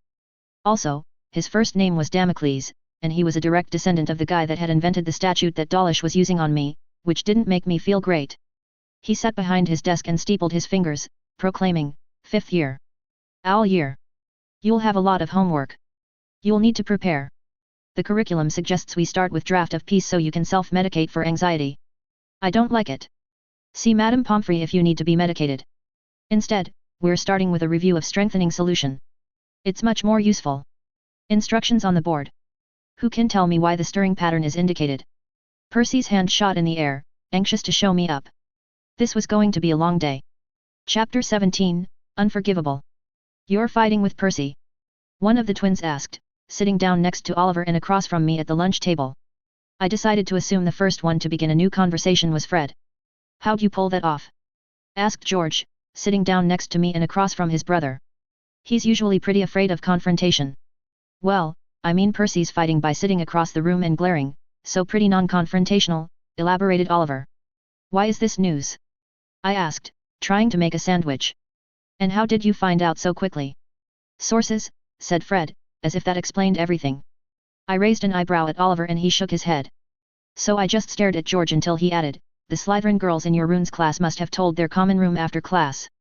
The Slytherin guys on the Quidditch team hassled us about it on the way to lunch. Why would the Quidditch team bother you about me and Percy having a disagreement? I asked, genuinely confused. Both shrugged, and Fred said, trying to sow discord among our house, maybe. George considered, maybe they think we'll try to defend our brother and make it easier for them to get back at you. But he was probably being a ponce, Fred allowed, cheerfully. So what did he do? George asked. Got mad at me for answering the professor's question more thoroughly than he and his friend had, basically, I explained, then, after a second, admitted, I guess I did kind of trick him into getting the wrong answer on a thought experiment in front of the class. That would definitely do it, Oliver nodded. Our Percy doesn't like to be wrong. Then he should probably learn more about the material than what's written in the textbook, I groused. Ooh. Fred grinned. Percy the Ponce is no longer the smartest Gryffindor in his year. His quest to be the Swatty Weasley has ended before it had even begun, mock lamented George. What did Percy do now? Asked Ron, just arriving. Listening to the three younger Weasleys spend the rest of lunch tearing down their brother wasn't as vindicating as I'd expected. Oliver was happy to chime in from time to time, mostly about pretty minor issues with him being an aloof roommate for several years. While a lot of their complaints were exaggerations, the undercurrent was mostly that Percy had a hard time standing out in a family with 7 children, and that they teased and pranked him mercilessly for it for a decade. I kept half an eye on Percy at the other end of the table, where I thought I saw him periodically sneak glances our way. He didn't really look mad at me, as much as he looked sad. It was still bugging me all throughout history class after lunch, which was just as boring as I expected, but the rest of the afternoon was double-length defense class, and Quirrell threw another distracting curve at me first thing. Since it's owl year, and I am aware your DD defense instruction has been uneven, we will CC concentrate this year on areas of the exams that have been missed previously. PP perhaps most significant, CC curses. The purple-turbaned professor gazed across the class of Gryffindors and Hufflepuffs and asked, who knows the 3 most notorious of such spells, the Unforgivables? As expected in a class of kids that were old enough at the end of the war to have foggy memories of it, we didn't have much difficulty filling the board with the Imperious, Cruciatus, and Killing curses. They were dutifully added to the top of the chalkboard. Thankfully, demonstrations were not forthcoming. Who knows some other CC curses that are and not unforgivable? The professor asked, clearly going somewhere with this. Perhaps a bit more slowly in a class of people not inclined to use darker spells, the lower part of the board filled up with curses. I didn't add anything, because I didn't trust where Quirrell was going with this, or how he looked at me. This is a large list, Quirrell gestured at the board. CC, can anyone tell me, why are these 3 unforgivable? Perhaps still stinging from this morning, Percy didn't raise his hand even though he clearly thought he knew the answer.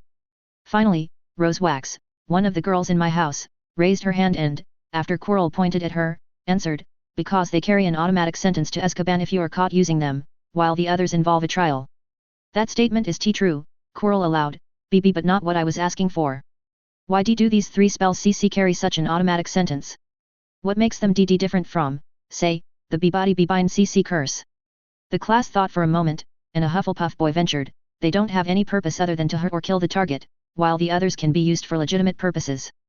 Quirrell pointed at another curse on the board. What is, then, the legitimate purpose of the Interlexpelling CC curse?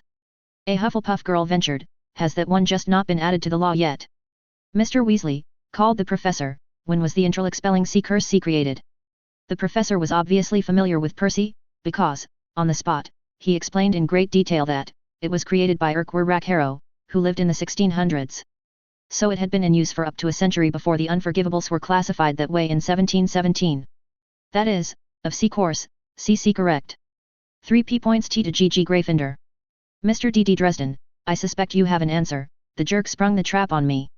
I sighed and answered, you can't stop them with a shield. Indeed, thank you Mr. D. Dresden. Another 3 points to G Gryffindor, Quirrell acknowledged, as he wrote can't shield on the board under the 3 curses. Mr. D. Dresden P presents an interesting opportunity for our C class. You have, PP perhaps, noticed that he doesn't TCC carry a wand.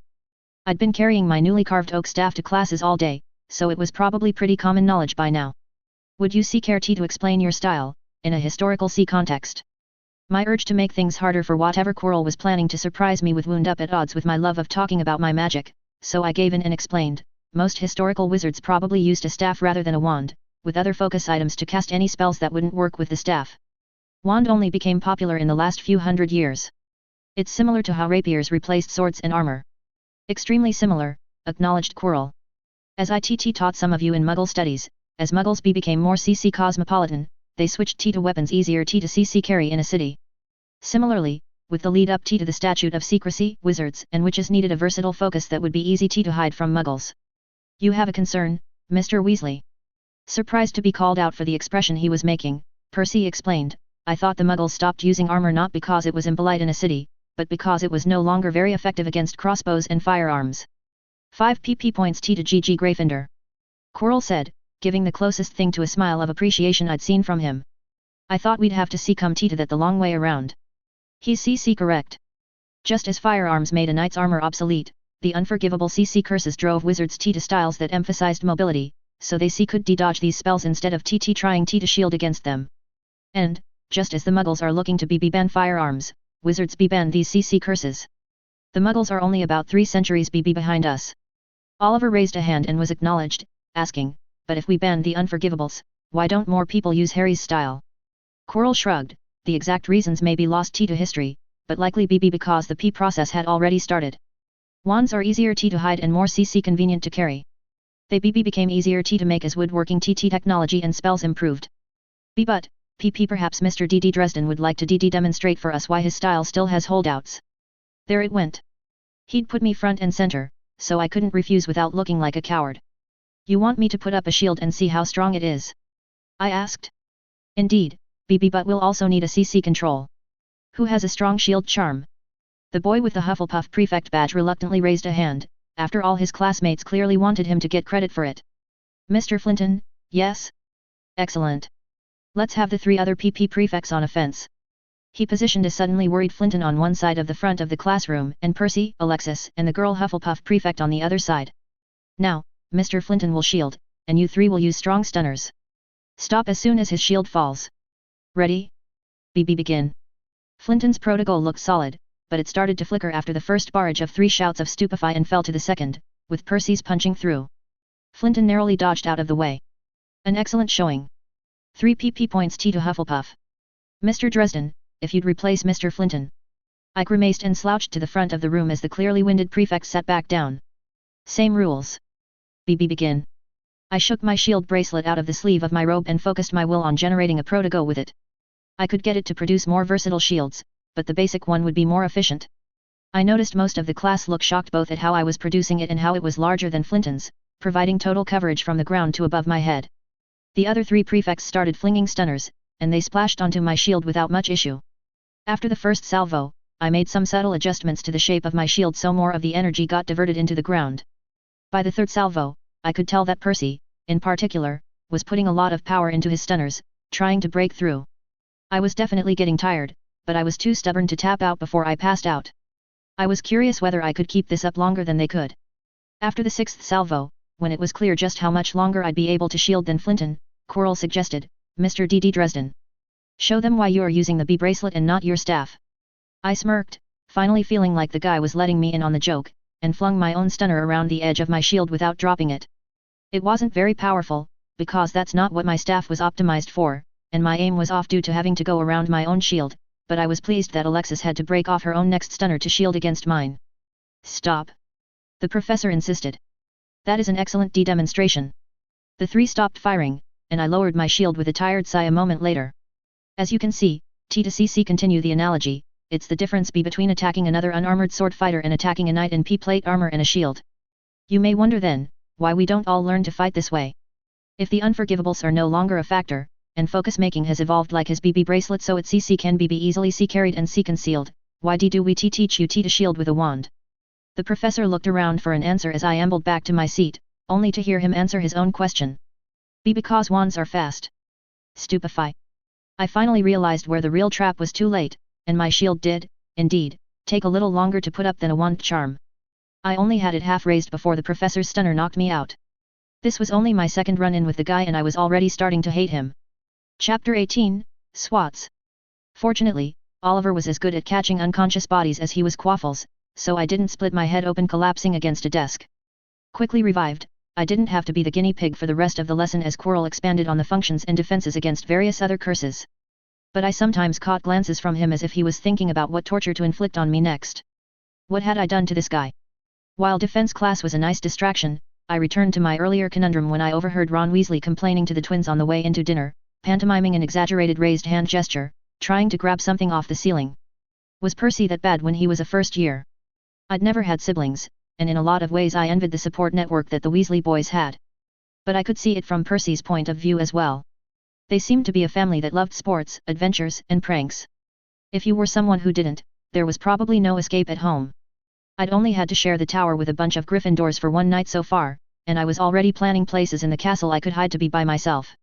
What if you were just in a family house, putting up with that for years with nowhere to go? After dinner, I'd made a point of organizing my trunk in our bedroom, hoping to catch Percy in private. Fortunately, he stopped by, probably planning to grab some things and run to the library. He eyed me warily as he went to get books from his own trunk. Those were some good stunners today, I told him, as nonchalantly as I could manage. I don't think I could have kept my shield up much longer. He considered a moment, kneeling and faced away from me as he sorted, then just said, it was a team effort. The girls are strong casters, as well. Probably, I nodded, but I could definitely tell the difference when yours hit. And yet, he grumbled, your shield held. Like the professor said, it's just a question of styles, I explained. If you gave me a wand, I wouldn't be able to even do as good a job as that Hufflepuff prefect did. This bracelet is purpose-built for shields, and so it's more effective than a wand, which can cast anything. I considered for a moment, and I had to make it myself. Which gave me more insight into how enchantment works than looks like you would have covered yet in the Hogwarts curriculum. He stood up again, books forgotten, and regarded me. I wager you will have a similar story for how you just happened to get an O in each of your owls, while befriending the Quidditch team, outdueling a few 7th years, and casually having time to tutor the first years. Definitely not astronomy and history, I demurred. They wanted to put me in with the first years on both of those. I just do not understand you, Harry, Percy whined. You have aurors claiming that you are a murderer, but the headmaster and our head of house bending over backwards to help you fit in. You seem to be Muggleborn, yet somehow know more about runes and defense than anyone but the professors. He clenched his fist, and somehow, when you go off on a rant about how magic works that has the professor thanking you for educating the class, everyone thinks that makes you cool. I'm going to come back to how you seem to think Muggleborn means that I should be incompetent, I said, having nearly interrupted him there, but can I make an observation? I'm not trying to be cool. I'm honestly barely holding myself together, so I don't have time to worry about what other people think about me. I'm just happy your brothers haven't yet gotten everyone thinking I'm a murderer. What I do care about is being nice to people. I'm basically trapped in this castle until I turn 17, and maybe longer if Dawlish decides to keep riding me. I have to make enough friends to not go crazy with people hating me. I mean, I can't even begin to understand Quidditch, but I listen politely because that's what Oliver and your brothers want to talk about. Maybe they'll decide they hate me next week. What I can't figure out is why you seem so happy with them not liking you. Percy looked like he wanted to fight about it, then flung himself petulantly onto his bed, sitting to face me as he answered, you think I never tried to make people like me? I spent years helping Oliver study, but it took a day for you to be his favorite lab partner. I was excited to get to be a prefect, sure, because it was recognition, but also so I could help the lower years. Ron already has them ignoring me. I mean, I don't want to pretend I'm an expert or anything, since I'm pretty much just a giant magical nerd, I admitted, but, have you tried to make friends with anyone non-academically? I mean, I also don't get why they're so excited about sports instead of literally rewriting the known laws of reality with a flick of their wrists. But for some reason they really want to talk about Quidditch, and don't mind if you just let them talk about Quidditch. I just cannot bring myself to pretend to care. He slumped down on his bed.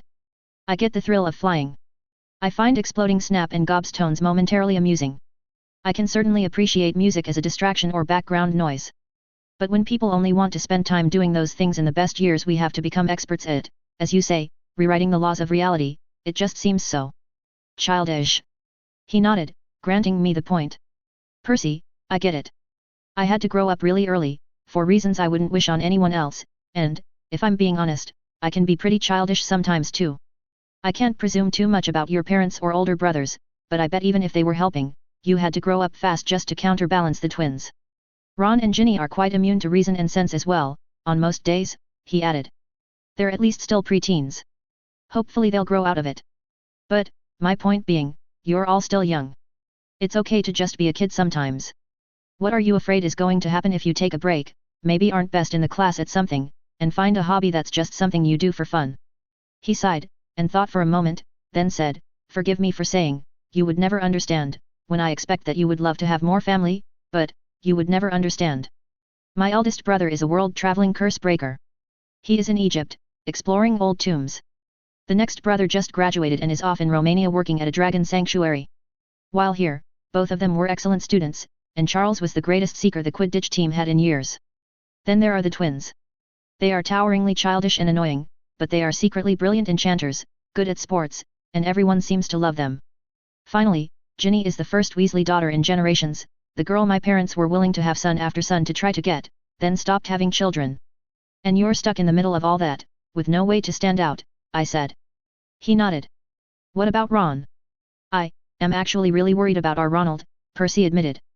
He has little hope of playing Quidditch until Oliver graduates, and that seems to be all he cares about. While he is surprisingly brilliant at chess, that never seems to inform any of his other choices. I worry he will be miserable here, eventually. By this point, I'd also leaned back on my bed, and after the initial confrontational stance we were having the kind of relaxed roommates conversation I'd sometimes had with Elaine. I thought about it, and then asked, what do you want to do with your life, Percy? Assuming I can achieve the requisite scores on my owls and then on my newts, I should be able to enter the ministry at a middle grade and then rise through the ranks over several years. Law enforcement? Healer? Diplomat? I asked. Whichever department has an opening, I suppose. My father thinks that there might be an opening in the Department of International Magical Cooperation soon, where I could take charge of updating the British standards and regulations to the European level. We really do allow shoddy craftsmanship on things like cauldrons. I was speechless long enough to let him ramble on to even more mind-numbing fixation on bureaucracy. Finally, I had to interrupt him. Maybe you're passionate about this and, if so, tell me to shut the hell up, but, are you really going to become one of the greatest wizards this school has produced this generation and then act like you're excited to work as an undersecretary in an office? Well, it is quite a secure position. For all that we had to watch our spending, my father is relatively low level within the ministry and is able to support a family with 7 children on his salary alone. And once you begin to rise in the hierarchy, absent major scandals you have a guaranteed paycheck for life. You're being too adult about things again, man, I insisted. Thought experiment time. Through some magical accident in 7th year charms class, right after you get all OS in your newts, you get thrown into a parallel Earth with no way back. Your family is safe but you'll never see them again and they'll never know what happened to you. The only asset you have is your brain and your wand, with nobody having any expectations of you one way or the other. What do you want to do with your life? Well, I mean, allowing that admittedly nigh impossible scenario for the purposes of this thought experiment, the very existence of a parallel universe reachable by magic would seem to call into question several of the known magical laws, particularly elements of Gamp's laws. Assuming I could work in a laboratory with sufficient funding, just trying to unravel what happened to me would be a feat worthy of a lifetime. I clapped, and said, congratulations. That is a real, honest answer. Doesn't the ministry have a department designed to do exactly that kind of thing? Why aren't you angling to work there? The Department of Mysteries does not publish their guidelines for admittance, so it has always seemed safer to me to pursue a more opportunistic strategy as it comes to job placement, he admitted. Are you making stuff? I asked, remembering that he hadn't seemed to understand why I'd want extra potion supplies for my own creations. Are you doing any independent research projects? Are you investigating any of the existing magical theories and trying to see if you can open up new possibilities? With what time? He asked, rhetorically. I have 3 electives as classes and am independently studying the other 2, prefect duties, and study for owl year. I honestly worry if I can find time to get enough sleep. I scoffed, you've certainly planned out your life for a nervous breakdown and an early grave. I assume you're also in arithmancy. What's the other elective you are going to class for? Muggle studies, he admitted, with a scowl. That look means you know it's worthless. If you really want the owl, I'll teach you. We can do field trips. You'll learn more in 5 minutes walking around London than in a month of the class. Plus divination independent study can't be that much of your time. And I'll help you study for owls, because I probably need you to help me anyway. Why are you so interested in my career and emotional well-being, Harry? I had to think about it for a second. Why was I so interested? I'd come in here just trying to defuse whatever he was mad at me about. Was it that I suddenly saw someone that would be so easy for me to save from his own dumb choices? Maybe it was that I'd spent one day here and already realized that, in a school full of people that could do freaking magic, the awesome power of wizardry was treated as just another boring school subject to skive off of to go play sports, and Percy was one of the few that took it seriously. Maybe I did feel a little guilty for showing up and stealing what little thunder the guy had in our first class together. What I said was, I don't know, really, man. It's just, I think you have it in you to be a magical badass, and I don't like that your brothers don't even see it and you're going to squander it all to be a bureaucrat. He looked at me for a few seconds, as if to figure out if I was messing with him. But he eventually said, fair enough. I will certainly consider it. He was quiet for a few more seconds. I am still angry at you for making me look stupid in front of Penelope. Oh. Suddenly it all made sense. He was trying to show off for the girl. I grinned, Percy, this is great. Aren't Ravenclaws supposed to be the genius researchers around here? Imagine how much you'll be able to show off for her when you let her in on your thrilling extracurricular research project. Chapter 19, Matchmaker. It was good that I learned about Percy's crush, because Tuesday worked out to us spending a ton of time in classes with her. Charms and Transfiguration in the morning both happened to be the classes Gryffindor shared with Ravenclaw, Arithmancy after lunch, and then the Gryffindors in Arithmancy missed the normal history class that was up against Arithmancy, so sat it with Ravenclaw and Hufflepuff. The only class of the day where we wouldn't see Penelope was mid-afternoon herbology with the Hufflepuffs. I was honestly surprised I hadn't noticed the crush before, and maybe I was imagining things, but I thought both that it was reciprocated and that their respective heads of house thought it was a good match. I definitely thought I was sending pretty definite looks at Flitwick and McGonagall that said, look at these two, aren't they so adorable and we should make sure they get together. Maybe they thought I was just being weird, rather than giving me tacit permission to overcompensate for stealing Percy's dating mojo the day before. When McGonagall set up the lesson for the day, I certainly thought she was sending me signals. As a bit of a first-day review for Owl Year, let's think back to one of the first transfigurations you accomplished as first years, where you transformed a matchstick into a needle. The reverse is actually far more complicated, if your changes are more than cosmetic. I'd like you all to turn a needle into a matchstick, which is capable of being struck to produce flame. Professor, I began, barely able to control my smirk, I didn't actually cover this as a first year, so I may need some extra help. Can I partner with Percy and, maybe, Ms. Clearwater so I get a cross-house understanding of how this works? If they're amenable, she allowed. As we gathered around a desk, Penelope asked, why ask to work with me, Dresden? I shrugged, trying to look like it was no big deal. Percy mentioned you were brilliant. He did. She said, suddenly paying attention to Percy, who shrugged and was trying to keep from turning as red as his hair. Well, you are, Ms. Clearwater, he said, without any sense that he was being anything but forthright. Though I suspect Harry does not actually need much help from me. I gave him a frown for being overly self-deprecating, even though he wasn't wrong, but said, I assume you know way more about Gamp's laws than I do, after you were just rattling them off for our thought exercise last night. Transfiguring an inert object to a chemically complex one interacts with those, right? Actually, yes, he admitted, suddenly off in magical wonk theory land. In this kind of transfiguration, you are changing the iron of the needle into the carbon of the match, but the remaining chemistry is essentially conjured from raw magic. Otherwise, cancelling the transformation after the match burned could cause gaseous particles to change back into iron in a chemical configuration that does not make sense. Penelope interjected, but doesn't the smoke contain some of the carbon from the match? Wouldn't that part still change back to iron and cause similar problems? He lit up, if it was a pure iron needle, certainly. I think that is why we use steel needles for the process, because the steel contains trace amounts of carbon in its structure. I would wager, if fully tested under controlled conditions, any carbon turned into smoke is either pure magic or the carbon contained in the steel of the needle. Which we could test by reverting the ashes of the match and seeing if they're pure iron. Said Penelope, excited. I just grinned at the two nerds and mentioned, then let's figure out how to get the transfiguration to work, so you can move on to the fun, science-y part. The process did prove to be somewhat tricky, with all three of us getting matches that wouldn't light the first couple of times, but each succeeding to McGonagall's delight by the end of class. Both of my lab partners were very intrigued by my practice of using chalk circles for transfiguration instead of a focus. Both also seemed delighted when, as they'd hypothesized, the ashes of the burnt matches reverted back to pure iron once detransfigured. After a quick lunch, the first arithmancy class was the most intimate teaching experience so far, much more similar to my previous schooling since there were only 6 students in the class. In addition to Percy, Penelope, and me, the other Gryffindor prefect, Alexis, and 2 Ravenclaw students were present. None of the other 3 were also taking runes, which I figured was a mistake because the classes were very complementary. There were a small number of Hufflepuffs and a Slytherin taking the class as well, but they weren't there on Tuesdays due to a conflict with another class. Professor Vector was a formidable, dark-haired woman who favored crimson robes. She had an edge of foreign pronunciation to her English accent, as if she'd been born elsewhere, maybe Russia. Her introductory speech was succinct. Arithmancy owls are about the basics, so this year we will perfect them. You will prove that you are competent in algebra, geometry, and basic trigonometric functions that translate one into the other. You will diagram the spell matrices for the signature charms and curses taught in your other classes. You will be able to translate Latin with high proficiency, as well as some ancient Greek. You will be able to hear the incantation and see the motions for an unfamiliar spell, and use that to estimate the likely results of casting the spell. Conversely, you will be given the desired effects of an unfamiliar spell and suggest the necessary gestures and cadence of the spoken spell phrase. This has all been a warm-up. While I want you to prioritize getting high marks on your owls, never forget that the first 3 years of this class are just to give you the tools you need for your real purpose. Next year, we start in earnest learning to improve and spontaneously adapt existing spells, as well as to create new spells entirely. If you're feeling confident and keeping up with your homework, I'm happy to help you get a head start on that process this year. It's the real fun of arithmancy, and I'm excited to get us there. But, for now, let's start our review of algebra.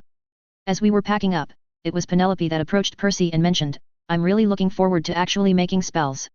I may take the professor up on the offer to start early. Sounds like a really cool extracurricular project, I said, raising an eyebrow at Percy. Percy looked like he was going to be stubborn, but accepted the hint after a moment and said, what Harry is saying, is that we were talking last night about possible student projects that would look good on an application for something like the Department of Mysteries after Hogwarts.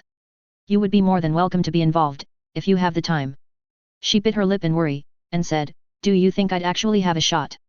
I was confused, but Percy seemed to understand, and said, while their hiring practices and alumni are largely unknown, as I understand it, the Unspeakables are much more meritocratic than most of the other departments. Most of the jobs at the Ministry, as Harry bluntly brought to my attention, do not actually use much magic, so they tend to go to the better connected. But as far as I know, everyone in Mysteries is extremely competent, so that makes it harder to get in just based on a family name. That was a relief for the apparently non-pureblood Ms. Clearwater, so she nodded, I'm definitely up for discussing it. Let me know. I better get to Creatures class, though. We have to go to the greenhouses. Can we walk you out of the castle? Asked Percy, puffling up a little as he found the courage to be gallant. Why thank you, Mr. Weasley, she grinned. Chapter 20, Yearbook. Wednesday and Thursday were an arbitrary shuffle of my first 2 days of classes, but, because the scheduling was so weird, after lunch on Thursday, I was done for the week. It took me until Friday afternoon to realize that I had a big problem, the wizarding world was boring. If I had a free afternoon to myself previously, I could head to the park, go see a movie, or choose from libraries packed full of novels. The wizarding world didn't have any kind of analog to film, despite the moving photographs and paintings, and mostly didn't seem to realize what they were missing. And another downside of there being one wizard for 1,000 muggles and insular as well was the lack of quality fiction. According to a popular sci-fi writer, 90% of everything was crap. In the muggle world, that 10% of possible good stuff was still a huge number of books. But for every 1,000 quality muggle novels, there was one wizarding novel. And, unlike in the rest of the world, good art didn't really seem to cross easily between countries. I'd spent most of Friday sampling Hogwarts fiction section just a single shelf and was really getting worried. I broke down and asked the dour librarian, Madame Pants, what she recommended for entertainment reading. Well, I can see your difficulty, she explained. I'm sure muggles have to invent interesting stories from total fiction, but plenty of wizards and witches lead such interesting lives that the biographical section can serve as entertainment reading. If you're looking for something modern, we have a set of Gilderoy Lockhart's memoirs. She was certainly right, in that Lockhart was one of the better writers in the wizarding world. How anyone thought he was anything but a novelist baffled me, however. Did he pretend to be this Poirot-esque dandy adventurer when he met his fans? I'd be interested to meet the guy, but his command of magic wouldn't have been impressive for a muggle. How did wizards that had been to school not see the obvious problems in his descriptions of spells and creatures? Percy found me ensconced in a reading nook before dinner, halfway through Year with the Yeti. My mother loves those, he noted, voice low to keep Pants from being upset. Have you read them? I asked. He shook his head and I flipped back to a page I'd marked earlier. Read that paragraph. Obliging, though with a confused expression, I watched Percy's face tense up, and he whispered, that is completely inaccurate. He glanced at my face, saw me nodding, and asked, is it all like this? I pointed to the other places I'd marked, and he read those as well. This is a 4th year spell, but he got it completely wrong. Mother said these were biographies. The writing is good, I grimaced. Maybe everyone just gets caught up in the story and overlooks the inaccuracies, or thinks they're deliberately changed to prevent kids from trying it. Perhaps, he allowed. While I can understand pleasure reading, you might have more luck availing yourself of the non-fiction books. Hogwarts has quite a number of rare books of spells and studies of magical theory that you cannot read anywhere else. Fair point, I guess, I admitted. I'm just trying out ways to distress before I hit the part of the school year where there's no way I'm going to have the willpower to try to learn for pleasure. He nodded. Sport, table games, and handcrafts are the main contenders, I fear. I, as noted, have little free time that is not devoted to homework and prefect duties. That reminds me, what's the deal with homework? I mean, we're going to take OWL exams at the end of the year and that controls which 6th year classes you can take. But, if I just decided I didn't want to do homework because I thought I could pass the OWL without it. He winced, the idea of shirking schoolwork clearly almost physically painful to him, but he allowed, there would likely be very little consequence. For flagrant violations, you might be assigned detentions or docked house points. But, particularly with no guardians likely to punish you for poor marks, dashing off mediocre essays might not matter much. As I understand it, many students here are already poor writers and logicians, so sub-PAR written work with strong practical demonstrations might not even be noticed. I grinned. You thought about it but couldn't bring yourself to sandbag, could you?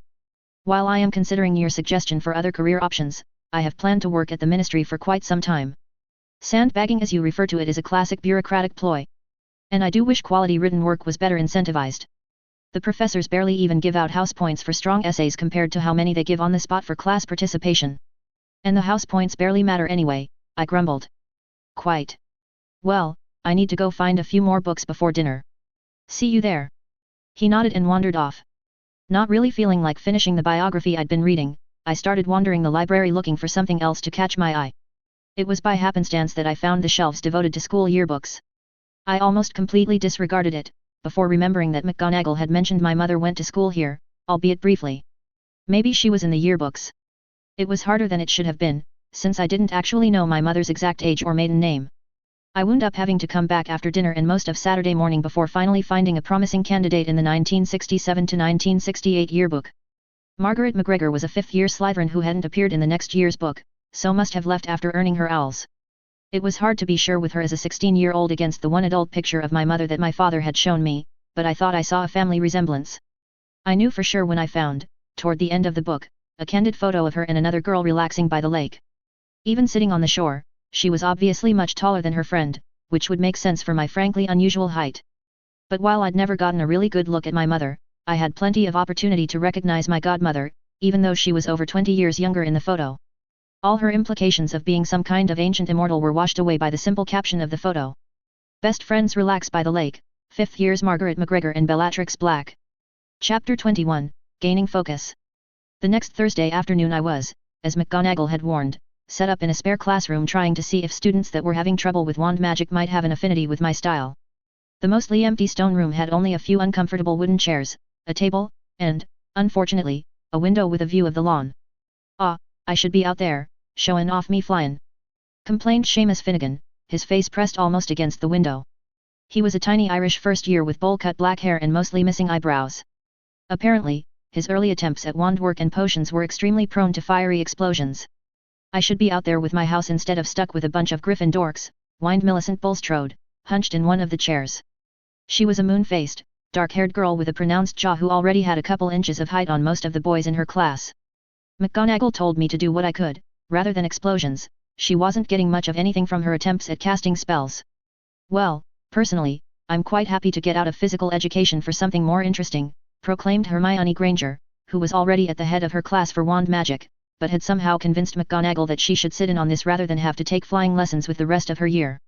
She wouldn't explain how, but McGonagall had found a bunch of non-wand foci somewhere in the school's storage, and I'd kept several of them.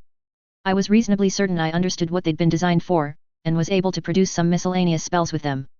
The others had been either too old or too obscure for me to risk putting in the hands of 11-year-olds. I set out the 3 foci I'd found that seemed designed for light, a copper rod about the size of a pen that was covered with verdigris, a palm-sized circular steel antin amulet with a quartz crystal mounted in the middle, and an honest-to-history Edison-style light bulb with runes etched along the base. I know it's not fair, Finnegan, I began, grabbing his attention and motioning him to take a seat, but I don't particularly want to be here either, so the sooner we get through this the sooner we all get back the rest of our afternoons. The boy grudgingly took a seat, and Hermione sat up in hers at attention. The only charm you're supposed to have already had was the light charm, right? I've actually had a lot of success with several charms in the textbook including began Hermione, before Bulstrode cut her off. He means what have we all learned, Mew Granger, not what you've been preaching about in class, the stocky girl said cuttingly to the overeager Muggleborn. Yes, wand lighting is the only charm we've been taught yet. I hear Finnegan set his wand on fire. At least mine did something, ya harpy! Shouted the Irish boy, surprised at being brought into the fight with Hermione. Before they could get into a petulant three-way argument, I grabbed the light bulb and shouted, Lumos. The flash of brilliant white light from the now lit bulb got their attention. I was going to have to send a very sarcastic thank you note to McGonagall for including house rivalries in my involuntary volunteer teaching time. Thanks for the answer, I snarked, can we do the lesson without trying to get into a fight every 5 seconds? 3 tiny heads gave petulant nods, so I continued. This is a purpose-built focus. The 3 I've set out can do the light charm and possibly some other similar spells. Unlike your wands, which have to be complicated enough to produce any spell, these are much simpler enchantments. The first part of that is materials. Your wands are rare woods and exotic cores, each carefully attuned to your magical signatures. Purpose-built foci are a lot cheaper to make, and often work well for anyone that knows the spell. But the bigger benefit is that you can usually do without wand motions, which is probably what's tripping the 2 of you up. I never had any talent for getting them right, either. Wand motions are because wands are general tools, and you have to align their inner magical matrix with the matrix of the spell. What? Finnegan asked. Bulstrode seemed to be closer to getting it, and Hermione clearly wanted to explain it in exhaustive detail to the 2. Before the Gryffindor which could start rapidly repeating the paragraphs from the textbook she'd likely memorized, I rephrased, a spell is just a way of expressing your own inner magic in a way that happens to do what you want. It's like you're making an invisible web of energy, and if you get it shaped right, it does what you want. The spell words and foci are all just ways of helping your mind create that pattern. I set down the light bulb, which winked out when I let go of it. I'd had to work hard the last couple of nights to get this trick down, and I summoned up my magic, visualized what I wanted from the simple spell, and wordlessly passed energy into my hand. It was much dimmer than the bulb, but a flickering light was clearly coming from the palm of my hand. Hermione's eyes grew wide because she knew how hard that was supposed to be, but at least the other 2 looked mildly impressed. Closing my hand and ending the spell, I continued, you don't actually need the focus or the words, but it makes magic a hell of a lot easier. Hermione looked very slightly offended at the curse word, but it didn't bother the other 2, who both seemed like the type to curse up a storm in private. But, anyway, since the wand is a general tool, making the right motion is important to getting your mind and the tool to agree on the shape of the magic you want to make. Specific foci, like these, already have that part of the spell matrix embedded in them. Think of it as already having the wand motion built in. You just have to do the rest of the spell. So, I guess, everyone try visualizing your intention like Flitwick taught you and saying the spell word. Seamus grabbed the light bulb, having already been shown it worked. Millicent took the amulet, and Hermione grabbed the copper rod. It actually took Hermione a moment to get it to light up, fighting her urge to make a wand motion. The lighting charm didn't have much of a motion, but it was still present and could potentially misalign a focus. Not long after the precocious Muggleborn, the other 2 managed to produce light from their foci, to their obvious delight. That was much easier! Exclaimed the boy, and the Slytherin which couldn't help but nod in agreement. I was now looking at probably taking on part-time apprentices. I'd almost been hoping they wouldn't have been able to get a light with these either. Oh well, maybe I could talk McGonagall into giving me some token payment if this became a regular thing. Being flat broke was really cutting into my ability to make long-term plans. Good job. I don't want to make you think they'll all be this easy, though. The light charm is still one of the simplest possible spells, which is why you learn it first. For more complex spells, there might be some rudimentary motions necessary, and if you are using a focus made by someone else it may actually take some trial and error to feel out what you have to do to get it to work perfectly. If you really get into this, you basically have to make most of your own foci, which is a lot of extra work on top of meaning you really need to take runes and maybe even arithmancy once you get to choose electives. That brought Seamus and Millicent down a bit, though from her pleased grin I could tell Hermione had already planned to take those classes just as soon as someone would let her. Did you know that so few students can do any spells without wands that it's a huge bonus to your practicals for your owls and newts to be able to demonstrate that you can? Exclaimed the bushy-haired Gryffindor. The 2 worried kids perked up a bit at that, and promised that they'd consider it. I was suddenly hoping that they agreed because it was very clear that after this I'd be training Hermione anyway, so I might as well get some kind of formal credit for it. As we left the classroom, Mrs. Norris, Filch's cat, was curled up in a window near the end of the hall, soaking up the afternoon sunlight. "It's a terrible tatlin beastie," groaned Seamus. The two girls, to their apparent mutual chagrin, both exclaimed Kitty. I smiled and said, "That's my friend, Mrs. Norris. She's a sweetheart if you aren't causing trouble for Mr. Filch. Do you want to meet her?" Seamus shook his head and headed back to his room, but the two girls were soon giving the skinny cat very thorough pets. Maybe this would work out, after all. Chapter 22, Family Honor. I was up late that evening, sitting in a corner of the Gryffindor common room and reading. I was up late most nights, hoping that going to bed exhausted would hold off the nightmares. The room was silent save for the popping of the banked fire, which provided most of the light. I'd retained the light amulet from the foci this afternoon, since it reminded me of my own normal focus for light, which I hoped to recover someday soon. I was feeding it just enough power to read by, and with the light coming from my chest, I assumed I was almost invisible to the rest of the room.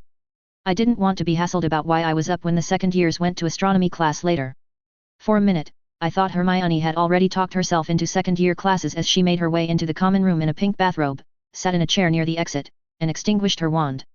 Because of the hiding in the dark, I assumed she'd had a fight with her roommates, and I was feeling too selfish to stick my nose in and help her work it out. So I was surprised when she turned out to have chosen the spot to confront Neville and Ron, who had also slipped into the room in bathrobes and were on their way out. I wasn't paying enough attention to listen to the whole conversation, but I caught something about telling Percy before they slipped out of the exit. I had really expected that would be locked at night.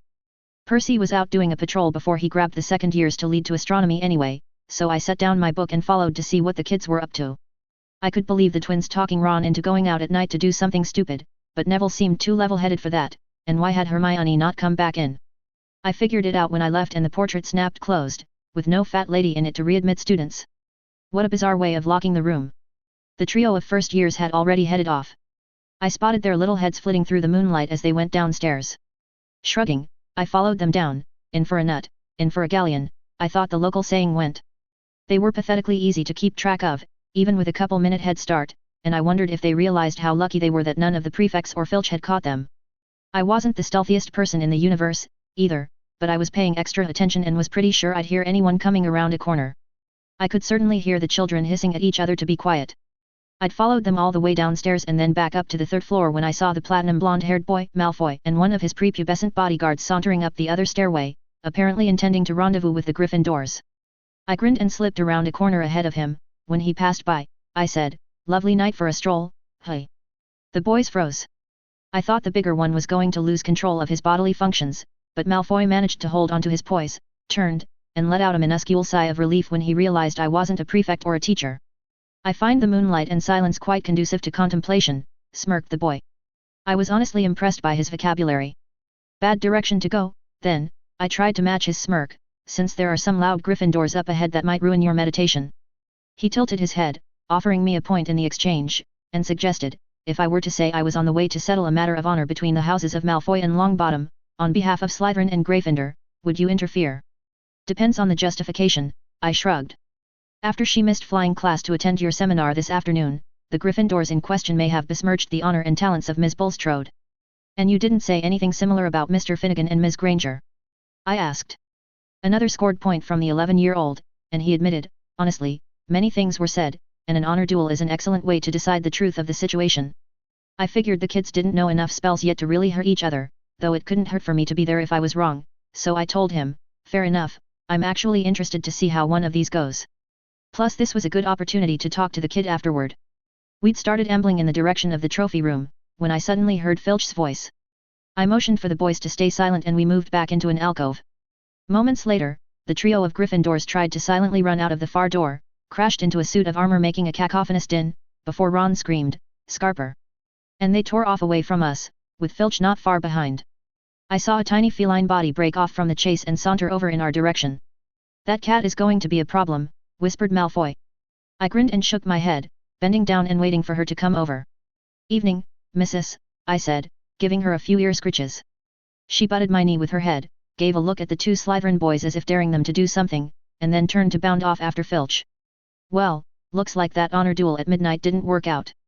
Can I walk you boys back to your common room?" We periodically heard the sound of the chase proceeding throughout the rest of the third floor as we descended downstairs toward the dungeons, and I figured it was safe to have the conversation I needed to have with Malfoy. "You're not just the Malfoy heir, right?" Your mother was a black. She was, he admitted, dodging the question of whether that made him the black heir. I assume that makes Bellatrix Black your aunt. None of the professors that had been in the yearbook I found seemed to want to talk about either my mother or my godmother, but I'd found some references to Bellatrix's sister, Narcissa, who looked a lot like Draco Malfoy's mother from when I'd seen them at the train station. Bellatrix Lestrange, after her marriage, he said, hiding some kind of twitch at the mention of her name. However, yes. I assume you don't get to see her very often. She's one of the most wanted criminals in Britain, so I can't imagine I'd ever have seen her, hedged the boy, but there was a hollowness to his polished language that hadn't been there before. She's a scary lady, I said. He just nodded, swallowing hard. Did you know that she's my godmother? Another nod. Apparently she was best friends with my mother, but nobody that was at school with them wants to tell me anything about it. And your aunt was never very forthcoming, at least in any way that made much sense. I'd imagine most of the adults around here are reticent to talk about anyone who fought on the other side in the war, he said. I could owl my parents, if you'd like. They might have more information. That would be a big help, thanks, I told him. We were about to descend into the first level of the dungeons, when a prefect turned a corner up ahead and I'd been talking too much to have a chance of hearing. To my great fortune, it was Penelope. Good evening, Ms. Clearwater, I said, trying to be nonchalant and hoping that Malfoy's bodyguard didn't give us away, since Malfoy had already put on a mask of innocence. I don't think any of you three are supposed to be out and about this late, frowned the Ravenclaw witch. Mr. Crabbe and I got turned around leaving the library and might have been wandering all night if Mr. Dresden hadn't helped direct us back to our common room, Draco said, smoothly. I just gave a friendly smile, not wanting to confirm nor deny the boy's glib lie. She clearly thought about punishment, but then shrugged and said, then I guess it's good that you all found each other. Sleep well, you two, she said, dismissing the Slytherins. Could you please give me an escort back to my common room, to avoid any other issues? I asked. Suits me, she nodded, I needed to patrol that way anyway. After we'd walked for a few moments, the astute girl asked, do I want to know what was really going on? The common room doors really ought to lock the first years in overnight, I admitted. We'll see how agitated Percy is, before I tattle on 11-year-olds from my own house who may have been up to some shenanigans. That got a laugh. Honestly, sneaking out to go to the library late at night seems like something I'd have gotten up to, first year. Rune's lab for me, I said, then added, but it wasn't even a month ago and, to be fair, nobody had actually told me it wasn't allowed. Yeah, she sighed. I was hoping getting to be a prefect would mean I could get some work done after curfew. It's not like I'm going to go charging off to do, what did you call it, shenanigans? But it eats up so much time, it's hard to see the perks. What is your schedule like? I asked. I know we mentioned the research project to you, but Percy is dragging his feet about how much time he'd actually have for it with all his other studies and prefect duties. Ravenclaws make time for research projects, she grinned.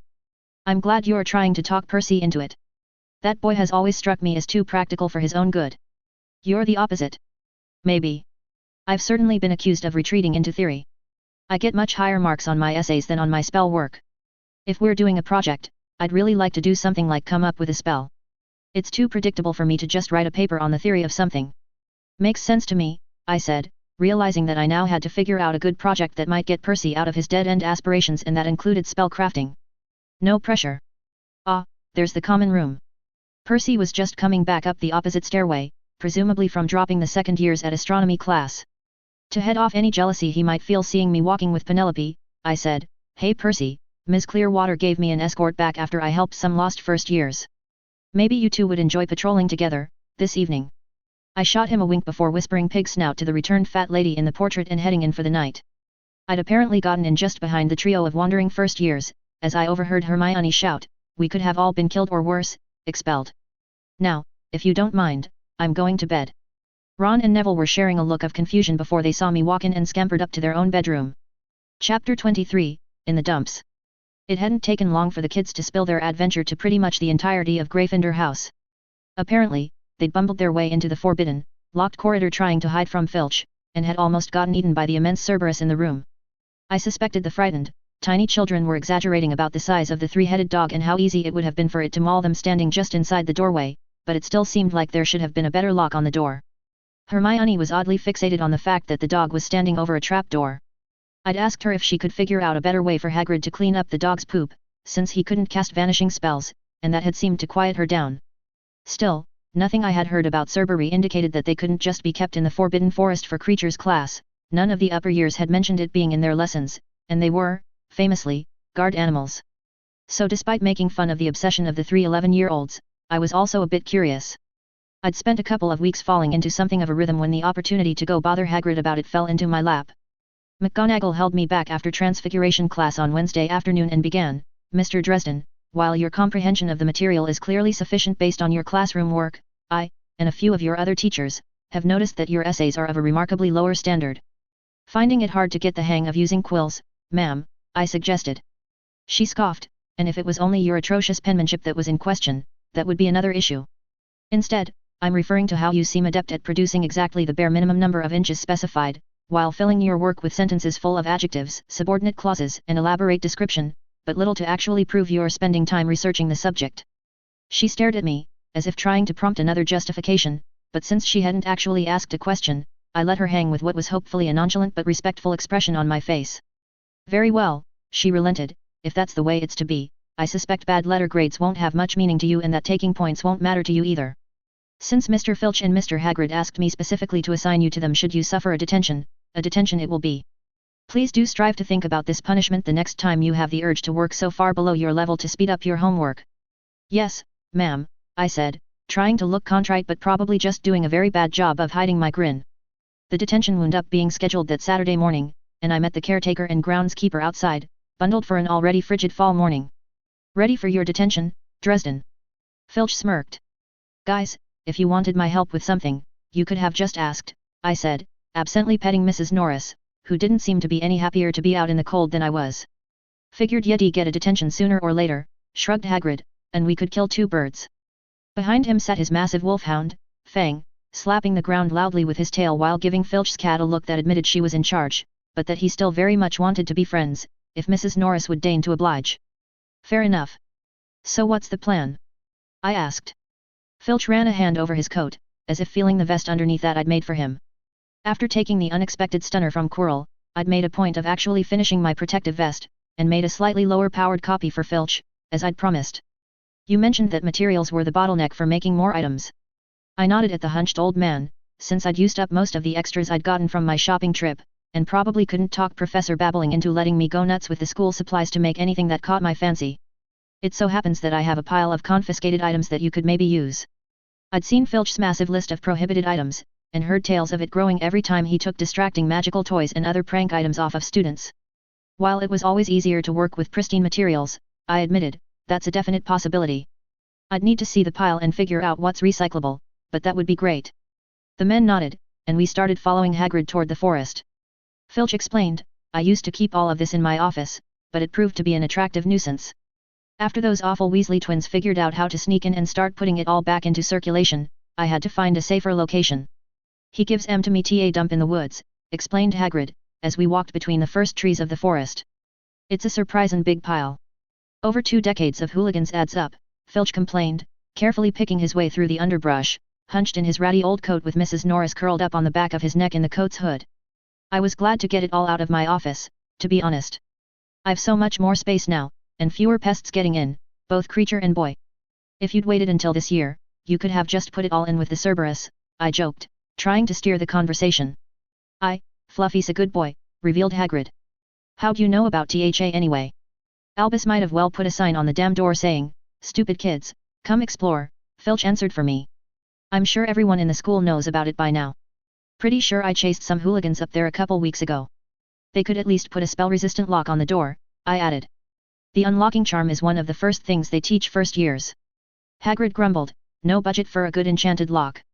And I'm sure Dumbledore could cast a lock and spell THA the kids couldn't break, but then how am I to get in TA feed I'm?" I thought about it for a bit, and suggested, "They probably should have just said that you were trying to rehabilitate a dangerous magical creature, and that the school wasn't liable if it bit the faces off of out-of-bounds students. A vague threat isn't much of a deterrent for these kids. You wouldn't even have to reveal that it's up there guarding something." "How'd you know about?" began the large groundskeeper. "Hagrid," Filch interrupted, "Dresden was asking me if I knew anything about his mother. Slightly before my time, but you were here when she was a student. What was that name again?" I shot Filch a look, and he looked back at me, smug. He had clearly realized as well as I did that Hagrid was about to start spilling secrets if he kept on that subject. So he gave me something else to question him about that he rightly suspected I wanted to know more. Margaret McGregor. Looks like she left school after taking her owls in 1968, I allowed. Oh, I remember Maggie. Tall girl, I can see why you're not as small as the other students. Hagrid thought for a few more moments as we skirted some trees and entered a darker part of the woods, the trees blocking out even the bright morning sunlight. She were always nice Tommy, unlike most the rest o' Slytherin. Real smart. I wonder if she'd ha done better in Ravenclaw. What do you mean? I asked. He thought of how to explain himself, then said, she just wanted to know everything there was to know. Didn't like when the professors told her some things were secret for a reason. Wouldn't stay away from learnin' dark spells. I don't think she wanted to use them, mind yet, she just wanted to know. But she 'ad a harder and harder time seein' eye to eye with the professors, and left as soon as she could without gettin' her wand snapped. Where'd she go? I don't rightly know. I know she was best friends with Tha Bellatrix woman, and that were one o' the main Death Eaters. But weren't never no news of Maggie fightin' good wizards and witches, and if Yerta was a muggle, she must TV bought into the whole thing about blood purity. So she must have made good choices by the end. I had about a million more questions, but he suddenly said, ah, here we are. There was a natural spot in the rolling ground of the forest here, where a depression had formed in the corner between two large trees. Hagrid had filled that shallow hole with what was probably several wheelbarrows full of miscellaneous wizard-made trinkets.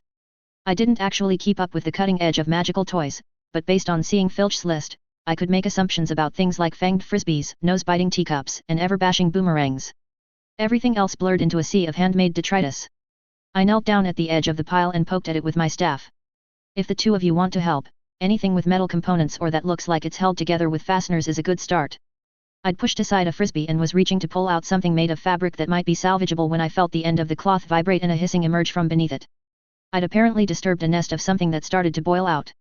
Is this going to happen every time I'm in this forest? I shouted at Hagrid, scrambling back. Doxies. Don't let 'em bite ye. Bellowed Hagrid as the first of the tiny bluish creatures took to the air. Filch was already falling back, Mrs. Norris hissing as she leapt from his back. Fang, surprisingly a huge coward of a dog, was whining and sprinting for cover. Not wanting to get a swarm of venomous fairy bugs to the face, I yelled stupefy. And then endeavored to get a shield up as I scrambled backward. Even with the staff, my aim wasn't great for tiny, swift-moving creatures, but it was a target-rich environment. A doxy near the back took my stunner to the face and crashed back down into the pile, but that just alerted the rest of them that I was a threat. Fortunately, my shield could keep physical threats at bay, but it wouldn't take them long to crawl around it. I told you we should have brought Doxy side. Yelled Filch, as Mrs. Norris swatted a couple of doxies out of the air that had gone after the retreating caretaker. They don't normally nest outside. Argued Hagrid. Though, tea was a warm summer, I suppose. He was swatting at the cloud with his hands, the pests not able to compensate for the sheer size of those hands or his surprising speed, so some fell with each sweep. Magical pests were not something I'd ever really had to deal with, as they tended to congregate at buildings with really dense and ancient magic. Until Hogwarts, I'd never lived in such a place. I racked my brain as a couple dozen of the ugly, multi-armed fae beat against the shimmering dome of force I held, anchored to my shield bracelet. I gave up and asked, don't suppose either of you remember what spells are best against these? My mother swore by the knockback jinx, yelled Filch, already clearing the trilene. Right. Here goes. Fortunately, that was within the spectrum of spells my staff could manage. I took in a breath, visualizing the spell spreading wide, timed it, dropped my shield hand as my staff came forward, and yelled, Flipendo. A ripple of disturbed air washed out from the end of my staff and spread across the swarm. As it passed over each doxy, they shot away from me like bullets. Quite a few made crunching sounds as they were knocked into the trees or the ground. Those that managed to avoid hitting anything, and the few that had escaped the spell, seemed to realize how dangerous things were for them and fled. Well, good job, then. That's sorted, smiled Hagrid. Fortunately, they've never been able to bite through my skin. He reached over to where the swarm had come from and brushed items aside to reveal the hole they'd dug beneath the objects. Don't look like there was a queen, at least. I should probably put down some poison and bury this when we're done, though. I just shook my head and walked over to start sorting when Hagrid hadn't been swarmed by another wave of nastiness, and Filch slowly made his way back as well. Maybe it was the adrenaline crash, but as I spent the next several minutes grabbing likely-looking items, I started to feel exhausted. Maybe 20 minutes after the fight, my vision began to blur and I admitted to the two men, I don't feel so great. Hagrid grabbed my shoulder out of concern, asking, did ya get bit, Harry? I don't think so. I slurred, then noted that my shielding hand did feel a little numb. I held it up and saw a distinctive red bump formed just above my bracelet, where one must have gotten through between dropping the shield and casting the knockback jinx. Hell's bells, I swore, then lost consciousness. Chapter 24, Personal Projects. I clawed myself to consciousness, having no idea how long I'd been out. Once the deep muscle ache set in, I wished I'd stayed out for longer. I was back in Fiendfyre's Victorian medical wing. It looked like it was getting dark outside, so I'd been out at least a few hours. The Technicolor Gandalf sitting on the seat next to my bed smiled as I looked around. "Ah, Mr. Dresden, we thought you'd be waking soon." "Stupid, awful Wildfee," I grumbled, my voice raspy, "someone needs to give the veil a tune-up." "You may still be a bit delirious, my boy," Dumbledore said, seemingly confused. I shook my head, and tersely explained, "Wizards build up the veil to keep the Never-Never separate. Too much magic in one spot stretches it out, little things can still slip through. Getting too easy for them to find holes." "I see. Children's stories. I wasn't aware that Justin Dumorn would have gone in for that kind of thing." I coughed out a sardonic laugh and looked around, finding a water glass on the bedside table. "Yeah. Children's stories. Just like the Deathly Hallows," I said, taking a drink. He nodded, glancing away. I suppose that foolish quest would be the kind of thing Justin was interested in. As a young man, he was certainly keen to raid Grindelwald's safe houses looking for secrets and lore. And Gellert was very obsessed with those old stories. How many wizards die every year when those things get into their old houses and bite someone? Fortunately, doxy venom is only exceptionally dangerous to the infirm, leaving plenty of time to find and treat most others. Not that you should have had to experience such a thing. Minerva has thoroughly chastised Hagrid and Argus for that lapse in housekeeping." I shrugged, since that was probably fair. Some of the things my godmother had hinted were on the edges of being able to squeeze their way out of the Never-Never would be far more dangerous. Not that I wanted to explain to the headmaster what my source was, and had been avoiding quite meeting his eyes just in case he went digging.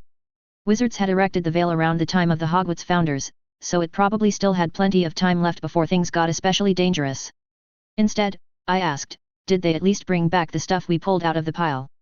"Indeed. I appreciate you thinking of Argus and Hagrid in your extracurricular crafting, though I do wish the three of you would take fewer risks.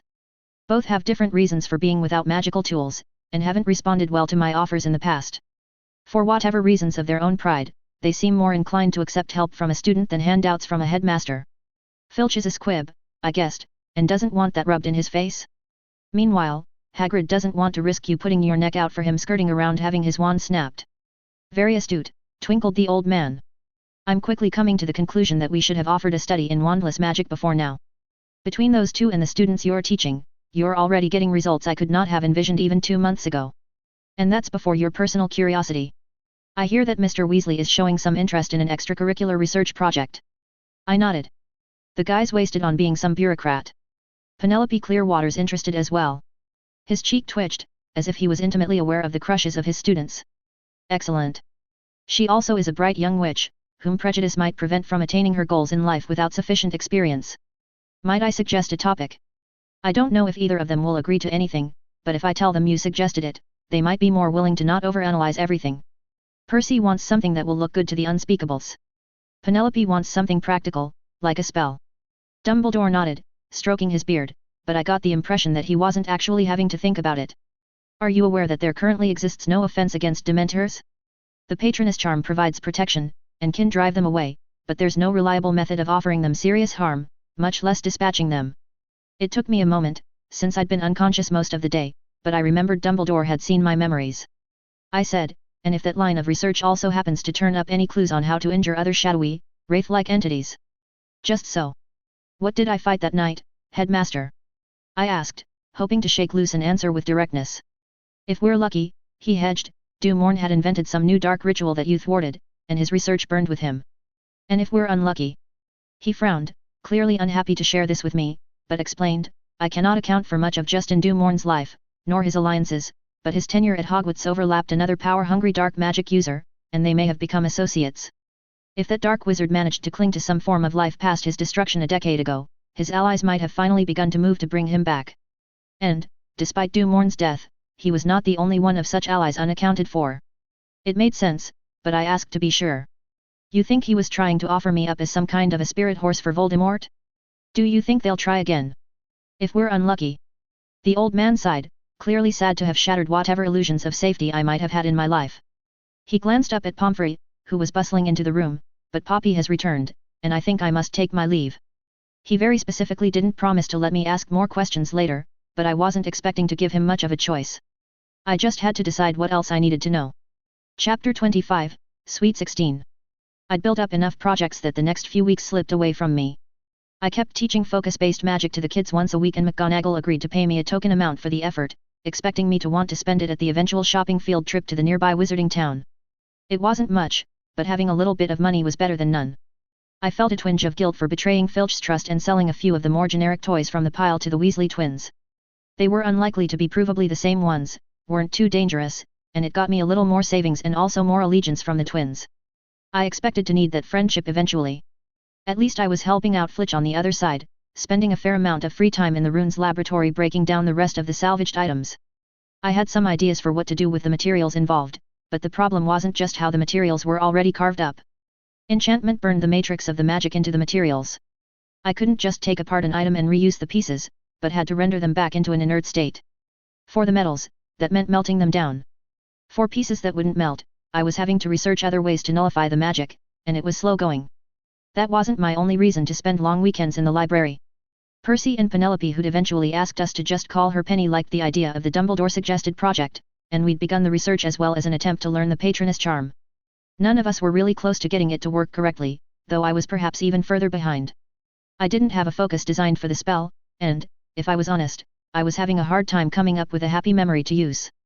My life hadn't exactly been misery, but, especially after the betrayal and deaths of my mentor and girlfriend, even previously pleasant memories were tainted. When my birthday, which happened to be on Halloween, dawned with no one mentioning it, that didn't lift my mood any. Somehow, my teenaged mind expected it to be as important a date to anyone else as it was to me. But, for those who cared, it was because it marked a decade since the end of the Wizarding War. Most of the kids at school had been too young to really understand, so they either paid lip service to the sacrifices or didn't even pretend to care. I would have been among them, if Dumbledore hadn't warned me that the leader of that faction of magical terrorists was trying to come back and had singled me out. Arithmancy and runes went by without incident that morning, and I had my class teaching the first years in the afternoon. I'd started them learning how to use ritual circles to do transfigurations, since I didn't really have any foci that supported the charms they'd learned since the lighting charm. Well, they'd apparently learned the levitation charm that morning, but I wasn't about to hand them my staff to practice that. Between the intricacies of the lesson and my own funk about my uncelebrated birthday, it took me halfway through the class to ask, "Where's Hermione?" Seamus hedged, embarrassed by the question. "Well, she was partnered with Ron in charms this mornin'. She's been a swot like usual." Ron was complainin' on the way out of class, and I maybe mentioned how sometimes she was a swot in here. I didn't interrupt, so he eventually continued talking, and she wasn't as far away as we thought. She ran past, and we didn't see her at lunch or in Transfiguration, neither. Rumor is she's been sobbing in the girls' toilet all day, added Millicent. The other girls have been joking that she needs to go down to Myrtle's so there's not a sobbing girl in all the toilets. It was left unsaid that Millicent probably hadn't participated in the gossip, since it seemed like the two cat-loving girls had an armistice, if not a friendship. "Why haven't any of the other girls gone and talked to her?" I asked, expecting the answer. "I don't think she's real close with any of them in our house," admitted Seamus. "None of the others either," added Millicent. It was left unsaid that she only felt a tiny bit guilty admitting that she and Hermione weren't friends and that she hadn't tried to help. I finished up class, trying to figure out what to do. I'd have gone to McGonagall, but she had her 7th-year nude class the rest of the afternoon. I could go try to track down one of the girl prefects, but I didn't know where they were and didn't exactly trust them to be a big sister to Hermione if they hadn't made an effort already. Ultimately, I couldn't live with myself if let a girl spend all day crying in a bathroom without trying to help. It took me an annoying amount of the last period before dinner to even find her. Hogwarts didn't make sense in the best of times, and I hadn't had a need to map the girls' bathrooms. When I found it, after finally getting one of the girls to tell me, hopefully not assuming I was being a pervert, it just looked like another nondescript classroom door, and had a standard handle with a lock.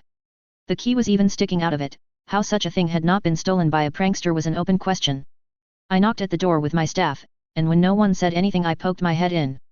"Hermione, are you in here?" I called, not seeing anyone out and about in the bathroom. "Go away," her voice came from the last stall, her voice still ragged from crying, "please." "It's Harry Dresden," I said, not really sure whether I should take that as permission to leave her to work it out on her own. Realizing I needed to do more, I asked, "You sure you don't want to talk about it?" "You'll just think I'm being stupid," moaned the girl. Well, that definitely sounded less like permission to go to dinner, conscience absolved. "No, I won't." I'm going to come in and lock the door so we won't be disturbed, okay? There was a hesitation, then she said, okay. I let myself the rest of the way into the bathroom, took the key from the outside of the lock, and locked the door from the inside. I did a little wandless cleaning spell on the floor by the door, just in case, and took a seat, legs crossed and back against the door. Bad day. Echoing slightly through the still closed stall door, it all came rushing out at once in her hoarse voice, I was just trying to help them. And I came to Hogwarts and I thought it was going to be different here than at my old school. They told me it was the best school. I thought everyone else would be smart and want to learn and we could learn about magic together. But none of them want to know anything, they're just as bad as the kids at my old school, and, her voice rose into a wail, none of them want to be my friends either. She let out a couple of choking sobs, but seemed like she was too cried out to do much more. I was really going to have to harangue Percy for not doing a better job mentoring this girl. It sounded like she had problems he was perfect to empathize with. I didn't understand nearly as well, but I also didn't have anything better to say, so I just shared, it's my birthday today. And nobody's said anything to me all day. It's been killing me. And, you know, I just realized I don't actually think I told anyone when my birthday is. McGonagall might not even know. That got a coughing laugh from the girl in the stall, and she said, Happy birthday, Harry. Thanks, that gave me a moment to think of what to say to her. I don't really know what it's like for you. When I was your age, I'd just been taken in by a new foster father. He was teaching me magic, but it was just me for the first little bit. So I didn't have a chance to make friends. When I eventually got I didn't really want to say Elaine was my foster sister, since that would be weird given our eventual relationship. When he took on another student, she and I became friends because we didn't exactly have anyone else to be friends with. But when we went to Muggle school classes, we couldn't make friends, because we couldn't tell them about magic. And, it turns out, he had basically kidnapped me just before I would have gotten my Hogwarts letter. That's awful, she admitted. I went on, I'm not trying to say that I have it worse than you, or anything. I may have thought it, but I wasn't going to say it. I'm having a pretty bad day too, and I wanted you to know that you aren't alone, wanting to just hide and wait for it all to blow over. We didn't talk for a minute, and finally, she let herself out of the stall so she could look at me. She was still carrying her book satchel and her face was red and puffy from crying all day. She realized what I'd done before sitting, whispered, Scour Jiffy, with a wand gesture, and took her own seat on the tile across from me. Finally, she asked, How am I going to make friends? I don't think I can do this for 7 years. I sighed. I'd obviously thought about it, because Percy had the same problems. Do you want the easy answer or the hard one? Despite how smart she was, the girl was a born Gryffindor, and she'd always go for extra credit. The hard answer, please. She tensed up, as if physically preparing for me to lay some harsh truths on her. Nodding, I asked, Why do you need to answer every question? What I'd said barely seemed to make sense to her. Because I know the answer. She eventually ventured. What if you just waited to see if anyone else knew the answer first, and only raised your hand if you saw nobody else was going to? She still didn't seem to get it. But then, the professors wouldn't know that I know the answer. Hermione, everyone knows you know the answer. You do extra homework. You give the right answer when called on. You could barely participate for the rest of the year and you'd still be top of your class. What are you actually afraid of happening if you give someone else a chance to answer a question? She thought about it for a minute, rather than giving me the first answer that came to mind. Finally, she admitted, I didn't really understand that there was a magical culture. I thought everyone here would be like me, Muggleborn. And as soon as I got to school, they started making fun of me. I had to show them that I'm not just some girl that doesn't know anything about magic. Not just some mudblood. So you don't want them to act like you're stupid? You want to prove that you're smart. She nodded to my question, so I asked, How do you think you treat Ron and Seamus? Do you act like they're stupid? An instant objection about to drop out of her lips, she caught herself and admitted, I don't mean to. I just don't understand why they don't get things that are so easy. I shook my head, wondering at how someone could be so smart but miss the obvious. Hermione, I haven't checked with the professors to be sure, but I'm pretty sure you're a genius at this. Stuff that seems easy to you is hard for everyone else. You've been doing this for 2 months and you seem to understand concepts that took me years to really get, and I'm pretty smart. If you just sat quietly in class and only spoke when spoken to, but turned in all your homework and kept doing spells right the first try, all the other first years would just be intimidated by how smart you are. But when you have to constantly show off in class and act like you're their teacher, they feel like you're making fun of them. They feel like they're too dumb to be at the school. She nodded with appropriate gravity at my pronouncements, but as soon as I finished talking, she grinned and said, You think I'm a genius? At magic, yes, at understanding how to make friends with your dum-dum classmates. No, I smiled and stuck my tongue out at her. That got a giggle, but she asked, then what should I do? I assume that, like you said, even if they're not as smart as you don't want to go through 7 years just ignoring them and doing your own thing. She nodded, so I told her basically what I'd told Percy, then you've got to try to be interested in whatever weird wizard sports or games they're interested in, and not make them feel like you think they're dumb. Which means waiting until they ask for your help, and not overhelping. I thought about it for a second, it probably also helps if there's something they're better at than you that they can do for you. How do you feel about being Hermione, who's great at magic but terrible on a broom, so we're working really hard to train her up to play Quidditch someday? Ugh, flying, she frowned, then giggled when I made the same face. Yeah, I guess I can try that. Can I ask you for more help if I think I'm still getting it wrong? Yeah, sure, I said, then smiled and pointed at her, see? You're already getting it. She nodded, you know, what you said makes a lot of sense in light of an article I was reading in a psychology magazine my parents had in their waiting room, and it was talking about reciprocity and it's starting to make a lot more sense, because... I put up a finger to stop her from getting all the way wound up and said, can you finish that at dinner? We're missing the Halloween feast. Oh, right. She said. I didn't actually eat lunch and I guess I am starving. I levered my gangly limbs up from the floor and unlocked the bathroom door, then let's see what kind of strange wizarding foods are at this feast. I mean, it's pumpkin juice with every meal, so at Halloween they'll have to have, what, double pumpkin juice.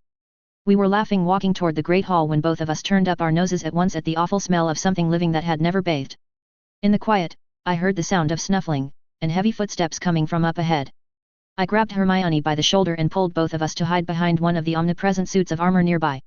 I had my staff ready and my shield bracelet out, and, behind me, Hermione drew her wand. From around a corner, a creature emerged so straight out of the Hobbit that I expected it to be dragging a sack full of dwarves. The grey-skinned cave troll was taller even than Hagrid, and had to lean over to avoid bashing its head on the high ceiling. As it slowly strolled by, snuffling, it sniffed at a piece of cloth in the hand that wasn't carrying a whole tree trunk as a club. It can't be, whispered Hermione. I thought she was talking about a monster being in the school, but she said, I think that's the jumper I lost last month. The troll definitely seemed to be going more or less straight for the bathroom where she'd spent the whole day, which wouldn't make any sense unless it was tracking her by smell. Fortunately, it hadn't caught the fresher scent from where we were hiding. It was only a matter of time, though, so I waited for it to actually enter the bathroom and then we were going to book it down the hall toward the professors. Unfortunately for the plan of running away, as soon as it kicked open the door of the bathroom, I heard the unmistakable sounds of Seamus Finnegan shouting, "Oi! That's the girls' toilet." Not far behind him was Ron Weasley, who said, "Do you think Hermione's still in there?" And, finally, Neville yelled, "We have to save her." Let it never be said that 11-year-olds aren't deceptively fast when they're on a mission. Before either Hermione or I could say something to stop them, the three boys had sprinted down the hallway and were about to get into a fight with a cave troll that was so big they'd have to stand on each other's shoulders for any of them to look it in the eye. Chapter 26, An Exclusive Club. Motioning Hermione to stay back, I ran out after the boys. Seamus had already yelled, "Oi! Granger! Ya in there?" That she yelled, "No, I'm back here." From behind me certainly distracted the boys, and caught the attention of the troll. All four turned down the hall toward us, and Seamus didn't notice as the troll wound up to casually splatter him with the giant slab of wood it was wielding as a club. Not having much time to think, I yelled, "Carpe retractum!" while jerking my staff back like a fishing pole. A beam of light briefly connected the end of the staff and the Irish boy, pulling him rapidly toward me just in time to dodge the beast's swing. It cracked loudly against the stone wall, and large chunks of brick clattered to the floor. As Seamus's momentum made him baseball slide down the corridor from where I released the spell, Ron and Neville had a little more situational awareness and turned back to the troll, trying to spread out and get out of range of its club. Unfortunately, while the ceiling was too low for an overhead smash, the hallway was a main thoroughfare and just wide enough for multiple children to walk to class at once. That meant the troll had room to swing but we didn't have much room to get around it, and that they were backing up toward me and in the way of anything major I tried to do. Having a nagging worry, I yelled, "Stupefy!" and tossed off a stunner, which would have trouble missing. Unfortunately, as expected, the red light splashed harmlessly off of it. How magic resistant was its skin, anyway? With two boys still in the way, I didn't want to risk grabbing my blasting rod and trying to hit its limits. The troll was easily keeping pace with the backpedaling boys, so I tried shouting, "Ventus!" and sending a blast of wind along the top of the corridor. While the wind did more than the stunner, the troll was quite heavy and was only a bit distracted. I had slowed my initial sprint when I had to save Seamus, but I'd still been slowly moving forward, and I finally got ahead of the boys at about the point of another suit of armor eternally guarding the hallway. The two miniature Gryffindors took the opportunity to actually turn and run once they realized I could block it. Now I just had to figure out how I was actually going to block it. I'm not the most agile human being on the planet, as I have a lot of arm and leg to manage, but the troll heavily telegraphed its swing and I was able to duck and cover my head as its swing instead connected with the suit of armor. All the plates scattered around the hallway, with a couple of chunks painfully bouncing off of one of my ribs. While the club was committed, I scrambled past the troll down the hallway, hoping it didn't realize it could just kick me while its club was going the wrong way. Successfully turning the troll around, I could see that the 4 first years had stopped to watch not far enough down the hallway. "Hey ugly!" I said, trying to get its attention. It tossed a look my way, but took a sniff of the air, threw Hermione's presumed sweater to the other side of the hall, and started to move toward the girl. Annoyed, the scattered suit of armor gave me an idea. "A Puno!" I cast, making the junk, as well as the fragments of shattered wall, swirl up and pelt into the troll. That at least got its attention, and I hadn't really accounted for how fast it could move when it was annoyed or what I was going to do next. I managed to scramble back fast enough to miss one swing, then another, and even a third, but now the troll was going at a run. I had just enough time to crouch down and put up a shield before the club caught me.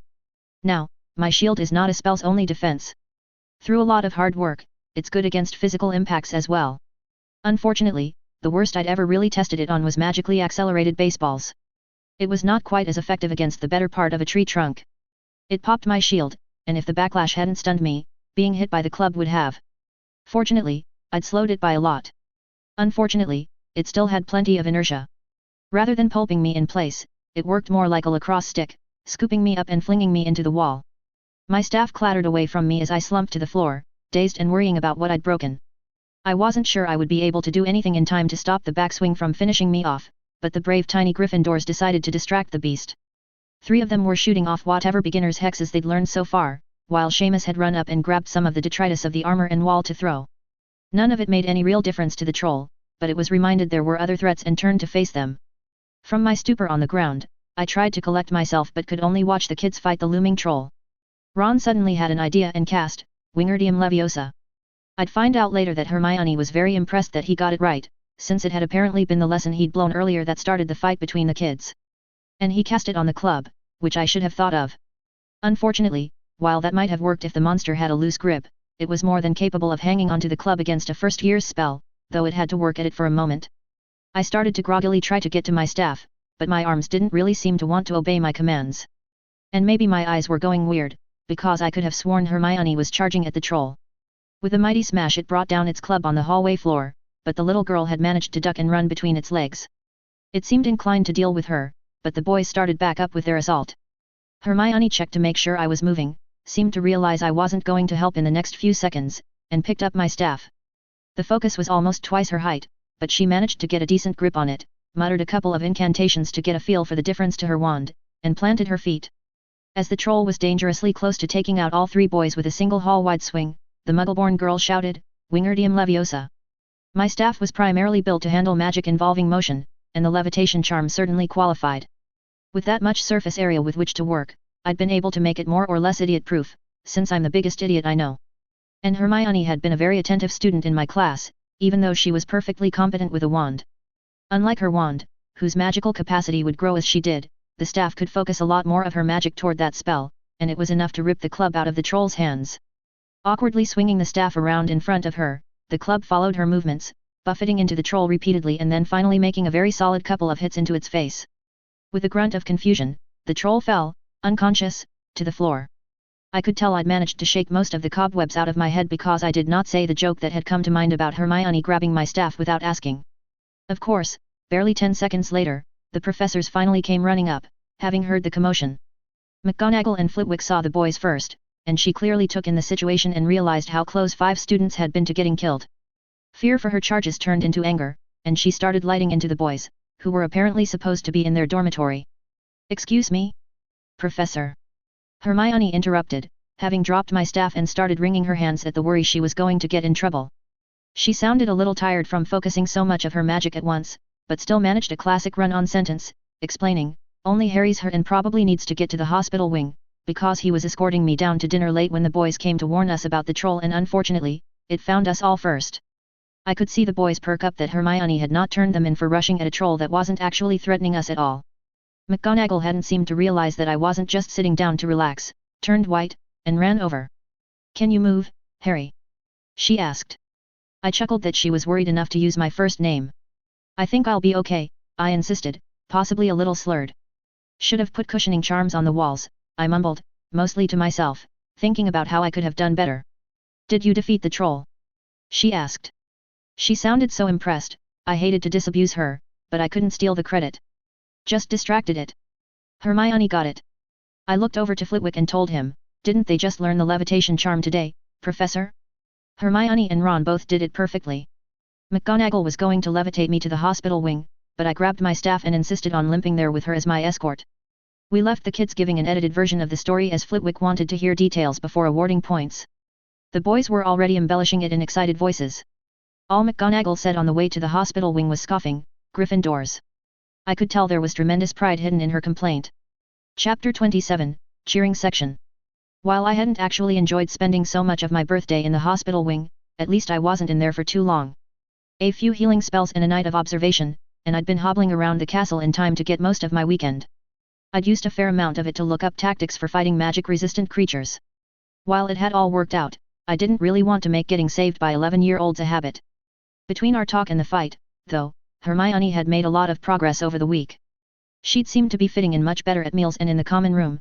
She and Seamus had gotten along in my foci class on the next Thursday, and as we all gathered in the Quidditch stands the next Saturday, I saw her crunched in with all the other first years. She was sitting next to two of her roommates, and I overheard one telling her, "Really, your hair has amazing body, you just need to get it under control." She gestured at some magazine she was holding. "Have you heard about Sleek Easy?" I could barely tell Hermione was using all her willpower not to tell them it was stupid, and instead let them tell her all about whatever it was they wanted to do for her. Meanwhile, I was further up the stands, where Percy had claimed the edge closest to the Ravenclaw contingent so Penny could sit with us and still support her house. That we were all hunched over books rather than paying much attention to the match hopefully didn't matter to the sports fans. "I still think the Patronus charm, while a useful spell to know, is the wrong direction for the project," asserted Percy. "It's not that I disagree," explained the blonde Ravenclaw, "but until we understand it enough to cast it, we can't totally rule out that it might have some use. Of course, going practical, it would also help to have a Dementor to practice on."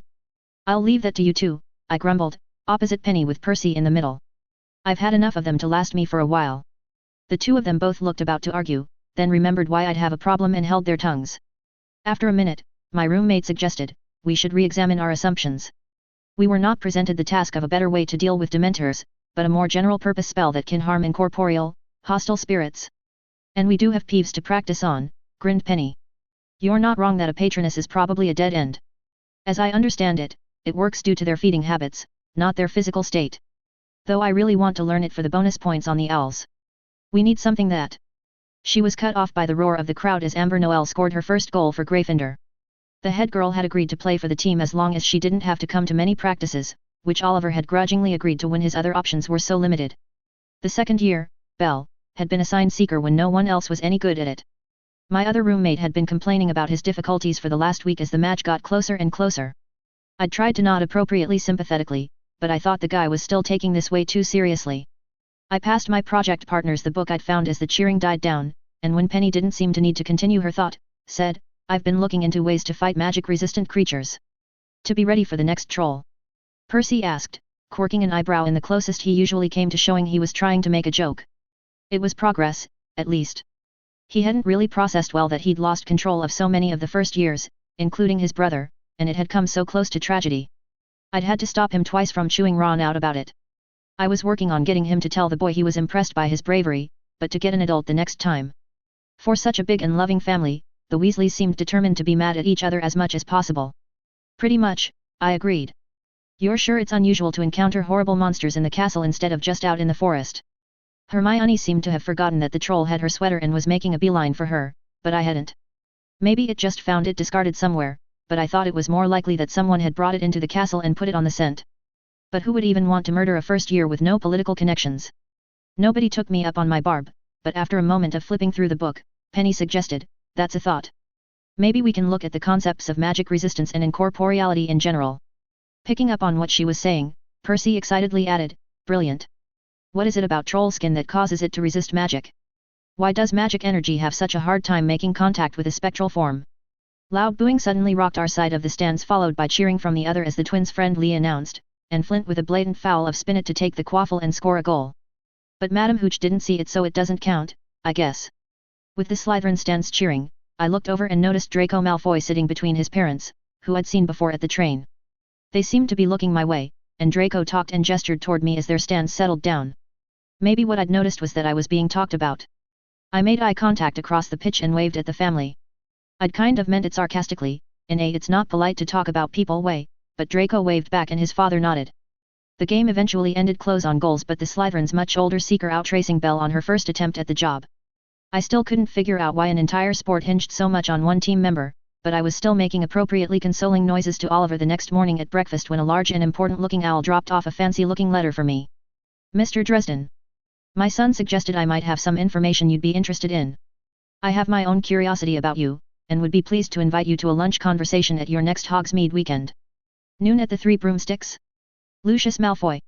Oliver, who I'd thought was distracted by his latest recounting of Flint's unpunished foul, was instead reading over my shoulder. Be careful with that one, he said, a little too loudly, the Malfoys are too rich and too dangerous. I shrugged. I mentioned to Draco that my mother was in his house, and he thought his parents might be able to tell me something about her. Percy, tagged into the conversation by Oliver's sharing it with everyone nearby, leaned across the table to read the letter upside down. Still not having given up his head for politics, he argued, Malfoy is a powerful patron, if one is willing to play Quidditch as they say. Of course, the Weasley prefect made air quotes with his fingers. He has the ear of the minister and the school board, and those are just what everyone knows about. And he was a Death Eater, Oliver added, matter-of-factly. The redhead looked about to argue, but then nodded to concede the point. Legally, he was found to have been under the Imperious Curse. But admittedly, his voice is prominent one for the purebloods, and my father believes he bought his way out of scrutiny. He paused to fix me with a glare, yet, a wealthy patron is sometimes worth a bit of moral equivocation for those without abundant means. Basically Nazis, though, right? Butted in Den Bright, one of the sixth-year boys sitting nearby. I assumed he wasn't a pureblood himself. It was interesting to see that most of the nearby purebloods didn't seem to even know what a Nazi was. Percy, at least, seemed to get it, because he admitted, I do find it interesting that he has an interest in a half-blood. Again, according to my father, he has called my family blood traitors. I thought he tried to associate only with other politically aligned purebloods. More reason to find out why he's so willing to talk to me, I argued. I wasn't exactly going to explain that my godmother was his sister-in-law, and that probably went a long way. Just be careful, suggested Oliver. We'll set up in the inn ourselves, so we can help if you get into trouble.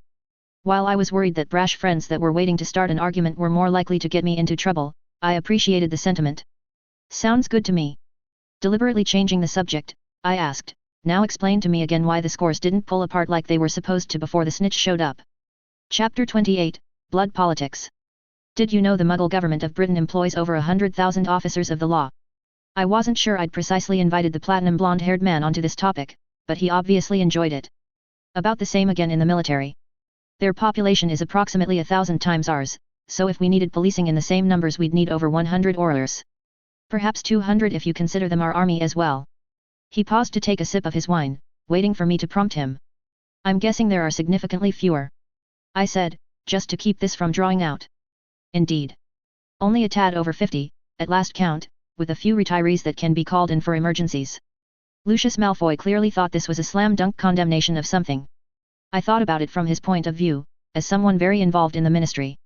But I also knew that the majority of wizards tried to stay out of the way of the ministry. What about crimes against muggles that go unreported? Maybe wizarding criminals are just picking easier targets. It's not like muggle criminals have a whole giant population of their own outsiders to steal from. A slight glimmer in his eyes like I'd caught the man out, then he turned it back to his own purposes. And yet, with this whole population of opportunity, so many muggleborn turn their attention to trying to make changes to the wizarding world. It might have something to do with having to spend at least 5 years of their lives immersed in wizarding culture, or they'll have their magic bound, I argued. Also, that Aurors can show up from nowhere at any time and throw them in prison. I suspect most muggleborn would be happy to ignore the wizarding world if it would ignore them. I wasn't exactly getting agitated, but after we'd finished an admittedly nice lunch in a private room, all of which he'd paid for, it seemed like Malfoy had started trying to recruit me or something. Rather than him changing the subject again, I tried to focus on what he'd been getting at. But, are you saying that you don't have a problem with muggles, you just wish they'd leave you alone? Well put, Mr. Dresden, he allowed. I'm simply trying to dispel the notions I'm certain are still rife in Gryffindor, and likely Hogwarts in general. The push for blood purity is an important but flawed political shorthand. It's more a question of culture than birth.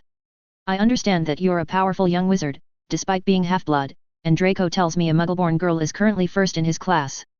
The Dark Lord himself was a half-blood, and he was killed by a half-blood after being weakened by another very talented Muggleborn witch. I breed exotic animals as a hobby, and I wouldn't have much success if I didn't have an understanding of inherited genetics. Clearly, while two magical parents are more likely to breed true, once the recessive magical trait appears in any child, parentage doesn't seem to have much effect on total power.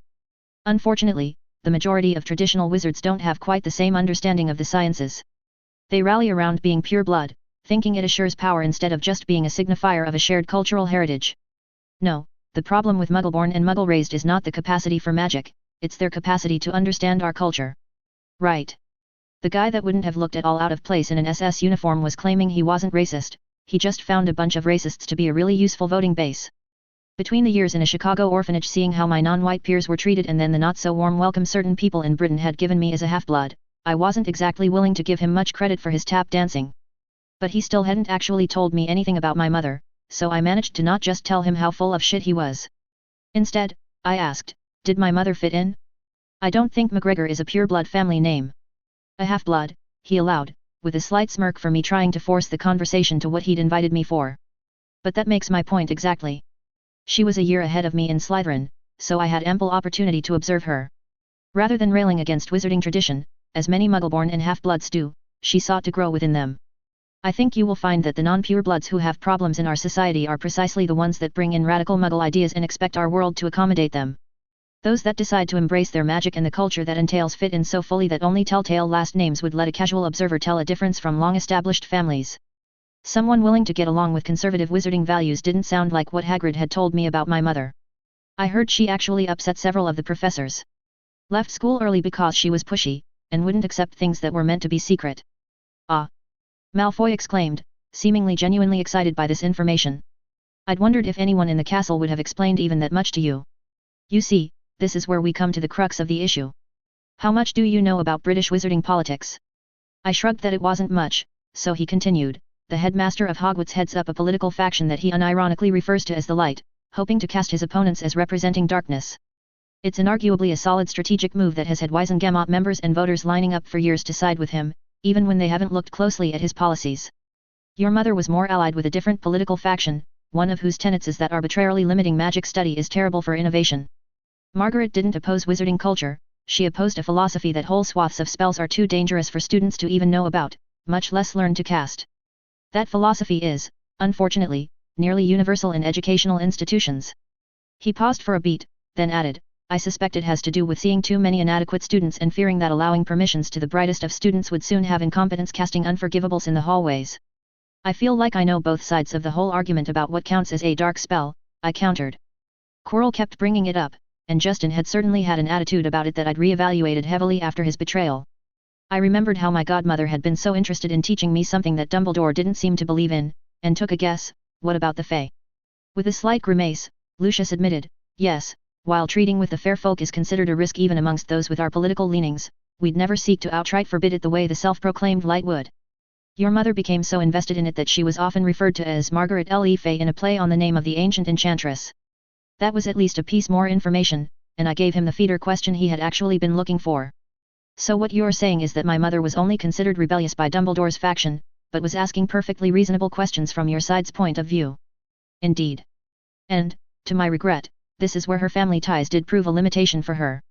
Her friends at school who believed similarly had influential parents and other relatives who would intervene if they were treated especially unfairly by the staff, but Margaret had no such buffer in between herself and the disapproval of the staff. In fact, I understand that her magical parent was more aligned with Dumbledore's faction and made life at school unbearable for the girl. Hence, as soon as she could leave without having her magic bound, she did. Her magical parent? I asked. That would be my grandmother. He gave me a predatory look, one that I'd eventually realize meant he hadn't been sure no one had told me who my magical ancestors were. Now he held the ability to connect me to my family. I'd unfortunately just given Lucius Malfoy leverage, and that led him into a seeming non sequitur. Mr. Dresden, now that I've explained the two major political ideologies, do you think you fall more on the side of your mother, or of Dumbledore? Another thing I realized later was that this was a sales pitch to get me agree to being on his side. I wouldn't have taken him up on it if I'd realized, but my gut response was just, honestly, I don't give a damn about British wizarding politics. I'm heading back to America sooner or later. Hopefully sooner. It was hard to figure out what he thought about that, but he'd probably take neutrality over protesting that I was solidly allied with his opponents. Fair enough, Mr. Dresden.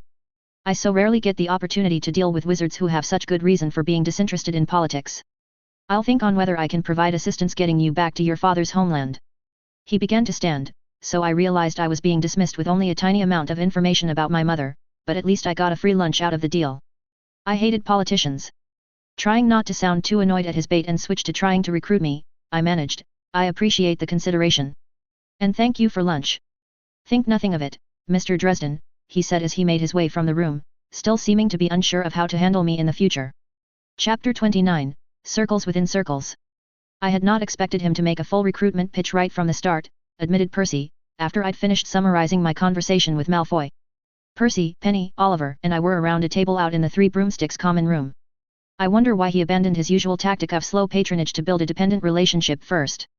Penny suggested, maybe he didn't think a few small favors would make much difference to someone who already has a relationship with Dumbledore? Risking the hard sell to lock down your loyalty before you had months more at Hogwarts to find out that his political faction is called the Dark for more than just Dumbledore's faction. Percy nodded, makes sense to me. In particular, Gryffindor that go into politics are almost always on the side of the light, when it comes to Wizengamot votes. Perhaps he attempted a slow play with some of our housemates before and it never worked. Oliver hadn't really said much while the two prefects had been helping me work out the political side of the conversation that had mostly gone over my head in the moment. Especially once I'd mentioned my mother's Fae connection, he'd quieted up. He finally asked, the fair folk are real? Penny answered, well, there are obviously the fairies, pixies, doxies, leprechauns, imps, and the like that are covered in defense and magical creatures classes. But I was curious about that, too. I've heard about the fair folk in stories, but we haven't covered them in school. I considered how to explain, since I'd left out any mention of my godmother to the three, including when summarizing my conversation with Lucius. Finally, I explained, like Malfoy mentioned, dealing with the Aesir, the people of the mounds, or the fair folk is strongly discouraged. It was only recently that I figured out that, one of my tutors wasn't supposed to be telling me as much as she did about them. As I understand it, wizards basically figured out how to lock them out of our world centuries ago, because they were so dangerous. The tiniest ones, like the fairies, can still slip through. A bunch of magical creatures are actually native to the lands of the Fae as well. But there's always a worry that wizards will figure out how to contact the more powerful ones.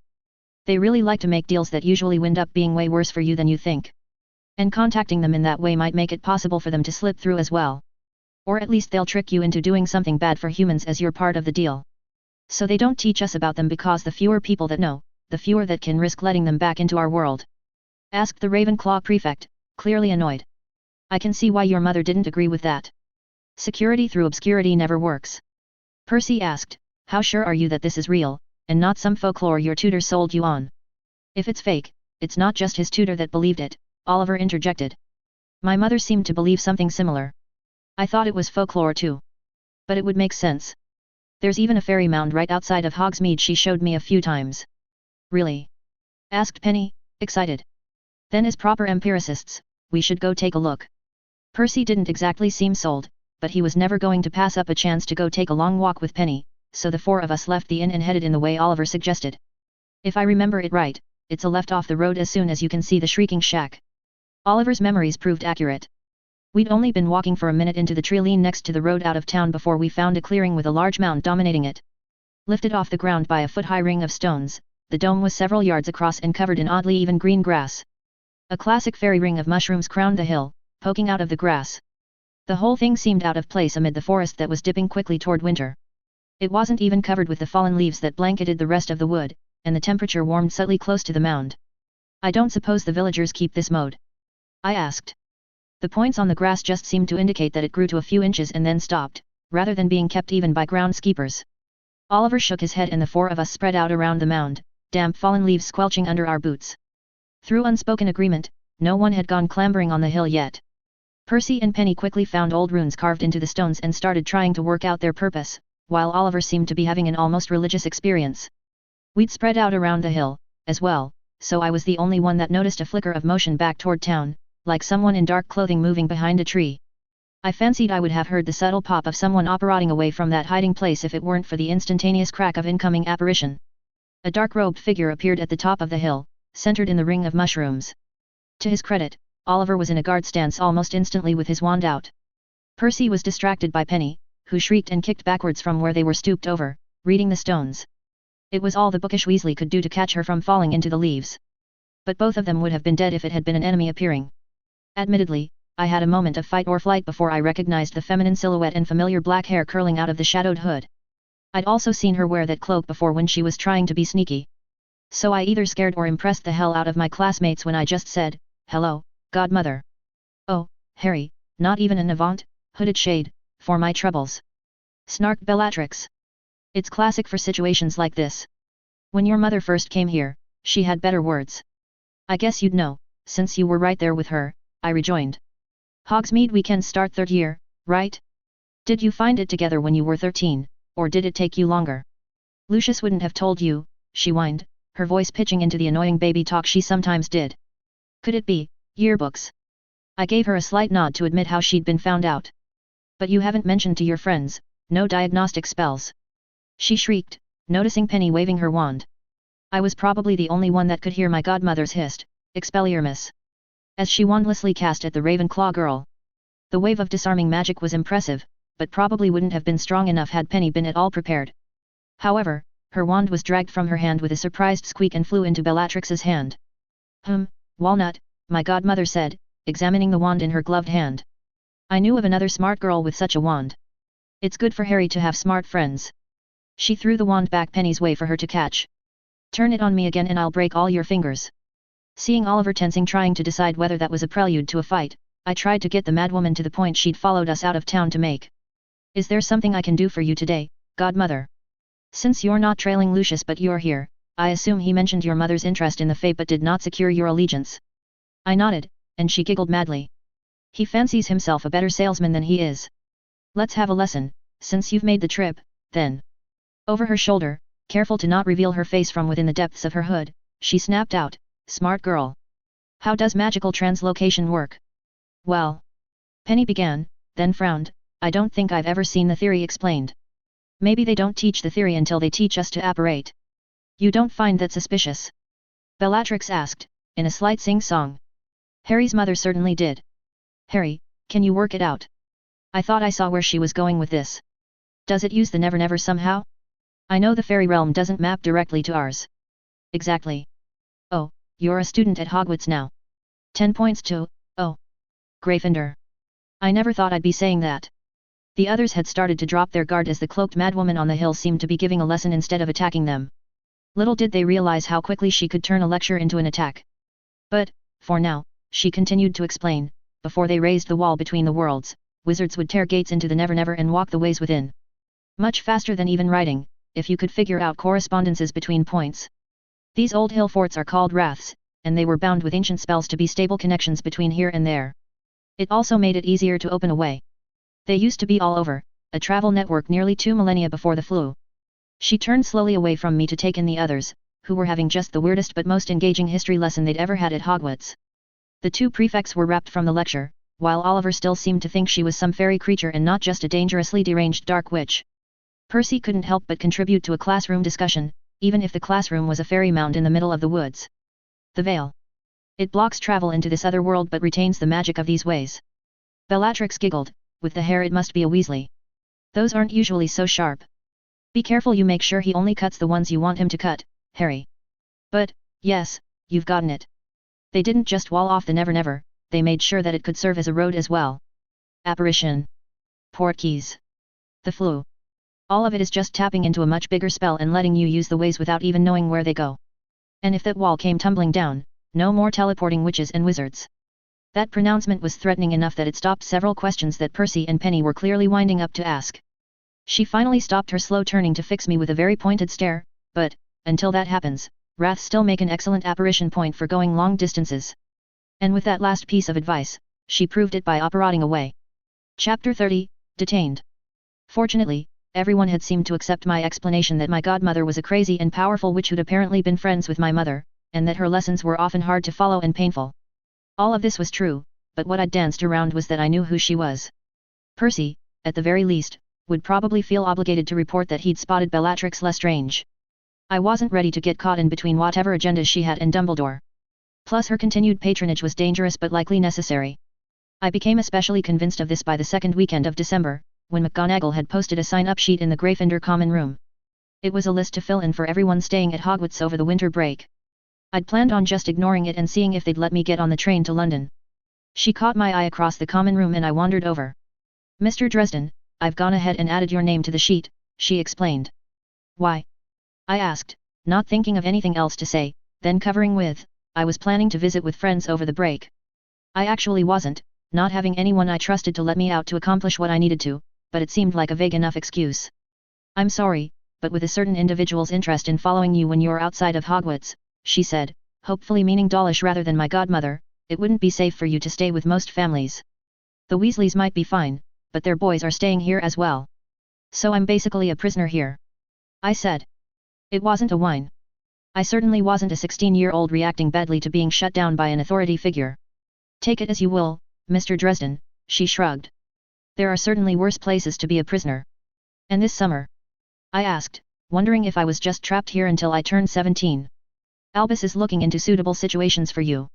One of us will inform you when that's sorted." Just like I didn't whine, I certainly didn't walk off in a huff at the injustice of it all. I did have a fallback plan, and since McGonagall and Dumbledore weren't going to even pretend to think about my free will, I wasn't going to regret putting it into action. The rest of the term flew by as I made preparations, and the Sunday night before Christmas, I put them into action. The first step was waiting to be sure Percy was asleep. I'd taken a long afternoon nap to be ready to stay up all night, so I was in no danger of nodding off while I waited for him to finally sink into a regular, shallow breathing that I could hear across the room. Quietly and slowly, I grabbed my stuff and slipped out of bed. While Percy was becoming less of a narc, just like with knowledge of my godmother's identity there was no way I was trusting him with my plan to sneak out of the castle. Down in the third year's dorm, Fred and George had already cleared the middle of the floor and set up a chalk circle surrounded in runes. Sharing the ritual for how to hide the trace had been the last step to getting total cooperation from the twins. Fortunately, it was neither difficult nor dark. The only component of consequence was Demiguy's fur, for the invisibility aspect, and it needed hardly any. I'd been able to get enough for at least 3 castings of the ritual from fluff left over in empty packets of the stuff in the runes workshop. Percy went down quick, Fred grinned as I slipped into the room. Up bright and early to waste his whole holiday studying, George elaborated. "And you think you can cover for me?" I asked. "No problem, Harry," Fred nodded. George explained with hand gestures, "We have a whole series of things like, I just saw him heading that way, before we have to break out the special effects. Unless someone needs you for an emergency, you should be good at least until curfew tomorrow," Fred finished. "Then let's make this happen," I said, stepping into the circle. Fred joined me. I put some magic into the working and felt the circle snap closed around us as it filled with the power of the ritual. From the pocket of my transfigured muggle coat, I pulled out one of the small hairy voodoo dolls I'd pre-made and held it for a moment at the harmonic center of the magic. The doll was wrapped in twine, and I imagined I was unwrapping the trace from me as I unwound it from the doll. As I finished, the ends were still attached to the doll, turning it into an amulet. "I give the thread of my magic to you, for all that spy upon me," I said, handing the necklace to Fred. "I will stand between you and the Watchers," responded Fred, taking it and hanging it around his own neck. Feeling the magic was fully charged, I used a toe to break the circle and sensed the power wash out.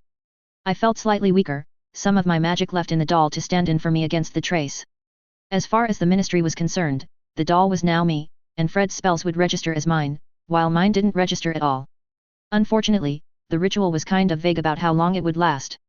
More time, more magic, and more distance would risk ending the effect early, which is why I'd made extra.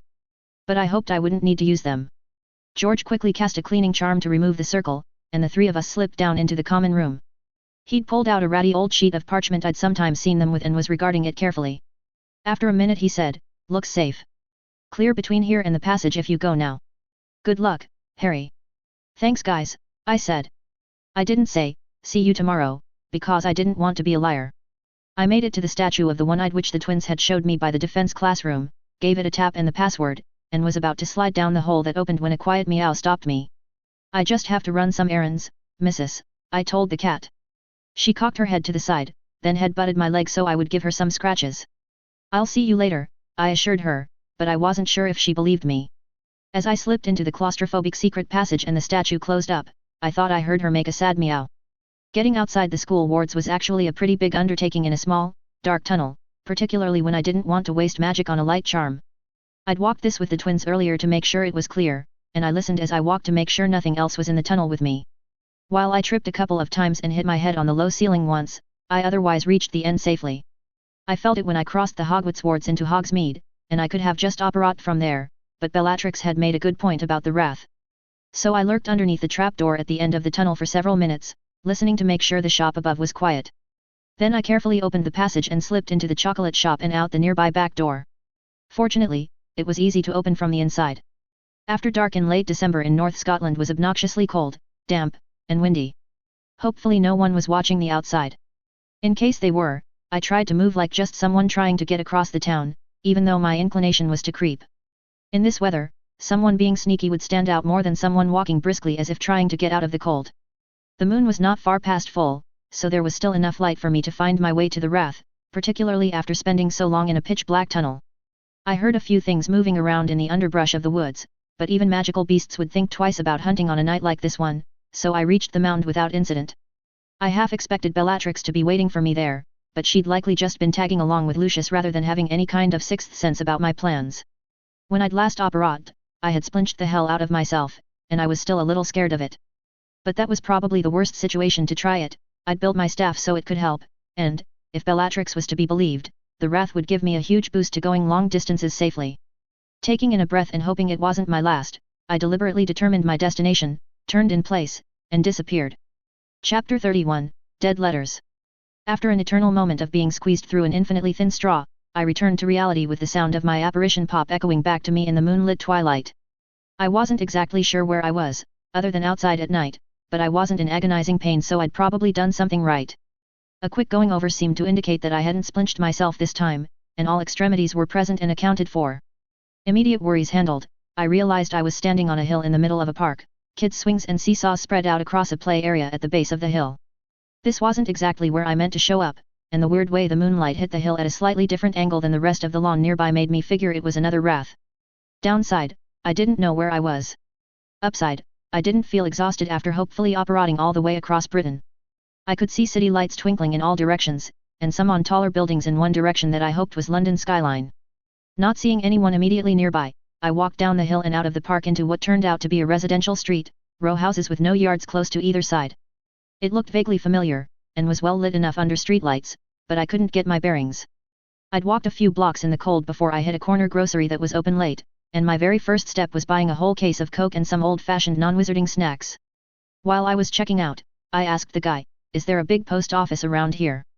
"Yeah, mate, about half a mile down that way." The cashier pointed exactly the direction I'd already walked most of that distance from. "Hang a right just past the train tracks past the park." "But it's closed." "Be closed this late even T Sunday." "Thanks, just checking for tomorrow." "Held packages." "Good luck," he chucked. "Right mess it is, try and get your Christmas packages in this close to the day. Least the weather's not too bad." "That's something, at least," I nodded. "Merry Christmas." "Happy Christmas to you, too, mate. Nice walking stick, by the way." "Thanks," I told him, hoping it didn't draw too much attention. The rest of my gear was concealable for the most part, but my skills at extension charms weren't quite up to hiding my staff. They did make me a nice little bag of holding, though. I snagged a can of Coke from the case and slid the rest and my snacks into my belt pouch as soon as I was out of sight. The bag was essential for transporting the gear I was picking up, but it was damned useful for carrying 10 pounds of cola without getting tired. After months of having to get by on water, tea, and sometimes trying to stomach pumpkin juice, a fresh can of cola was basically bliss. If I'd had more muggle money, and more space in my bag, I'd have bought out the whole stock. I wondered if I could safely run duplication spells on soft drinks, or whether it was enough like food that Gamp's laws would stop me. Enjoying my drink as I retraced my steps down the block, I passed where I'd appeared at the park, walked over a bridge with train tracks below, and shortly hung a right around the graveyard that had been my planned destination. Fair enough. I wondered what would have happened if there hadn't been a wrath so close by. Would I have been relocated way out of the way? It probably was for the best that I'd missed, since I noticed some kids hanging out in the graveyard, a boombox going and what sounded like loud pre-Christmas debauchery going on. Having figured out where I was, it wasn't much more of a hike toward the big mail distribution center I'd found a few months back out exploring with Elaine. If the guy at the desk had been telling me the truth, this was the main post office hub for the whole west of London, including where we'd been staying. Big warehouses loomed out of the night, lit by streetlights to guide shipping trucks to the terminals. A few passed by as I walked, but I was hoping that being late evening on a Sunday would counter being during the Christmas rush. This would have been easier if I could have gotten here any other Sunday in the past few months. I had pulled the hood of my transfigured jacket low just in case there were cameras and gave a quiet magical shove to get the turnstile gate to let me in even though it was after closing. There were basically no cars in the lot, which was promising, and I went around the building rather than trying the front door. It was actually reasonably warm in the city, especially compared to North Scotland, but a gust of wind as I walked around the long, unadorned building chilled me. Or maybe it was the feeling like I was being followed. Anxious to get indoors, I tapped the handle of the side door with the oversized skeleton key I'd found in Filch's pile of contraband and whispered, "Alohomora." The unlocking charm easily let me inside, and I found myself in a somewhat dingy hallway, the smell of oil, paper, and cigarettes heavy in the air. It was shockingly dark inside, compared to the well-lit parking lot outside. Not wanting to waste magic, I fumbled around and eventually found some switches that turned on lights in the hallway. Carts of half-sorted packages and letters were tucked against the wall, and windows looked out onto sorting floors. Fortunately, like any good bureaucracy, signs were at every intersection giving a vague idea of what was in each direction, and it didn't take me too long to make it to the dead letter room. I hadn't left Justin's burning house as empty-handed as I'd been in Azkaban. Knowing full well that Aurors might show up for the blaze, I'd managed to save out a package, put my essentials into it, address it unintelligibly and with insufficient postage, and squeeze it into a postal pickup bin. Assuming the Aurors had looked for anything I'd hidden between the house and where they caught me, they'd missed the completely muggle method of hiding it. I knew they missed it, because if they'd found the skull not even Dumbledore would have been able to get me out of prison. Looking out over the large room lit only with light from the door and some moonlight leaking in from skylights, I visualized the box, waved my staff, and chanted, "Oxio package." I was thrilled when I felt the magic catch and heard a couple other boxes clatter to the floor as mine raced off a shelf to fly into my hands. All stamped up with the process of making its way here, I was glad that it hadn't gotten disposed of. If I'd had to wait until summer to get it, it probably would have been. Popping open the package, I found it still contained what I expected, a few of Justin's rare books and scrolls I'd snagged for my godmother, a small bag of the keepsakes I had left from my parents, including my mother's amulet, and, wrapped in a few sweatshirts that still smelled faintly of burning house, a bleached white human skull. I happily pulled the silver amulet over my head, shoved the books, keepsakes, and shirts in my pouch, and said, "Hey, Bob." When the skull in my hands twitched but otherwise did nothing, I said, a bit louder, "Wake up, lazybones." Points of orange like candle flames appeared in the skull's eye sockets and it stretched its jawbone as if yawning, before saying, "Oh, hey, Harry. How long has it been?" "Nearly 5 months, sorry," I told him. "They arrested me, then made me go to Hogwarts. First time I could get away." He made a sniffing noise. Since he didn't exactly have a sense of smell, I figured that was his cue for using his magic senses on me. "Something weird is going on with your aura. My godmother gave me a ritual to put off the trace temporarily. Had to use it to get down here. One of the jerk Aurors is trying to prove I'm a killer," I explained. It's about used up. Be careful." Bob's flames flickered, as if looking around. Post office in the middle of the night, huh? Think you could summon me some reading material?" Bob wasn't really a skull, it was just a housing for a spirit of intellect. For some reason, of all the other things in the universe he could fixate on, his biggest obsession was profoundly weird. "Shouldn't be a big deal for your ritual. You've got juice in the tank for it." Grumbling, but knowing this was the best way to make him useful for a while, I visualized the kind of thing I was looking for and said, "Oxioporn." Several magazines tastefully wrapped in nondescript brown paper flew out of the dead letter office. I shucked off the wrappers and showed him. "That's the stuff," chuckled the skull, regarding the gentleman's magazines. "So you're in school. We going back there?" "Wasn't planning on it," I admitted. "Britain seems to have it out for me. Was planning on trying to catch a boat to sneak into France, then see if I can get the American embassy there to ship me back home. Shame to pass up the resources of a truly old school. Looks like you've been able to pick up new accoutrements. I'd love to take a crack at their library." "Supposed to be pretty intense," Bob wheedled, then admitted, "but you're the boss. And don't you forget it," I grinned, glad to have Bob back. An encyclopedic reservoir of magical knowledge, Justin had gotten him somewhere and he'd been my teacher for most theory. More than that, he'd been my friend and the only one of the people in the house I'd ultimately been able to trust.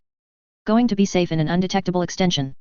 "No worries," he said, so I slid him and his magazines into my bag, which was still just a football-sized leather pouch despite now having a case of soda, a human skull, and other miscellaneous odds and ends inside. I turned off lights as I retreated through the post office, listened at the door to make sure it was still safe, and made sure the door locked behind me as I exited onto the parking lot. It was getting on toward midnight by this point, but my afternoon nap and the can of Coke were making me feel like I might make it to the English Channel before I felt like sleeping. My brain fully engaged with planning how I'd make it 50 miles to the coast with minimal magic. I wasn't as cautious exiting the fence around the place as I'd been leaving the building proper. So I was surprised by a half-dozen young men lurking in the bushes nearby, the boombox hoisted on one's shoulder but now turned off, indicating that they'd been the kids having the party in the graveyard. "Oi, GUV," shouted a pasty but burly boy who was nearly as tall as me, "let's have the keys to get into the lockup, yet." Chapter 32, The Unexpected Downsides of Crime. What I probably should have done was just apparate away. That time of night with that type of eyewitness, nobody would notice. But if Bob was right that I was very close to burning out my ritual to hide the trace, apparating even a short distance would probably do me in. I needed to have enough juice left in the tank to get out of England, and that might mean magically confounding a passport control person at the very least. So, like an idiot, I decided I'd try to deal with the problem without magic. And since I was being dumb, I tried out acting dumb. "What? Seen you go in the building, didn't we?" insisted the large leader of the group of punks. They didn't look much older than me, kids without sufficient parental supervision. Much like myself, really. Bet there's some lovely prezzies in there, to find. So hand over. Even if I'd been the kind of person to just let a group of wannabe criminals go nuts stealing other people's Christmas presents, I honestly didn't want to waste the magic opening back up, and I didn't even have any fake keys to throw them to try to get away while they tried. Next tactic, lying. I was just dropping off some sandwiches for my dad and the other night guard, so if you want to knock, they could let you in. By this point, the 6 of them had spread out around me, trying to cut off any means of escape. I had even the biggest one on stride length, but I wasn't exactly in good enough shape to be sure I could beat them at a half-mile sprint back to civilization. I really needed to take up running one of these days. The leader scoffed, "Only night guard I ever seen in there is black, GUV. Pull the other." Adopted. I shrugged, sizing up the kids around me. At least compared to back home in America, I didn't have to worry much that anyone had a gun, but knives can be just as bad if the wielder is crazy and close. And at least half of them were small and radish enough that I'd put my money on me in a fight, and that they'd break if I could take down the bigger ones. Unfortunately, that left the bigger ones. "Only a skin one more time, GUV, the leader growled, approaching within 10 feet of me. I'd stepped out into the road so I wasn't backed against the fence, and they hadn't managed to totally surround me. But it was coming, and it was time to seize the initiative. Magic and modern technology don't really mix. I don't know that anyone at Hogwarts understood Muggle technology and science enough to give a totally plausible explanation, but the most likely I'd heard was that it did something to screw up how electricity worked. Most Muggleborn eventually gave up on modern conveniences, because they'd be fine walking around, but doing magic in the house would inevitably blow out their air conditioner or lights. I, as has been noted, didn't have much in the way of magical finesse, and that meant I was particularly hard on electronics. I quietly hissed, "Ventus," and subtly tilted my staff to cause a distracting chill breeze to roll across the group, with the center of my focus on the second biggest guy, carrying the boombox. It suddenly wailed with unexpected feedback right into the guy's ear, then popped and started to smoke. In the moment everyone was distracted by the wind and the haunted portable stereo, I leaped forward and swung.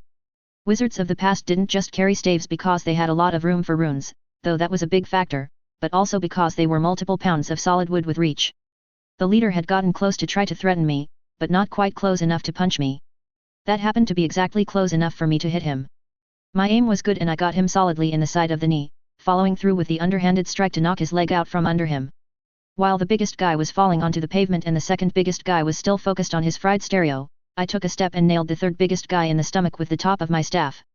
And, congratulating myself on the 3 biggest threats down in 3 seconds, that was where things stopped going well for me.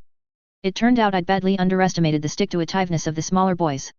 While I'd fully committed both ends of my staff to striking, the boy furthest to my right had dashed in and kicked me in my own knee. I was moving so it was a glancing blow and didn't floor me nearly as well as the leader, but it hurt like hell. The kid on the far left had palmed a rock, and flung it at me from so close he could hardly miss. Again, I was lucky to be moving so it didn't nail me in my head, but it glanced off my left shoulder and drew a grunt of pain. The leader had just hit the ground and was dazed, and the guy I'd gotten in the gut was staggering back trying to catch some air, but the boy with the boombox finally got it through his dumb-looking brain that violence was happening, and that his expensive toy was probably now so much trash. So he started swinging it at me. At least I'd pegged one of the small ones right, since he was hanging back not doing anything until it looked more sure for his side. That left me backpedaling on a hurt knee trying to avoid an oversized rectangle of metal and plastic swinging like my own personal pit and the pendulum and trying to keep a guard up against the kids that had actually hit me. A couple swings with the staff forced back the one who'd kicked me, and I staggered in between him and the guy I'd gut punched to put them in between me and my stereo-wielding assailant. Suddenly clear of the semicircle and pointed in the direction out, I tried just running, but my newly injured knee immediately let me know that I wouldn't get far that way. It also apparently looked weak enough to the gang member who'd been hanging back, and he made his own rush in to show how tough he was and took a swing. I managed to bring my staff around in a guard, and he squealed when his knuckles hit oak, but the sudden twist put even more pressure on my knee and it shot little knives of pain up my leg. I turned and realized the leader and the other kid I'd hit were about to recover and looked pissed. The boombox guy was slowly switching from swinging to charging, and the three little ones were getting ready to flank me again. My surprise was wearing off, and I was about to get the shit kicked out of me. No choice but to risk magic. Waiting for my moment, I muttered, Depulso. Flipendo. The banishing charm shoved the boombox hard into its wielder's chest, causing a grunt and another small explosion as all the D batteries inside decided to catch fire. The knockback jinx threw the just standing leader into the third biggest kid who'd gotten his wind back, both of them going down with a meaty thump. Finally, with a wide, ventus, and a double-handed shove downwards with my staff, I called a blast of air straight out from me toward all the kids, blowing the ones still standing off their feet. The fight appeared to be over and they'd probably play it off as a bunch of really bad luck rather than magic, so I wasn't going to have rumors making it back to the Aurors. But I also felt like that last spell ripped a blanket of wool off of me that I hadn't realized I'd been wearing, almost certainly signaling the end of my ritual and the return of the trace. Damn it. I ran away from the groaning toughs trying to figure out how I was going to get out of Britain without being able to use magic at all. Chapter 33, Phone a Friend. I'd managed to make it all the way back up the road and into town before my knee totally locked up, and planted myself at a 24-hour hole-in-the-wall Indian restaurant across from the bus depot. They probably weren't thrilled that I looked like I was going to stay all night nursing a coffee, but it wasn't like I was tying up table space other patrons were using. I was hoping the thugs didn't wander this way, but theoretically the cops would be on my side this close to town. I wasn't sure what I was going to do. I was pretty sure I had enough money for a bus ride down to the coast and a ferry across the channel, but they'd probably want to see my passport. I didn't have one. Justin had brought us here the wizard way and hadn't bothered getting us Muggle identification. He'd put off a lot of things that would have made sense for living here for some time, which probably should have been my clue that he didn't exactly expect me to live long. While I wasn't exactly skilled with mind magic, I was pretty sure I could do enough to convince a security guy that a scrap of blank paper was a legitimate passport long enough to get through. But even without Dawlish being out to get me, even the regular trace would probably throw up a ton of red flags if it caught you confounding Muggles at the border. I could try to get the US Embassy in London to ship me home, but the ministry might have enough ties with the Muggle government that I was on a list. Getting deported home was likely to take long enough that information could make it through and I'd find myself getting picked up by Aurors long before getting shipped home. So I needed to run the anti-trace ritual again. I had the tools to do it, but everyone magical I knew was either back at Hogwarts or I had no idea where they lived while they were home for winter break. Wait. That wasn't entirely true. Hermione had mentioned that her parents were both dentists, and the general area of Metro London where they lived. Borrowing the phone book from the restaurant, I flipped to the businesses section and it didn't take long to find a dentist advertising for Doctors Jean and Helen Granger. Then it was another trip through the local listings with the full names to find a home phone number and address. And it was all on the way to the coast, so I wasn't wasting bus fare going the wrong way. Perfect. The teller at the bus depot across the street was super helpful to an obvious American trying to figure out how to get 30 miles across town, and made me a detailed list of the buses and trains to take, so by dawn I was pulling into the South London suburb, slightly refreshed by a few power naps between switching transits and another couple cans of Coke. Dentists' offices open very early, and a quick pay phone call in confirmed with the secretary that the Granger's office was open today, but that scheduling was tight if it wasn't an emergency. I was hoping the parents had gone to work and left Hermione at home for the Monday before Christmas Eve. She was a responsible girl. Surely even at 12 she was trusted to stay at home for the day? Talking her into helping me might be hard enough. I didn't exactly want to answer questions about why a 16-year-old boy was showing up asking their daughter to help him do magic. After making my way to near the right neighborhood and having a cheap breakfast at a diner, I figured the time was right that the parents would be at work and hopefully Hermione was still at home. I called to make sure. "Hello," said a voice that sounded like the first year. "Hermione? It's Harry Dresden." "Harry. Hi," she exclaimed, and after a beat realizing what a phone call meant, "You're obviously not at school. What's up?" "Yeah," I admitted, drawling it out, "I'm actually kind of nearby and stuck. I was wondering if you could help me out. My parents are at work, but I could call them and ask if they can pick you up on break." I interrupted, "Actually, I just need your help doing a ritual, to cover up the trace so I can use magic to get around." "Oh, I could basically hear the gears turning in her brain. "Did you sneak out of school, Harry?" Little bit, I said. I had to pick up some personal stuff and they weren't willing to let me out for the holidays. But if you'd asked Professor McGonagall, who knows what she would have done? I know you chose to go to school here, but I'm basically stuck and they never seem to care what I want to do, I sighed. I'm basically an adult, and used to doing stuff on my own, but they're only used to dealing with kids so they don't see it. She was quiet for a few seconds, and then said, okay, I guess. But I want to know what this ritual is. You have the address? Yeah, I can be over in about half an hour. See you then, she hung up, not totally sounding convinced that this was a good idea. I could tell she'd just gotten more wrapped up in her own worries when she let me into her family's big suburban brownstone row house a little while later. The house was nice inside, with an obvious front sitting room full of classy furniture. But as she led me to the back part of the house, it all became a lot more comfortable. She led me into a cozy den that was basically all library. It had so many bookshelves, with her school books clearly set up where she'd been rereading them already over the break. Something to drink? She asked, remembering to be a good hostess. I'm good, thanks, I said, looking around at the room and pictures. Lots of pictures of her at various ages with her mother and father. Hey, from Jean and Helen, I assumed you had two moms. I'd been pronouncing what was evidently her dad's name like the pants, but when she corrected me, it sounded like a French starship captain's name. He gets that a lot around here. Grandmother is French. It's my middle name, so I pronounce it the girl's way. It's confusing. After I'd been sitting for a second and just nodded, the 12-year-old going on 40 years old asked me, so what was so important that you sneaked out of school and came to London to get? I wasn't actually sure she was ready to know about Bob, though Bob was the main reason I couldn't tell McGonagall about my cash, since he was probably super illegal, especially for a student to have.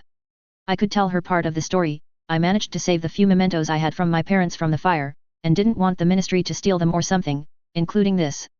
It was my mother's. I showed her the silver amulet. That's pretty, she said, clearly mollified by keepsakes from my dead parents. What does it mean? The way it was explained to me, it represents the three aspects of magic: defense, knowledge, and power. I traced the outer triangle, the inner circle, and the bisecting line as I said it. It's based on an old wizard legend about three treasures that three wizard brothers got from death. A wand so good no one can kill you in a duel, a stone to contact the spirits in the afterlife, and a cloak that can make you so invisible not even the Grim Reaper can find you. She seemed surprised about how much wizard history she didn't know. To me, it basically means that magic is about life. Maybe it was the good explanation for why I'd left. Maybe it was because we'd slipped back into the role of mentor and student rather than peers. But finally, she said, okay. What's the ritual you need to do? It just temporarily confuses the trace about where I am and what I'm doing. In this case, as far as the ministry is concerned, as long as you are not casting spells, I'm not casting spells. I already did it with the twins to get down here, but it wore off. Another moment of conflict about breaking rules, but then the girl shone through that had covered for the boys after the troll, and she said, let's do it. But you have to explain it to me as we go. The house had a walled back patio that would be a good place to write in chalk for easy cleanup but without the neighbors seeing, and we set up back there. It was a little slower going than it had been with the twins, who I'd just shown the entire ritual in advance, but she was clearly learning a lot as I explained each rune and how it worked. By late morning, we'd finally completed it and I felt my magic hidden in the second Harry doll amulet, which Hermione slipped into her sweater. Having been fully invested in doing the ritual, I hadn't really been listening inside, so I was surprised that when we walked back in, a woman's voice said, bunch of cancellations, so I came home early to make lunch. Isn't it a little cold to be reading outside? Before I could think about bolting, a woman who was clearly Hermione's mother walked into the back room and caught me dead to rights. Chapter 34, Mother May I. Dr. Helen Granger had enough in common with her daughter, bone structure-wise, that it was easy to see the family connection. But her coloration was dark-haired and olive-skinned, such that it seemed likely that she had a Greek ancestry. And I had worries that this would be a situation of a fury unleashed. Before her mother could, I assumed, start yelling about the much older boy in the house with her preteen daughter without parental invitation, Hermione tried. Harry was in the neighborhood showing me a ritual so I can do magic at home over the breaks. Somehow, my name triggered recognition in the older woman, and she, after taking in my height, staff, and that everyone was fully dressed, said, Helen Granger. Pleased to meet you, Harry. We've heard a lot about you. She put out a hand. Trying not to look too guilty, I shook her hand and said, good to meet you. Sorry for coming by unannounced. I had an unexpected magical problem and Hermione was the only one I knew of nearby. Something to do with doing magic over the breaks? Asked Dr. Granger, clearly indicating that her daughter came by her intelligence honestly. Fortunately, my brain informed me that I wasn't going to get away with much of a lie around this woman, and I figured I might as well tell her pretty much what I told her daughter. I'd stored some family keepsakes that I didn't really trust anyone at school to get, and was running out of time to pick them up.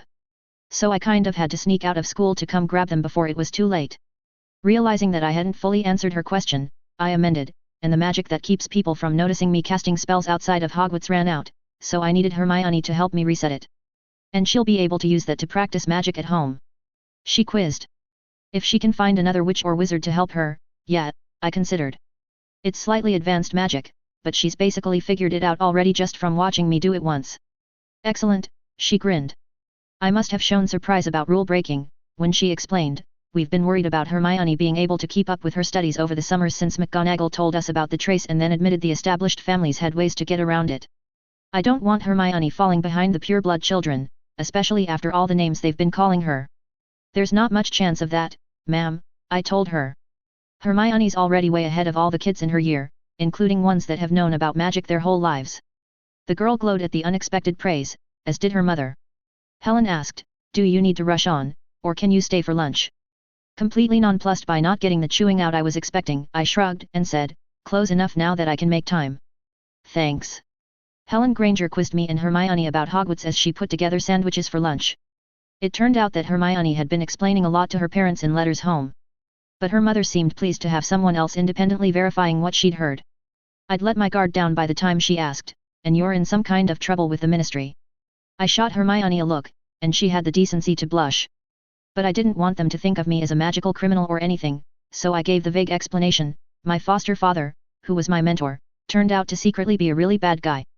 The dark ritual he was trying to do to me went wrong, and I got out but he didn't. Turned out he had some friends on the force that refused to believe he was bad. I didn't get the impression I'd get a fair trial, before Dumbledore got me into Hogwarts to get me away from those horrors. She gave me a look as if reading my mind more thoroughly than Dumbledore could, then nodded. That's really unfortunate. Between what McGonagall explained, Hermione's letters, and reading some of her history books, I'm not too pleased with the picture that forms of magical government. It seems Victorian, at best. I shrugged, going back to helping set the table, and explained, having the first witch in your family going to Hogwarts is probably the worst way to learn about all of it. As far as I know, the vast majority of magical people basically treat the ministry the way hobbyists treat the main authority for their hobby. They read the magazines, and sometimes show up for certification, but they still have a day job. Hogwarts is the school for serious enthusiasts, though. I paused to think of an analogy. It's like Hermione got sent to a super serious Russian ballet school when nobody else in your family even knew ballet was a thing until she found out she was good at it. And small industry politics is even more dysfunctional than national politics, she nodded, getting it.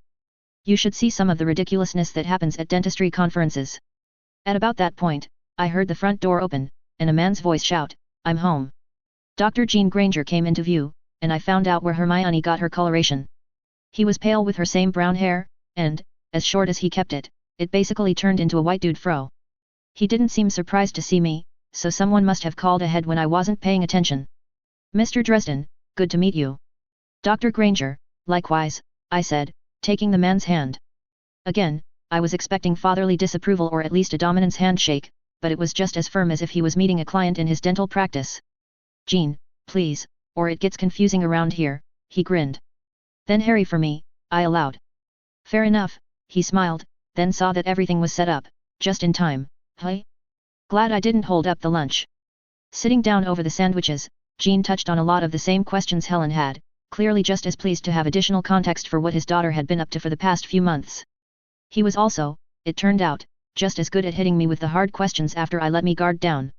So you and Hermione fought a troll. Stars and stones, Hermione, I nearly choked on my sandwich.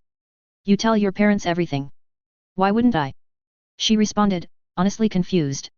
I figured something like that, they'd have you out of Hogwarts like a shot, I admitted. Helen explained, we're not thrilled about it, of course. But this kind of danger isn't going to go away, and if we pull her out of school they'll seal her magic and remove our memories of it. So we'll be in just as much danger and won't be able to do anything about it. She took a sip of her water, then further explained, and even if we wanted to continue her magical education elsewhere, who knows if it's safer. You just told me your previous place of education saw you barely escape from a deadly ritual. And they do seem to have a pretty advanced medical system, so I'm not sure what we consider dangerous really is, added Jean. I couldn't argue with any of that, and I wasn't sure if I should share my suspicions that the troll was deliberately sent after Hermione. After a moment of thoughtful sandwich eating, he added, I am a little worried about the giant three-headed dog in the building. Seeing Hermione nodding, I mentioned, Fluffy's actually not a problem. They all looked at me like I was crazy, so I explained what the house had figured out in the last few weeks of exploration. There was no chance that most of Gryffindor wasn't going to go check it out after Hermione and her friends got in to see him by accident. And they kept daring each other to get closer, until they figured it out. He seems to be well trained or under some kind of spell to keep him from actually hurting any students. Snarls and snaps a bit, and lies down on the trapdoor if anyone gets too close, but several of our housemates have even started petting him and bringing him treats. Hermione was suddenly pissed off. The twins told all the first years that he was vicious and nearly bit George's ear off. Ooh, I'm going to get them. Apparently her parents were also fully informed about the twins, and everyone chuckled realizing that Hermione had been pranked. I wonder if it's actually worth my time to figure out who Nicholas Flamel is. I wasn't actually very good with British magical history, but I did know enough about major magical innovators, so I just said, the French alchemist. Hermione suddenly got a eureka look and asked, may I be excused? I need to go look something up. She raced off to the den as soon as her mother nodded. With the girl out of the room, her parents glanced at each other as if to confirm that it was a good time, and then Helen said, Harry, we want to thank you for how much you've done for Hermione. I waved her off. She actually wound up having to save me from the troll, if she's being modest about it. She's a really smart kid. I'm glad to hear you're not worried about her continuing to learn magic. I think she's going to be great at it. They once again beamed at the praise of their daughter, but Helen went on, it's not just that. For the first few weeks of school, she seemed to be having a hard time. The only thing she seemed really excited about most weeks was a little study group some older boy was running that she'd invited herself to. You know her well enough now that you can probably imagine she's always had a hard time making friends. I nodded at that, so she continued, the last couple of months have been totally different. Jean picked up the story. Did you know that she didn't even explain the troll until later in her letter, after Halloween? She started off explaining how she was having a really bad day, and then you came to check on her, talked her out of her funk, and helped her figure out how to make friends. And I honestly can't think of any other 16-year-old boys that would go far out of their way for someone they didn't know unless. She's 12. I said, reflexively, surprised at the intimation. And, to be honest with you, the girl I thought was the love of my life tried to help my mentor do whatever horrible thing he was going to do to me, and probably died with him. That was 5 months ago. I'm not ready to date anyone, even someone my own age. I didn't think so, he smiled. Seeing you with her, you're like a big brother.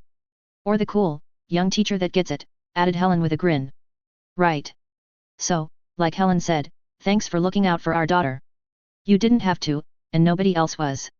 It means the world to her. And us. A philosopher's stone. Shouted Hermione, racing back into the dining room holding aloft an open history textbook. I wasn't looking in the right places. It's so obvious. It wasn't safe in Gringotts, so they're protecting it in Hogwarts. Makes sense, I nodded to the excited preteen, who beamed at me agreeing with her. Her parents looked confused, so I added, you know? Alchemists always trying to turn lead into gold and live forever? Flamel actually figured out how to do it. That got a couple of assenting shrugs, as that probably wasn't even in the top 10 weirdest things about magic they'd heard lately. That may have taken us months to figure out without you. Thanks Harry. Hermione gushed. You're welcome. But you would have gotten it faster than that, I demurred. She probably would have figured it out instantly if she'd asked a teacher, but I wasn't going to probe in front of her parents why she suddenly didn't trust the staff. It was probably because she realized it was supposed to be a secret and they'd be mad she was looking into it. Not that half the school wasn't desperately curious. But thinking about teachers did remind me I needed to get going. Well, thanks for lunch and everything, I said, starting to stand. It was our pleasure, Helen insisted, as they stood and started walking me to the front door. You're welcome to come by any time you're in the neighborhood.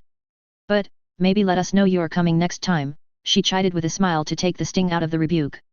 I said my goodbyes and left, walking down the street back toward the train station. I wasn't far from the coast, so hopefully I could get there and be out of British territory by sunset. With any luck, within a week I could be back in the States, out of the reach of everyone that was trying to manipulate or imprison me, back in charge of my own destiny.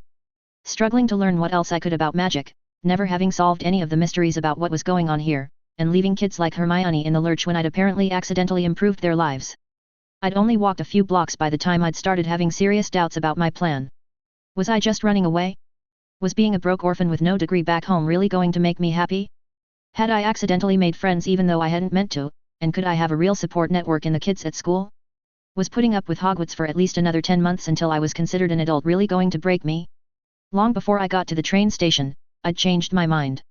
I hoped I wasn't going to regret it, but I spent my traveling money on a few more quality of life improvements at the first store I came to, then operated back to Hogwarts.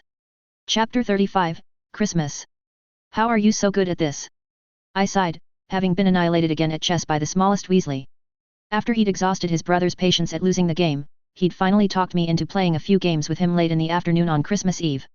One of the biggest shocks I'd gotten attending Hogwarts was to learn how many pure-blood kids took to the primordial control of reality provided by learning magic with exactly the same enthusiasm as Muggle students had for algebra or social studies. Ron Weasley was exactly the kind of underachieving jock that would put in precisely the minimum effort to not get kicked from athletic activities. It was maddening, but made a certain kind of sense if you let children grow up so steeped in magic that they were somehow bored by it. What didn't track was the chess. Jocks might also be good at Nintendo, where their twitch reflexes could shine, and might enjoy board and card games. But getting good at chess was difficult. I wasn't that great at it, honestly, but Ron usually beat everyone I'd seen him play, including kids that were good. And that would seemingly mean intelligence, patience, and forethought. He just shrugged at my question, so I impatiently dove deeper. I mean, are you actively planning a bunch of moves ahead, or is this just intuitive? Do you memorize old games for gambits? What's intuitive mean? Going with your gut, I explained. Oh, no, not usually, he admitted. We have some old books at home that explain a bunch of gambits. But those mostly only work against people who are also playing gambits. I guess I think 3 or 4 moves ahead early on, and can go further when the board's getting clear and there's not much left you can do. You know why Wizards chess is popular, right? I tried. He nodded, and then explained, it's for, like, battles. Makes you better at strategies for dueling. And Quidditch. I shook my head, remembering that my answer to Justin had been similar, when I was his age. 3 dark wizards kick in the door to the common room, right now. What do you do?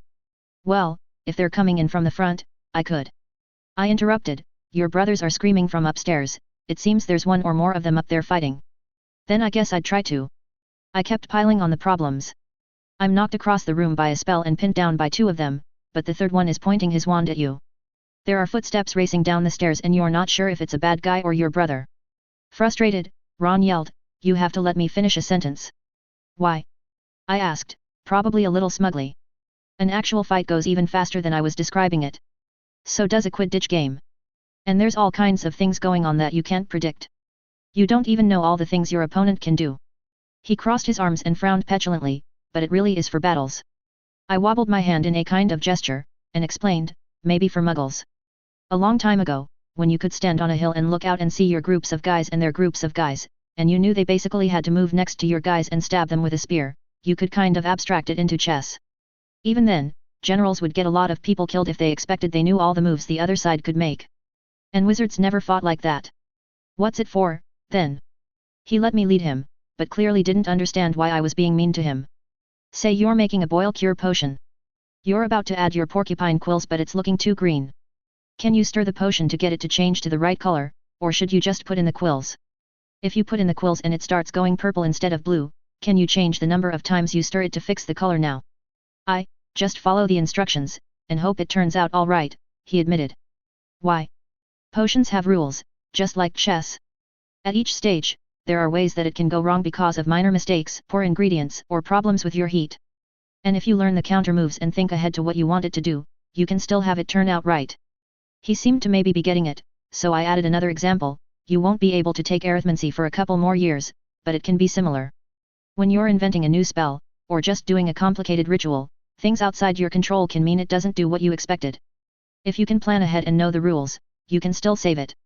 That's why wizards play chess. But, I understand chess, he complained. Professor Belby said some stuff like that for potions, too, but it seems like you have to know so much. And it's different for each potion. Only because the Hogwarts curriculum was invented by maniacs, I grumbled. They have you jumping from snake fangs to mistletoe to flobberworms. If they'd just stay on potions with similar ingredients, you'd see that the rules are pretty consistent. Potions is boring, anyway, Ron shrugged. A bunch of people think chess is boring, I told him. Just seems weird to me that you've put in so much effort on that, and don't want to get the good grades that seem like they'd be so easy for you to get by just taking the next step. Hey, maybe, he considered. Want to go again? Only if you agree to work with Hermione on some extra credit potions after the break, I pressed. Otherwise, you're just wasting your time learning chess. I'd seen a little of how much it had affected Percy to have mostly underachievers in his year, and I figured Hermione would have a better time if she actually had friends that wouldn't try to constantly kneecap her learning. He sullenly agreed, and I played a few more games with him before having a quick dinner and turning in early, still not totally recovered from my escapades and limited sleep the previous day. It was a small price to pay to maybe help out Hermione in the long run. I woke to a rustling sound from Percy's bed. "Happy Christmas, Harry," he said, as I woke and noticed the pile of packages at the foot of my own bed. "You, too, Percy," I said, groggily. "I didn't think I'd gotten any presents." He explained, "The house elves must have been intercepting the presents for those of us staying in the castle. Dumbledore does like his surprises." He already had a notepad out, cataloguing his pile of presents, likely to send proper thank you notes later. I looked through the tags on my own, and was pleased to see that the people I'd thought to get gifts for had also gotten gifts for me, so nobody would be embarrassed. Percy, Penny, and I had all swapped books, finding various reference tomes on creatures and defense spells. I'd also gotten Oliver a book that looked like a reasonably accurate set of stories of the Fae. He'd gotten me candy. Hopefully nobody would be too put out that the books I'd given were duplicated from the Hogwarts library, rather than purchased new. I'd at least replaced the covers with handmade ones and put in the enchanting work to make them permanent conjurations.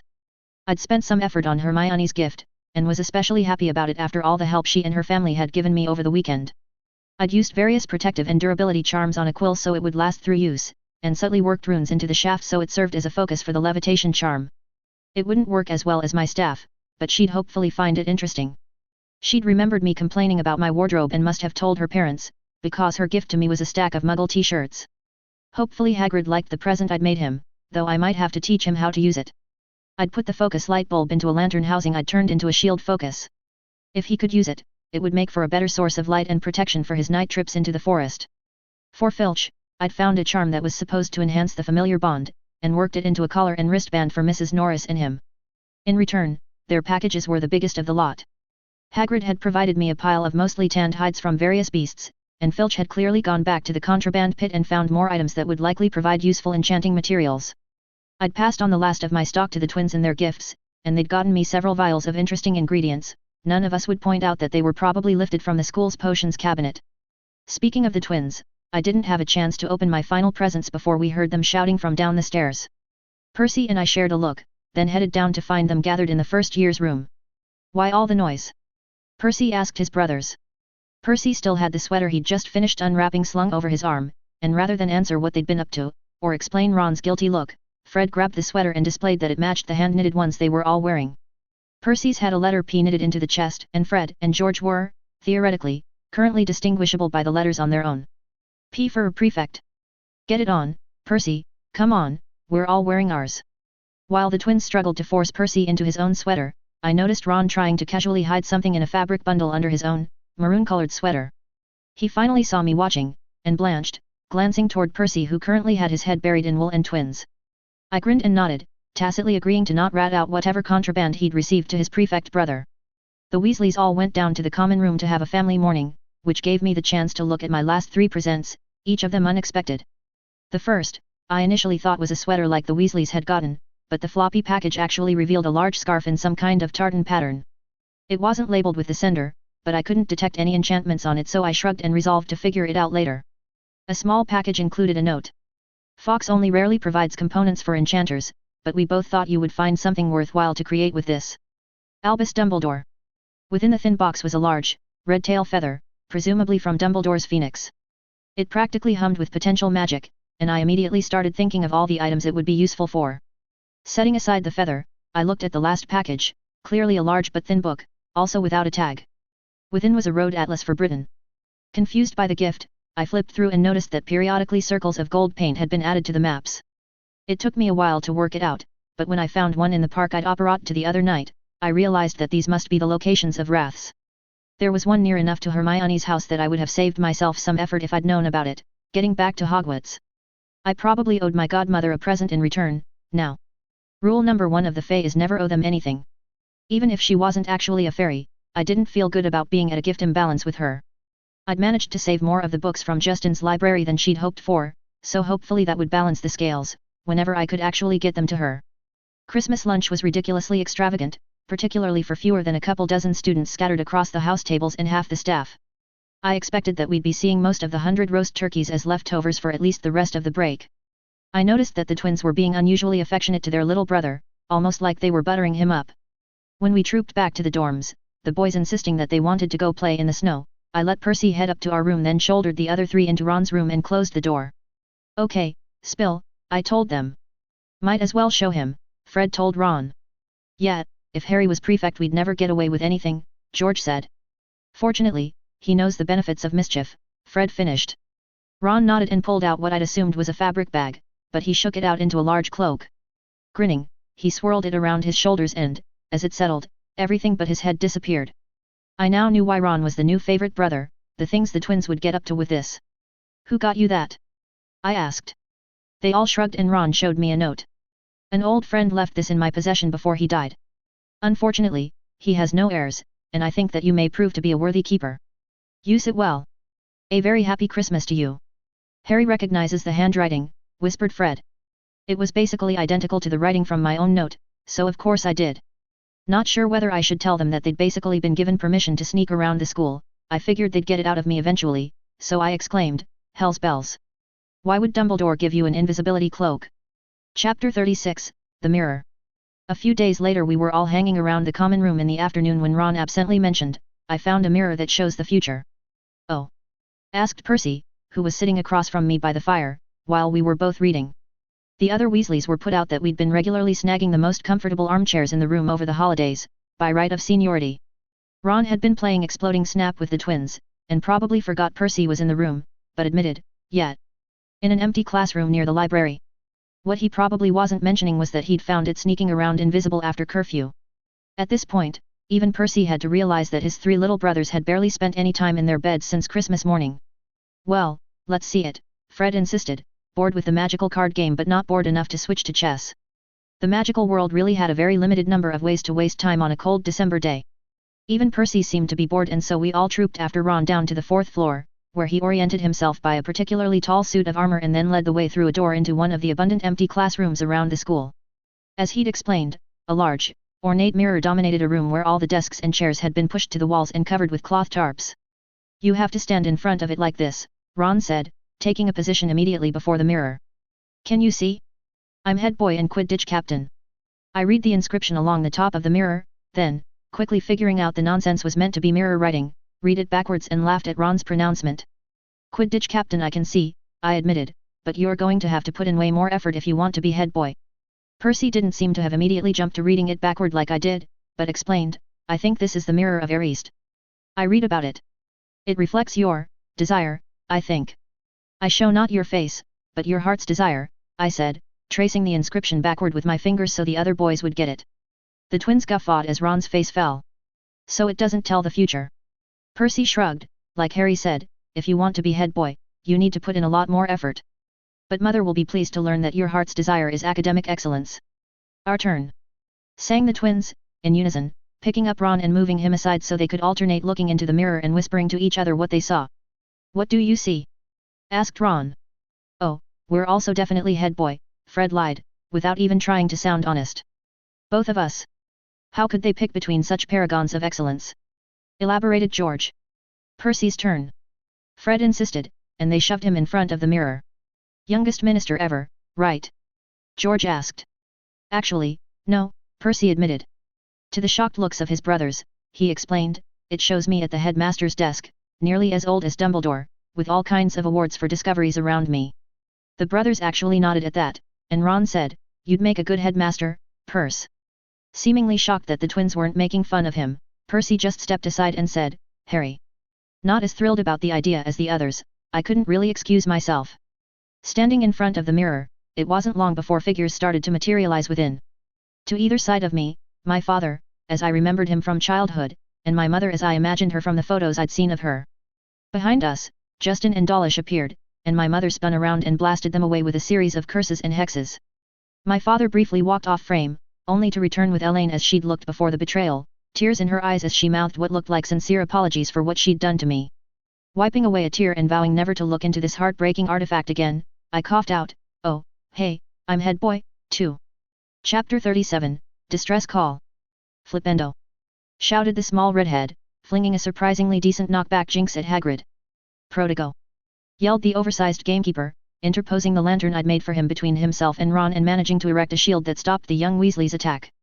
Not that it would have actually done much to Hagrid had it hit. Excellent job, Ronald, congratulated Percy, who'd been drilling his little brother on the spell. You too, Hagrid, I told the big man, who'd really appreciated the gift but had been a little dubious about the value of a shield spell given his natural resistance to magic. After Percy and I had managed a pair of powerful enough stunners to bring him down as a demonstration, he'd admitted that it wouldn't hurt for him to learn other ways to defend himself. Us next! Shouted Fred, as the twins had been bored and cold out by Hagrid's hut while watching their brother and the half-giant figure out the spells.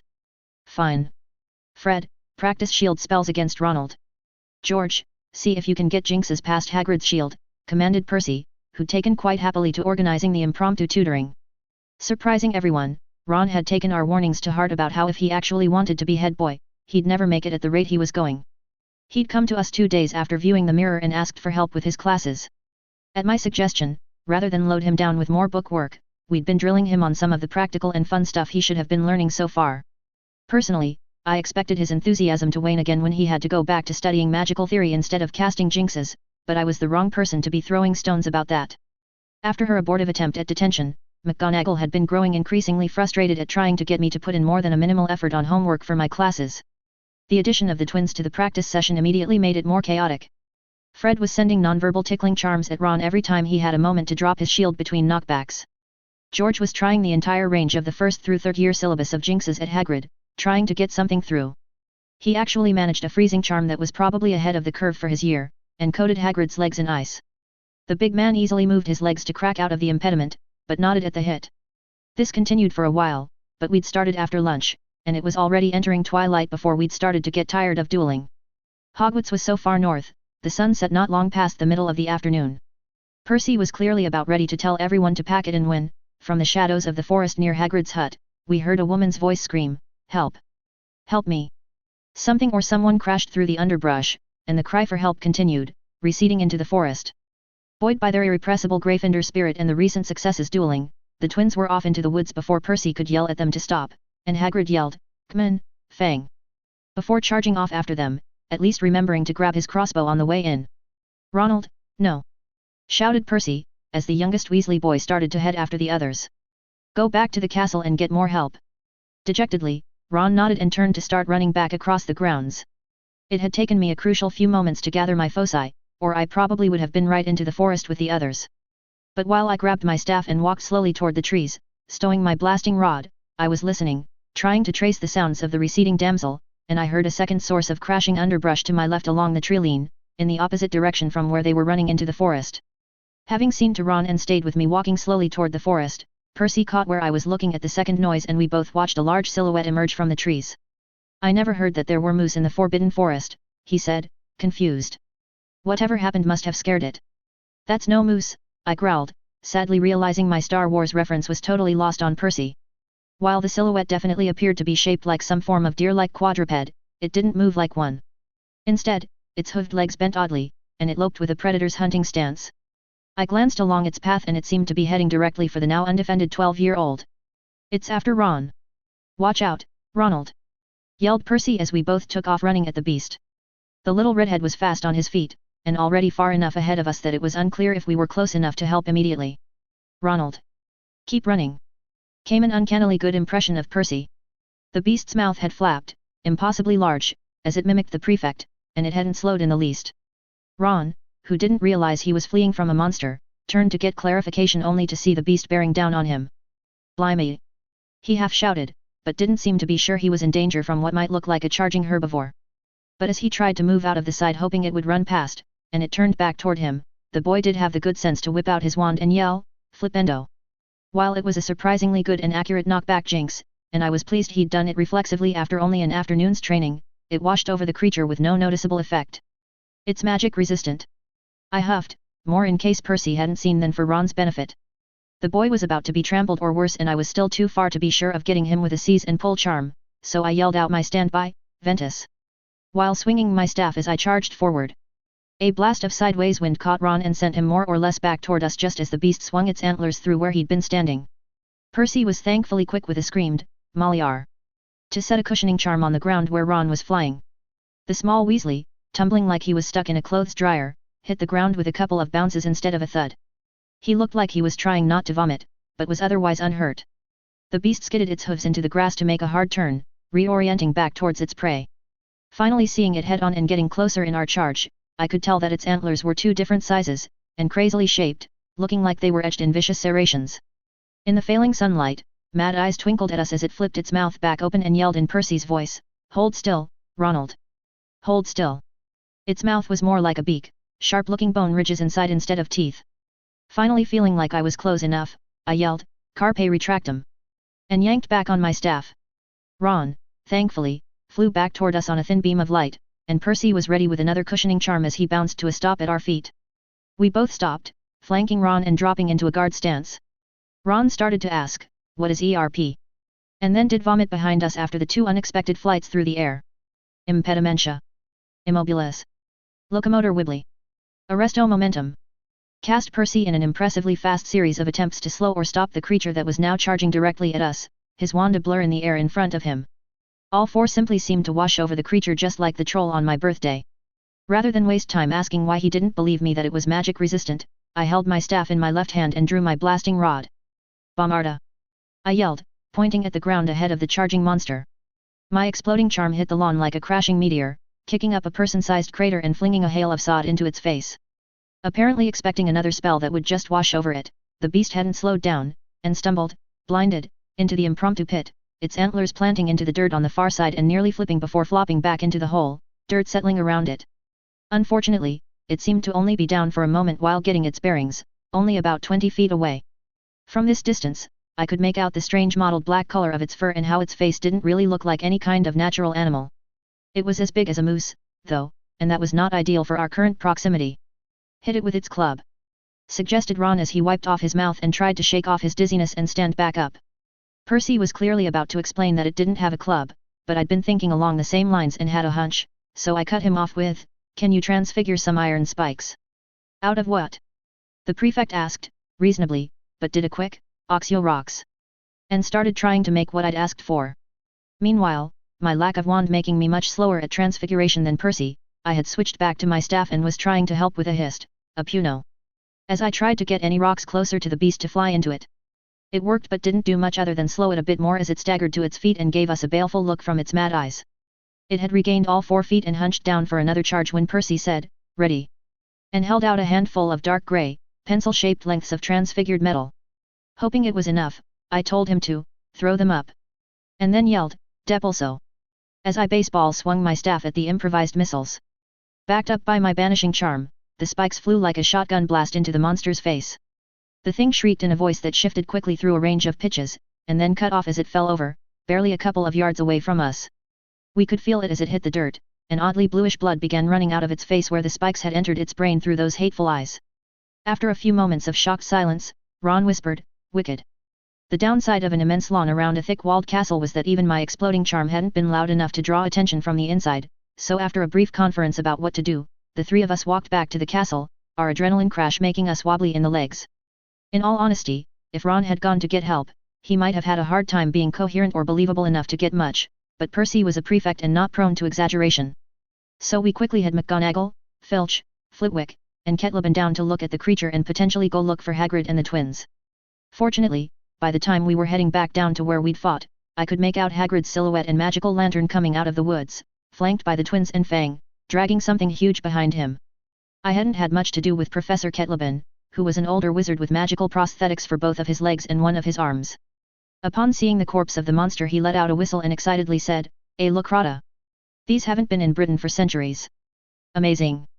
Shame you couldn't take it alive. Ornery buggers. It tried to trick us into splitting up so it could pick off Ron," I explained. "Oh, yes. Clever predators, these. Children make an excellent meal." Ron looked like he was going to vomit again. "Oi! There's another one!" shouted Fred, and as Hagrid got closer I could tell that he was dragging a Locrata of his own. One of the absurdly large crossbow bolts that fit in Hagrid's handheld ballista protruded from the beast's eye socket. "I see," barked Ketleben. "A mated pair, I'd wager." One tried to draw off the bulk of the group, leaving the others undefended. As Hagrid dragged his up, a terrible stench came with them, and I could see that, in addition to the quarrel in its eye, their Locrata's face was covered in something brown. Did you hit it in the face with a dung bomb? I asked the twins. Our spells just bounced off and we needed a distraction for Hagrid to shoot it, shrugged George. I hated to kill the poor thing, boomed Hagrid, but it came after the boys and it wouldn't stop. He did ask very politely, said Fred. Look at the serrations on these antlers, Hagrid. Enthused Ketlebin. And the pattern on the fur. Even the ones I saw on display weren't nearly this distinctive. These are excellent specimens. I wonder where they came from. Well, until the two of you figure that out, lectured McGonagall, clearly upset at the entire situation, we'll need to keep students far away from the forest. I didn't voice my suspicion, because the Hogwarts staff didn't seem to want to believe in what they considered fairy tales. But given how well the iron spikes had worked, I figured these had come from the Never Never. And that was terrifying, because nothing bigger than Doxies was supposed to be able to get out. Chapter 38, Threat Assessment. Bob, my skull-bound assistant, was a powerful magical library that ran on smut, and it took me until a week after school was back in session to find a new source and an opportunity to have a private conversation. Harry, these are nasty. I love it. Where did you find these? Chattered the skull, happily. The school librarian has a huge collection of risque romance novels, I explained. I was half thinking about telling the twins about Bob, because the reasons they imagined I'd wanted them to lift a few of the books were probably going to get me in trouble someday. Well, she has excellent taste. A skull shouldn't be able to leer, and yet. What are we doing tonight?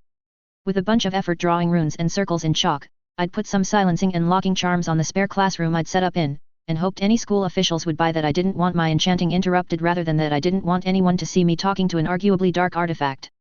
Working on a transfiguration focus and talking about magic-resistant creatures. Transfiguration foci are hard, Bob admitted. It's one of the advantages of a wand. Each transfiguration is so different, it's hard to put in a generic matrix. What do you want to transfigure? Ran into some Locrata last week, and needed iron spikes to fight them. Wouldn't have been able to do it fast enough without help from one of the other students. Locrata.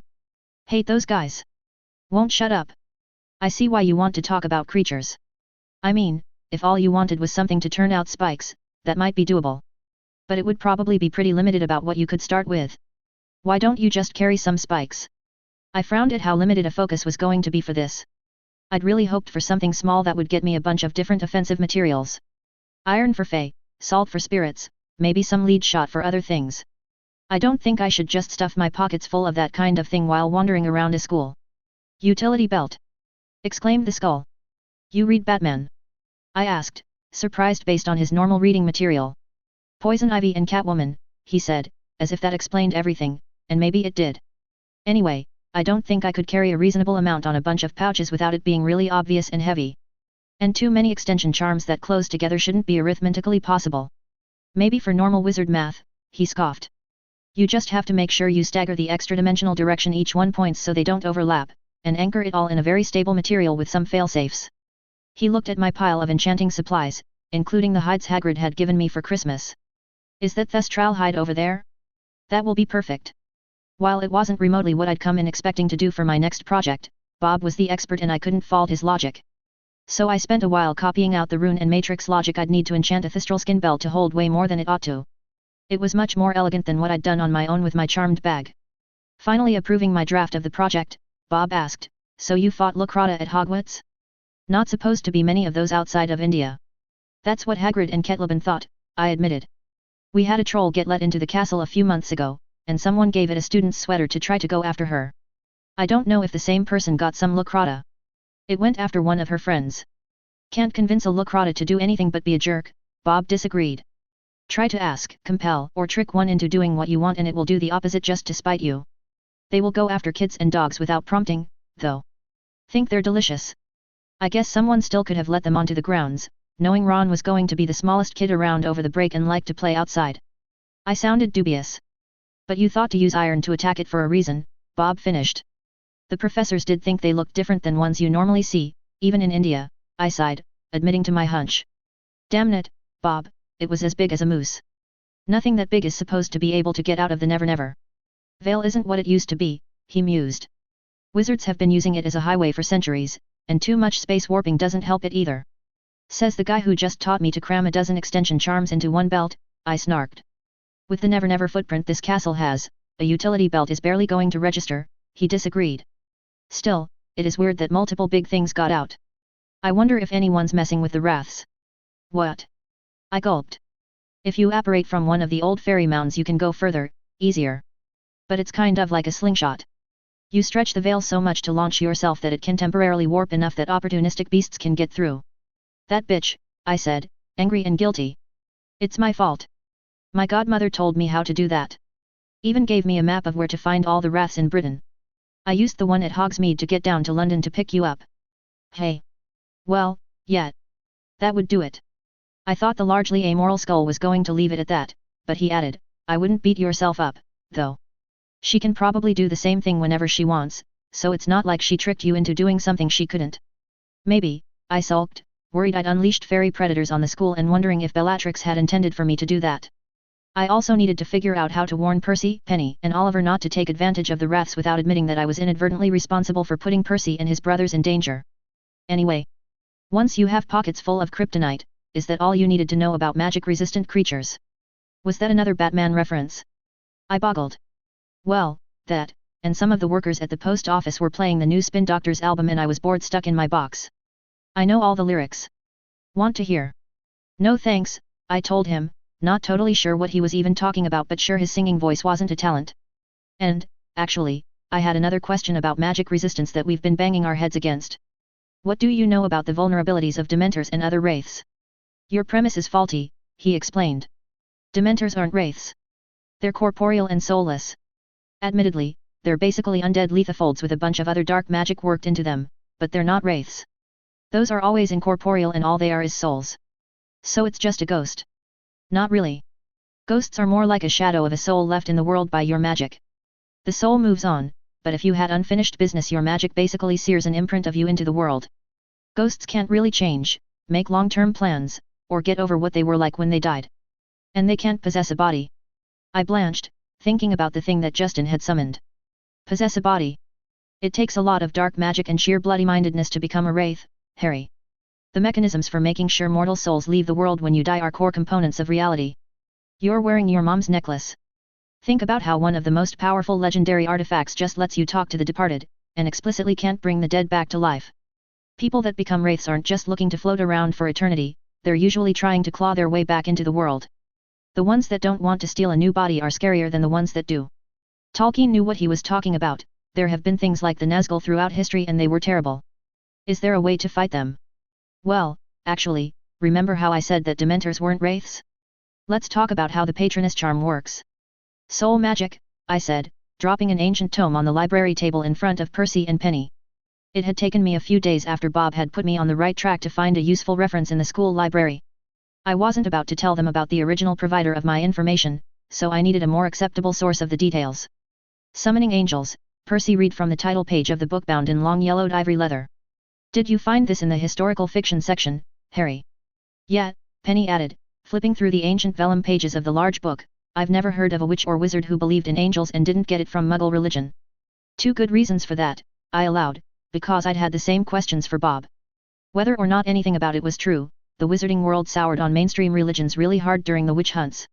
And the angels had stopped showing up long before that because the Goetic wizards kept trying to bind them like demons. I gave it a beat. Yes, there are also demons. Nogtails, Grindylows, and some other magic beasts are descended from earthbound ones. They flipped through the book for a few more minutes, studying for owls temporarily forgotten. It was beautifully illustrated, even if the handwritten Middle English text was difficult to parse. Finally, Percy admitted, this does look authoritative. I need to do more research. So what is this about soul magic? I wondered if I should have prepared visual aids, or at least had some paper to draw on, as I started to explain, according to this book, if an angel wanted to grant favor to a wizard, it could provide an ability to form magic directly from that wizard's soul. It was basically the opposite of demonic bargains to channel energy from the fires of hell. The book's name for it was dumb, so I've been thinking of it as Soulfire, since it's the opposite of Hellfire. They'd found the page I marked about it, and Penny started to slowly translate the book out loud, and amongst the powers of these arts came conjurations of great strength, invulnerable wards, and, her voice rose in excitement, the ability to harm those thought unassailably steeped in darkness. That is a better reference than our previous efforts, Percy admitted. But if angels no longer grant favors to wizards?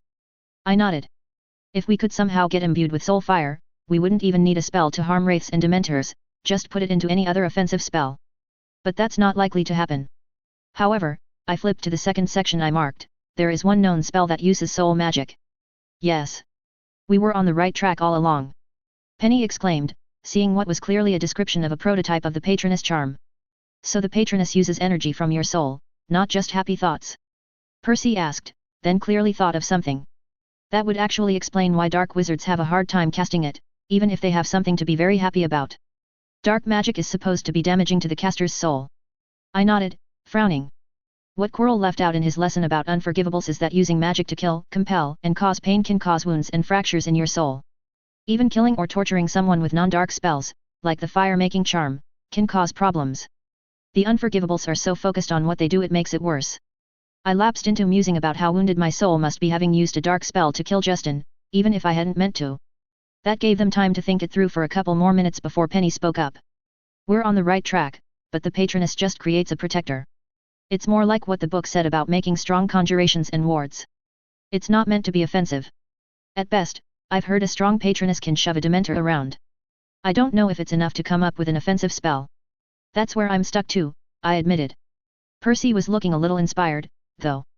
Hellfire is the opposite of soulfire, right? I recall a book suggesting that the earliest dark magic was taught by demons. What if dark curses are based on demonic magic the same way the Patroness is based on soul magic? That's brilliant, Percy! Exclaimed the Ravenclaw prefect, not noticing that she'd grabbed his arm in excitement and that he'd blushed as red as his hair. If we could diagram the arithmancy of the Patroness and compare it to a dark spell with a similar enough effect, we could see if there are parts that are the instructions for using, well, light instead of darkness. Then replace those parts in an offensive dark spell. Fiendfyre, I said, thinking of the bestial fire construct it had summoned, so similar to the protector imago of the Patroness. Percy managed to focus and allowed, no protective component, but we might not find a protective dark spell, let alone one that is at all similar. The problem is that the spell is highly restricted. Maybe the headmaster will let us into the restricted section if we explain what we want to learn it for. We won't have to go the restricted section, I admitted, I already know how to cast it. Chapter 39, Drama Club. I needed to charge McGonagall more for all the tutoring I was doing. With the irrepressibility of youth, Ron didn't seem to be traumatized by nearly getting eaten by a Lacrata. But he did intellectually understand the danger he'd been in, and was keen to keep getting defense tutelage from me and his brother. It didn't help that Quirrell wasn't teaching anyone much, and that wasn't unusual for the defense position. Everyone said it had been cursed, and it had been decades since a professor had lasted more than a year. Pickings were getting slim for talented instructors. When it became clear that I was teaching Hermione and Seamus to use foci, and I was tutoring Ron in defense, it didn't take long for Neville Longbottom to think that he should be getting the same attention from me as his friends. I wondered when the other first years would want special treatment from me. His parents were Aurors, so Neville planned to get dueling tutelage at home during holidays, though was happy to show up to Ron's sessions when Ron wanted a dueling partner that wasn't years ahead of him. Similarly, Neville didn't lack the finesse that kept me and Seamus from using wands effectively, so didn't see a particular need to learn to use foci. However, when he found out I was going to be working on some enchanting projects, he was immediately interested, for the opposite reason I was. My magical power was way ahead of my control. Slower magic, like rituals and enchanting, gave me the opportunity to set up a stable magical construct and then just dump power in without worrying so much about it misfiring. Neville was on the other end of the scale from me as far as power went, and I'd even heard kids that didn't like him call him a squib. He had a hard time putting a lot of power into spells. He thought maybe enchanting would allow him to essentially trickle-charge more powerful effects than he could do in the moment. Hermione had been, of course, interested in getting her own head start on runes, and the twins had also been surprisingly interested. I hadn't realized they were taking runes as one of their electives, but it quickly became clear they had just as much interest in making enchanted toys and jokes as they had in deploying them. Percy and Penny dropped in when their schedules allowed. One evening toward the end of January it was just me, Neville, Hermione, and Penny in the runes workshop. Percy had an early prefect patrol and the twins had detention. The 2 first years had mostly sat quietly watching Penny and me work on our projects, since they were still a long way from even having the rudiments of being able to help. Neville eventually spoke up and said, "I still don't understand. You can't just be writing the runes or anyone could do it. What are you actually doing with enchanting? You know you don't have to raise your hand, right, Hermione?" I asked the Muggleborn, who still sometimes got excited and reached for the sky when she knew something. "You want to explain?" She nodded and started reciting a memorized explanation from a textbook that should have been way too advanced for her. All magic is about intent. When casting a spell, the proper wand movements and words create a shape for the magic to take, but your intent causes your magic to enter this created matrix. Similarly, runes can create their own long-lasting matrix based on their signifiers, but it is the witch or wizard's intent that fills the space created by the runes and empowers the object or ritual. So, putting down runes is basically instead of waving your wand and saying the words. Neville summarized. I glanced at the blonde Ravenclaw, knowing this was the same topic that had us arguing in our first runes class, but explained, basically. But the devil's in the details. Penny looked ready to jump in, so I let her continue the explanation, and she said, there's a lot of arithmetic significance in wand movements and words. If you write down a spell's wand motions and how to pronounce the words, you don't even really have to tell someone what it's supposed to do. If I had you learn this wand movement and then told you to say Wingardium Leviosa while you were doing it, and you'd never even heard of the levitation charm, it would probably still levitate what you're pointing at. Unless you're Seamus, Neville said, and Hermione grinned. Penny looked confused, so I explained, Seamus Finnegan tends to cause things to catch fire and explode whenever he tries something new. It's why I'm teaching him to use foci instead of a wand. But that's because he's getting the gestures and words slightly wrong. Somehow that usually accidentally creates an unstable matrix that can blow up.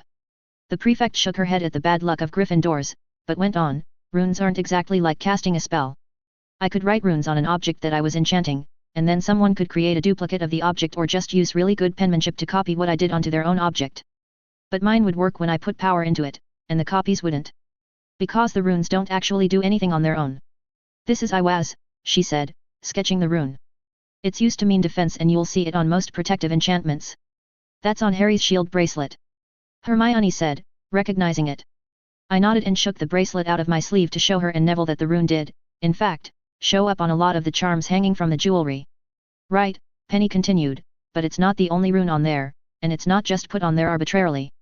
You have to understand the spell you're trying to create, ideally on an arithmetic level, then place the runes to match that in a way that resonates with you. With a nod to what I'd explained earlier in the year, she finished, the runes are really just a visual aid for you, to make it easier for your mind and magic to press the energy of the spell into the object. Hermione seemed to get it, but Neville still looked like he wasn't quite there, so I just said, if you could hold the whole spell in your head all at once, you wouldn't need the runes. They're just there to make it easier to imagine the spell and will it into the object. He finally seemed to get it, and proposed, so if I made a good copy of your shield bracelet, it wouldn't be magic, but it would be easy for you to enchant it the same way you did the first time. I nodded, and said, that's how they make so many magical toys and candies and such. You get it working once and then have the same wizard do the same enchantment over and over. Penny added, you do it enough, especially for simple things like chocolate frogs, and you don't need the runes anymore. Pay attention for when runes show up on your frogs, because that probably means someone new started at the company and doesn't have the spell memorized yet. How long does it take to learn to do this? He asked, suddenly struck by the enormity of it. You do really basic stuff at the end of your first year of runes, and more the longer you're in it. Harry's ahead of the rest of us because he had to know it to make his own foci, but I can at least mostly follow what he's doing. Both of the first years nodded, not really getting it but deciding that it didn't seem impossible that they would by the time they were our age. Though I suspected that Hermione would try it even earlier, especially since she was interested in foci and ritual magic. Penny's watch chimed. Somehow she'd spelled it to work like a digital alarm clock, with multiple alarms at different times. 10 minutes to curfew, she warned us. Why don't you two head back and I'll walk Harry up when we're done packing up. The advantages of being friends with prefects, I grinned at her. She smiled shyly back and turned to pack her enchanting gear up, but I thought I caught a bit of a blush, which confused me. It did, in fact, take me past curfew to get to a safe stopping point where none of my enchantments were in a state they'd fall apart from being unfinished, and then put my gear up. As we closed down the lab room and headed toward the towers, there was a minute of strangely tense silence before Penny mentioned, Hogsmeade weekend coming up. Thrown by her blush earlier but still mostly oblivious, I said, yet. I'll have to figure out a way to entertain myself while you and Percy are off.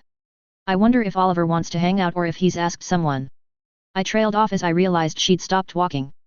Behind me, she had a weird, unhappy look on her face, and I blundered on, has Percy not actually asked you yet?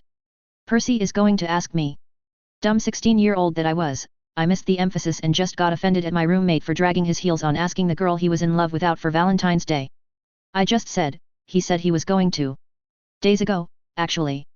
I was too dense to follow the lightning-fast series of emotions that flitted across the blonde Ravenclaw's face, but after a couple of seconds she said, oh. Okay. Just remembered that I have to get straight to the tower. Can you get back to Gryffindor safely? I think so. Good night, Penny. Good night, Harry, she coughed out, before scurrying away from me toward Ravenclaw Tower. I watched her leave with a frown, confused in the way that only oblivious teen boys can be about what had just happened, and then headed toward my own tower. Chapter 40, Friday I'm in love. February 14th was on a Friday, with the Hogsmeade weekend to follow. Friday was usually a free day for me and Percy, with the Gryffindor first and third years busy all day, and Penny busy most of the day, so we'd started using it for owl prep. Well, I studied for owls all day, and Percy actually spent a bunch of time on his homework while shooting me dirty looks for ignoring my own. At least, that was a normal Friday, and until breakfast on the 14th I had no reason to believe it would be an unusual day. Obviously, with a busy day of class and the weekend right there, everyone would wait for Saturday to celebrate Valentine's Day. Obviously. They did not. Several girls were hanging out in the Gryffindor common room when Percy, Oliver, and I headed down to go to breakfast. Alexis Marie, the dark-haired prefect, seemed to be waiting for Oliver, and immediately peeled him off to go down to the Great Hall. Behind her was a girl who I thought was a year behind us with reddish-brown hair. "Want to walk me to breakfast, Harry?" she asked. I'd maybe said 5 words to her in passing over the year, and only really recognized her as another of Hagrid's student friends who was as mad as he was about magical creatures. "Sure. Matilda." I guessed, pretty sure she had the same name as a Roald Dahl novel. Her grin showed I'd gotten it right, and I thought I saw several of the other girls in the room deflate. I shot Percy a look over her head trying to convey my confusion about what the hell was happening, and he just shrugged, equally clueless. As we walked ahead of Percy out of the common room, I took a stab at why she might have wanted to talk to me, given her interest in creatures. "Did Hagrid show you the Locratas?" "Yes. They're fascinating. I didn't think I'd see one in person without taking a trip to India. So large up close. And you killed one?" Her phrasing was staccato, and she was Welsh, maybe? I hadn't really figured out how to distinguish British accents. Percy was the MVP, I nodded back to the prefect, trailing behind us. He kept everything under control and transfigured the spikes. "Yes. Clearwater's a lucky girl," she acknowledged, realizing Percy was still within earshot. "You did invite her to Hogsmeade, right?" I asked my roommate. "I mentioned it in passing," he hedged. "She has been fairly taciturn lately." He wasn't wrong. Penny had been a little distant since our conversation after the enchanting session, with both me and Percy. Definitely today. By lunch, certainly. If Percy hasn't actually asked her out, I wondered to Matilda, "I guess the rumor is that he's going to?" "Since you said she was lucky." "That is the rumor, yes," she said, slightly cagily. "That the romance in your study group is definitely Percy and Penny. Took months for that to be clear. So what are you doing for Hogsmeade tomorrow, Harry?" "Guess Oliver is going with Alexis," I mused. Without the study group to hang out with, I didn't have a lot of reason to hang out around a town that basically became a glorified shopping mall for the students. My finances were still extremely limited. I'll probably see if Dervish and Banges has any deals. Maybe check Pippin's for potions ingredients. I was clearly waiting for someone to provide me with an engraved invitation. Those invitations would be forthcoming.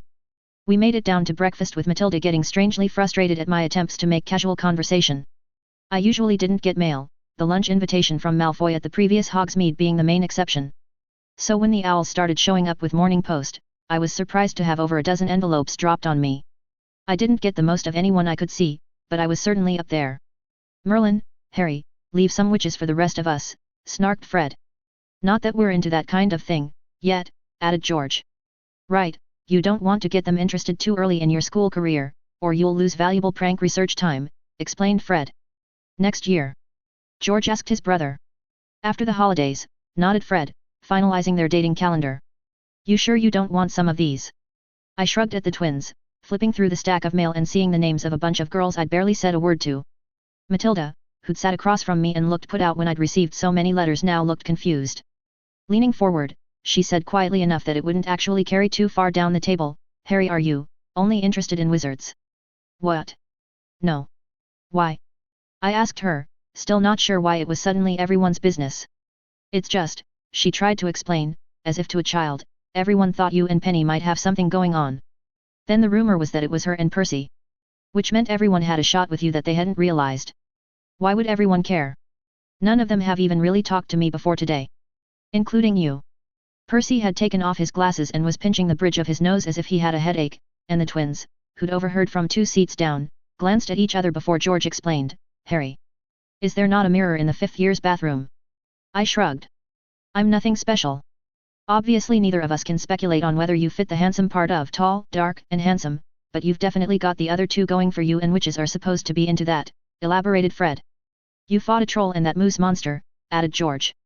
You have a mysterious and tragic past, noted Fred.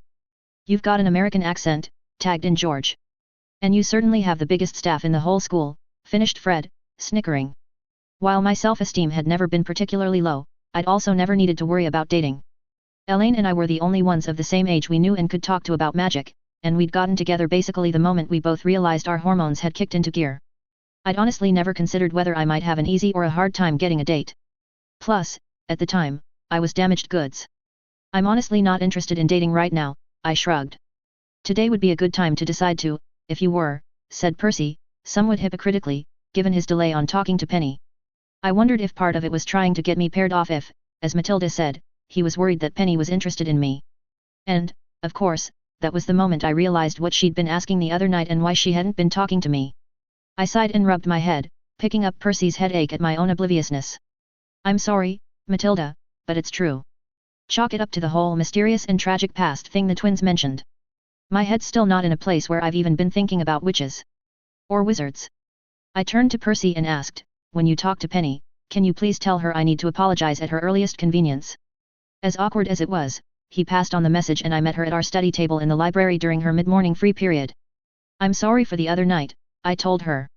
I had no idea anyone might be interested, but, in particular, I met you knowing how much Percy liked you and never thought of you in that way. I thought you understood that too. Feeling like that was a non-apology, I added, but I'm sorry I was too thick-headed and hurt your feelings. So you've never been interested? She asked, still looking a little hurt, though better after the apology. Please don't spread this around, because it's pretty private, I began, figuring I had to tell her most of it. My girlfriend, who I thought was the love of my life, betrayed me, set me up to be a victim of a dark magic ritual, and then probably died when I escaped and the ritual went bad. That was only 6 months ago, and I don't have any closure. I seriously haven't thought about anyone romantically since then. But, when you did. While I seriously hadn't thought about it, the blonde Ravenclaw looked and acted enough like Elaine that, if we dated, I'd be admitting I had a type. For my own sanity, I probably needed to date someone different enough to avoid the risk of flashes of the boggart Elaine. Maybe an outgoing, highly practical, dark-haired and complexioned girl would do the trick. Rather than point that out, I asked, are you just not interested in Percy? Because he really likes you. No, Percy's okay. It's just, he's not. While I knew she was about to say you, I cut her off and tried, on a corrupt Auror's hit list. Hung up on his ex? Planning to disappear to America and the Muggle world after graduation? Profoundly damaged. You're not as damaged as you think you are, Harry, she said with a sad smile. You should let yourself be happy. But thanks for the apology, and letting me down easy. I nodded. In my mind, I hoped she was right. But, in my heart, I knew that if she knew all my secrets, she'd take it back and wonder why she'd ever been interested.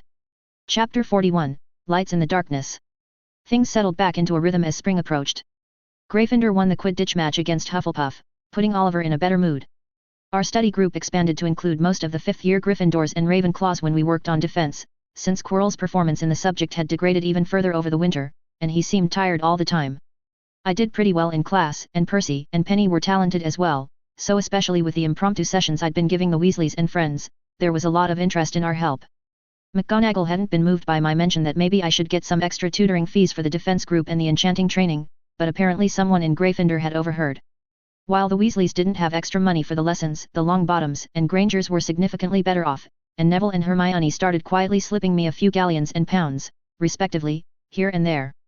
It was appreciated, since enchanting wasn't a cheap hobby, even with school resources and my Christmas gifts. And it wasn't long before I had reason to appreciate all the work I'd been putting into it. One night in March, it was just our smaller study group of me, Percy, Penny, and Oliver. We'd gone over some transfiguration and charms, then made a sideline toward whether anyone had gotten any closer on the arithmetic comparison of the Patroness to Fiendfyre. We had some ideas, but nothing that was elegant enough that we felt like we could successfully lift it out and apply it to another curse. We'd at least consistently been getting closer to casting a Patroness, and had all managed the white mist that was supposed to be the first step in a corporeal manifestation. I'd been fortunate to discover that my mother's amulet seemed designed as a focus for multiple forms of light magic, and I could use it for the Patroness. Without it, I'd have been having an even harder time doing it with no focus at all. Almost curfew, Oliver mentioned, clearly not keeping up with the mathematical discussion. Going to head back to the tower. Don't wait up on us, grinned Penny. We'll patrol our way back in a bit. Oliver and I gave the two prefects a smirk.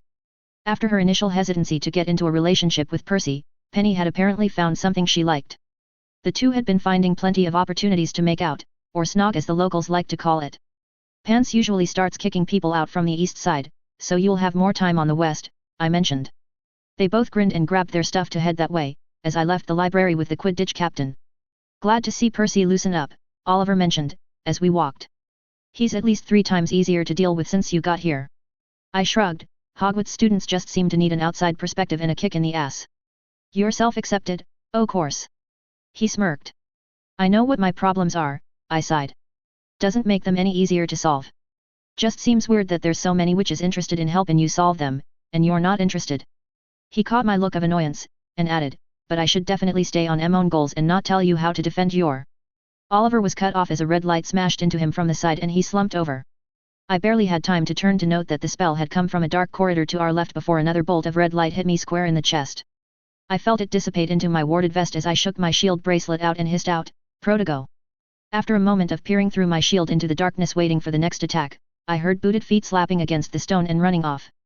I kept my shield up but tapped Oliver with my staff and said, "Renervate." Shaking his head and realizing he'd slumped to the floor, he asked, "What in Merlin's name just happened?" Someone fast cast a pair of stunners at us without saying the words. Hit both of us dead center from at least 50 feet down that hallway. Damn, that's some good castin'. Why aren't we both out? He groaned, standing up and, as an afterthought, readying his wand. I wear a vest that can take a spell or two. Heard about getting hexed in the halls, and also that first day in defense class. Wasn't actually sure it would stand up to a stunner. Might not have if they'd tried for force instead of stealth. Ran off after I got a shield up. We better tell McGonagall, he suggested, still groggy from his unexpected nap, and favoring a knee that he'd knocked into the stone floor. A few minutes later, we'd caught her in her rooms, fortunately before she'd started getting ready for bed, and told her what happened. I'll mention it to Albus. Unfortunately, if you didn't see who it was, there's not much we can do. Let's hope it was an attempt at a prank. She frowned, considering how few people could probably have managed the feat, upper years all. Be careful to travel in larger groups this close to curfew. It may be the Quidditch rivalry flaring up. 5 points for preparation and protecting your friend, Mr. Dresden. The news traveled fast through Gryffindor when we got back, and the next day there was a rash of detentions as various members of my house got into impromptu arguments and hallway duels with Slytherins after accusing them of the attack. It got bad enough that Dumbledore stood up at dinner and asked everyone to knock it off. The investigation is ongoing. Students are not to hex one another in the hallways, even if you feel your house was hexed first. After my time in the orphanage, I'd never felt completely safe sleeping in a room with other boys at Hogwarts, so was a light sleeper at the best of times. Thus, I probably would have woken anyway that night, when someone tore open the curtains on my bed not long after midnight. But the caterwauling charm I'd placed on the curtains guaranteed it. Unfortunately, it didn't save me from the stupefy that the shadowy figure cast in at me. And I didn't wear my vest to bed.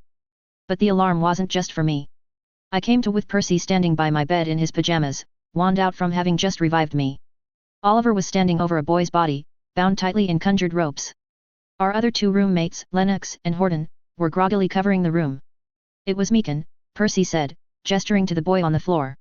In the dim candles that had been hastily lit in the room, and with Percy's naming him, I recognized him as a Gryffindor 4th year. Top of his class for our house, everyone expected him to be a prefect next year. He probably would be able to cast a stunner, even though it was a little advanced for him, but something didn't seem right. There's no way it was him last night, I grumbled. Unless he's secretly some kind of prodigy at stunners, Oliver nodded. He nudged the incapacitated boy with his foot. What's going on, Cyril? Have to stun Dresden. Bring him outside. Do it quietly. Wait until they're all asleep. The boy had a glassy look, and was babbling as if trying to work out for himself how it had gone wrong. Is he? Asked Percy. Imperused, I nodded. I think so. I will get McGonagall, the prefect said. Do not do anything to him unless he somehow gets out. He headed out of the room.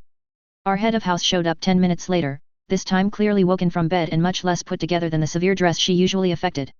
Oh my! She said, upon seeing the 4th year and hearing him babble. With a gesture and whisper of expecto nuntius, she effortlessly summoned an ethereal silver cat and told it, Albus. I need you immediately in the Gryffindor common room. A student has been imperused. As the cat raced off, pointing out just how much further we had to go learning the patroness, she levitated Meekin and had us follow her down to the common room. I'm sorry I didn't take this more seriously yesterday, she apologized to me and Oliver. It appears someone in the school is trying to capture Mr. Dresden. I nodded, upset about it as well. There can't be many people that can silently cast 2 stunners that fast and cast the Imperius. She nodded and I thought about it a moment more, then added, and why is someone that good at spells just hiding in dark hallways and using 4th years? Hopefully Albus will be able to find out, she said, clipped, and I got the impression that she was both angry and worried, particularly that someone had used an unforgivable on one of her students. A few minutes later, Dumbledore walked into the common room. I couldn't tell whether he'd attempted to dress first, or whether the blue robe with pink starbursts was just his pajamas. My, he fretted, examining the almost prefect on the couch while Percy quickly summed up what had happened. Let us see if we can get some answers. Slipping into teacher mode, he explained, one of the worst things about the Imperius curse is that it has no specific counterspell, and does not respond to the general. It would be much easier to clear people of if it did. Instead, it requires a specific ritual to clear, which works best if the command is no longer achievable. He produced a kit of specialized inks and spent several minutes using them to paint glyphs upon the 4th year's forehead and cheeks, muttering a ritual incantation. There was a brief flash of colors and the glassy look on Meekin's face cleared, replaced with normal confusion. Mr. Meekin, what can you tell us? I didn't mean to, Dresden. He said, panicked. I don't know why I did that. Please, professors, I don't know why I attacked another student. Easy, my boy, the headmaster said consolingly, wordlessly dispelling the ropes binding the kid. We don't believe you were at all responsible. We merely wonder whether you know who compelled you to do these things. I can't remember anything since lunchtime, he said, suddenly looking panicked. While we waited, McGonagall had woken his roommates and questioned them. Albus. None of his friends remember seeing him after lunch today, but nothing seemed out of the ordinary. He was going to spend his free periods in the library, but never made it to his defense class this afternoon. May I look inside your mind, Mr. Meekin, to see if I can find out what happened? Dumbledore asked, and the boy nodded. Legilimens. He cast, then spent a minute staring the boy in the eyes. Withdrawing, he explained, his entire afternoon has been obliviated, and it was done well. I suspect he was taken between lunch and his class, moved to a location he could be hidden until curfew, then memory charmed and compelled. Who would do this, Albus? Worried McGonagall.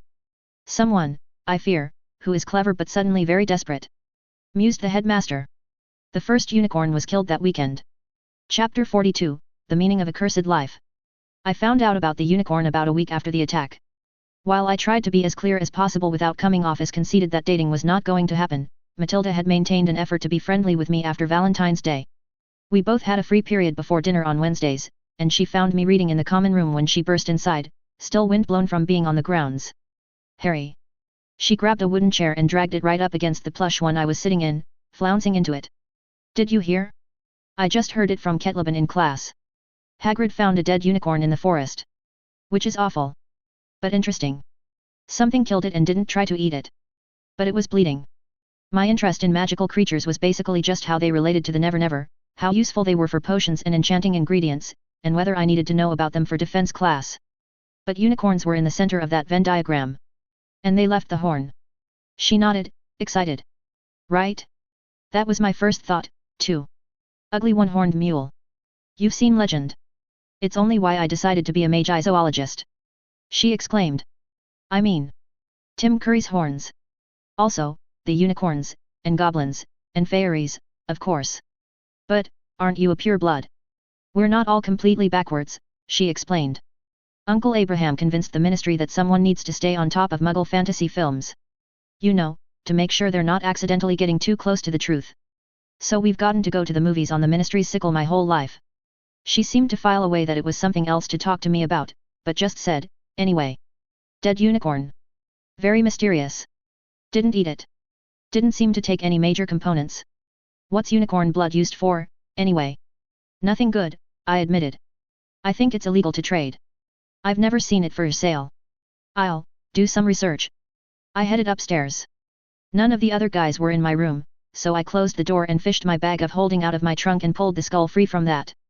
Hey, Bob, quick question. A nocturnal spirit by nature, Bob's eyes flickered dimly as they lit up in the tower room. Without the skull to protect him, he wouldn't even be able to be coherent in the sunlight that streamed into the tower room. Harry? Hey? Oh. Yeah, sure, what's up? Unicorns. Any natural or supernatural predators that would just make them bleed but not eat them. Also, what's their blood for? He yawned, the jaw of the skull latching all the way open in my hand, before saying, no way. Unicorns are basically like those brightly colored frogs in the Amazon. You get any blood in you, you'll wish you hadn't. Nothing eats them that knows any better. So why would someone want unicorn blood? It's pure life energy. But it's dangerous the same way as breathing pure oxygen. It's useful in all kinds of potions to create and extend life, or you can just drink it straight. But you shouldn't. After you drink it, you have a worse problem. Starts to burn you out from the inside. Pretty soon you need more unicorn blood to keep the last batch from killing you. So you'd basically already need to be dying to try it. Right. And the best you can do is slow down the problem. People have tried to weaponize it into poisons. But there's intentionality involved. You have to know what you're drinking. If you accidentally drink unicorn blood, it doesn't do anything. Also, who's the babe? What? Island. That? Other than awesome. Matilda exclaimed from behind me. Hell's bells, I groaned. I'd been so engrossed in what Bob was saying that I hadn't heard the door open. And since I didn't have a focus for the locking spell, I was bad at remembering to use it. I strode around the brunette and pushed the door back closed where she'd slipped in after glancing to make sure no one else was in the hallway. Can I trust you to keep a secret? Depends on who you killed to make a talking skull, she said, apparently suddenly realizing that I had a foot of height on her. She was trapped in a room with me, and I'd been warning her about my mysterious past for a month. Strangely, it didn't seem to make her afraid, just slightly more cautious. Nobody. I inherited him. But he's so cool that a ton of people would try to steal him. So he has to stay a secret, I wheedled. I saw Bob's eyes flicker as he preened at being called cool. I'll bet. Tutelary skull? Isn't that dark magic? I'm not a tutelary skull, Bob said, offended. I just happen to live in this skull. Because it's nice, and I haven't found anything better. Fair enough, she allowed. You'd be the expert. I tried to make her a deal. If you keep it a secret, I'll let you have supervised access for research questions. I assume you heard about the unicorn blood. He's way faster than looking things up in the library. Sold. She grinned. Bob, Matilda Grimblehawk. Matilda, Bob. Pleased to meet you, Bob, she sketched an overly dramatic curtsy. What are you, anyway? Spirit being.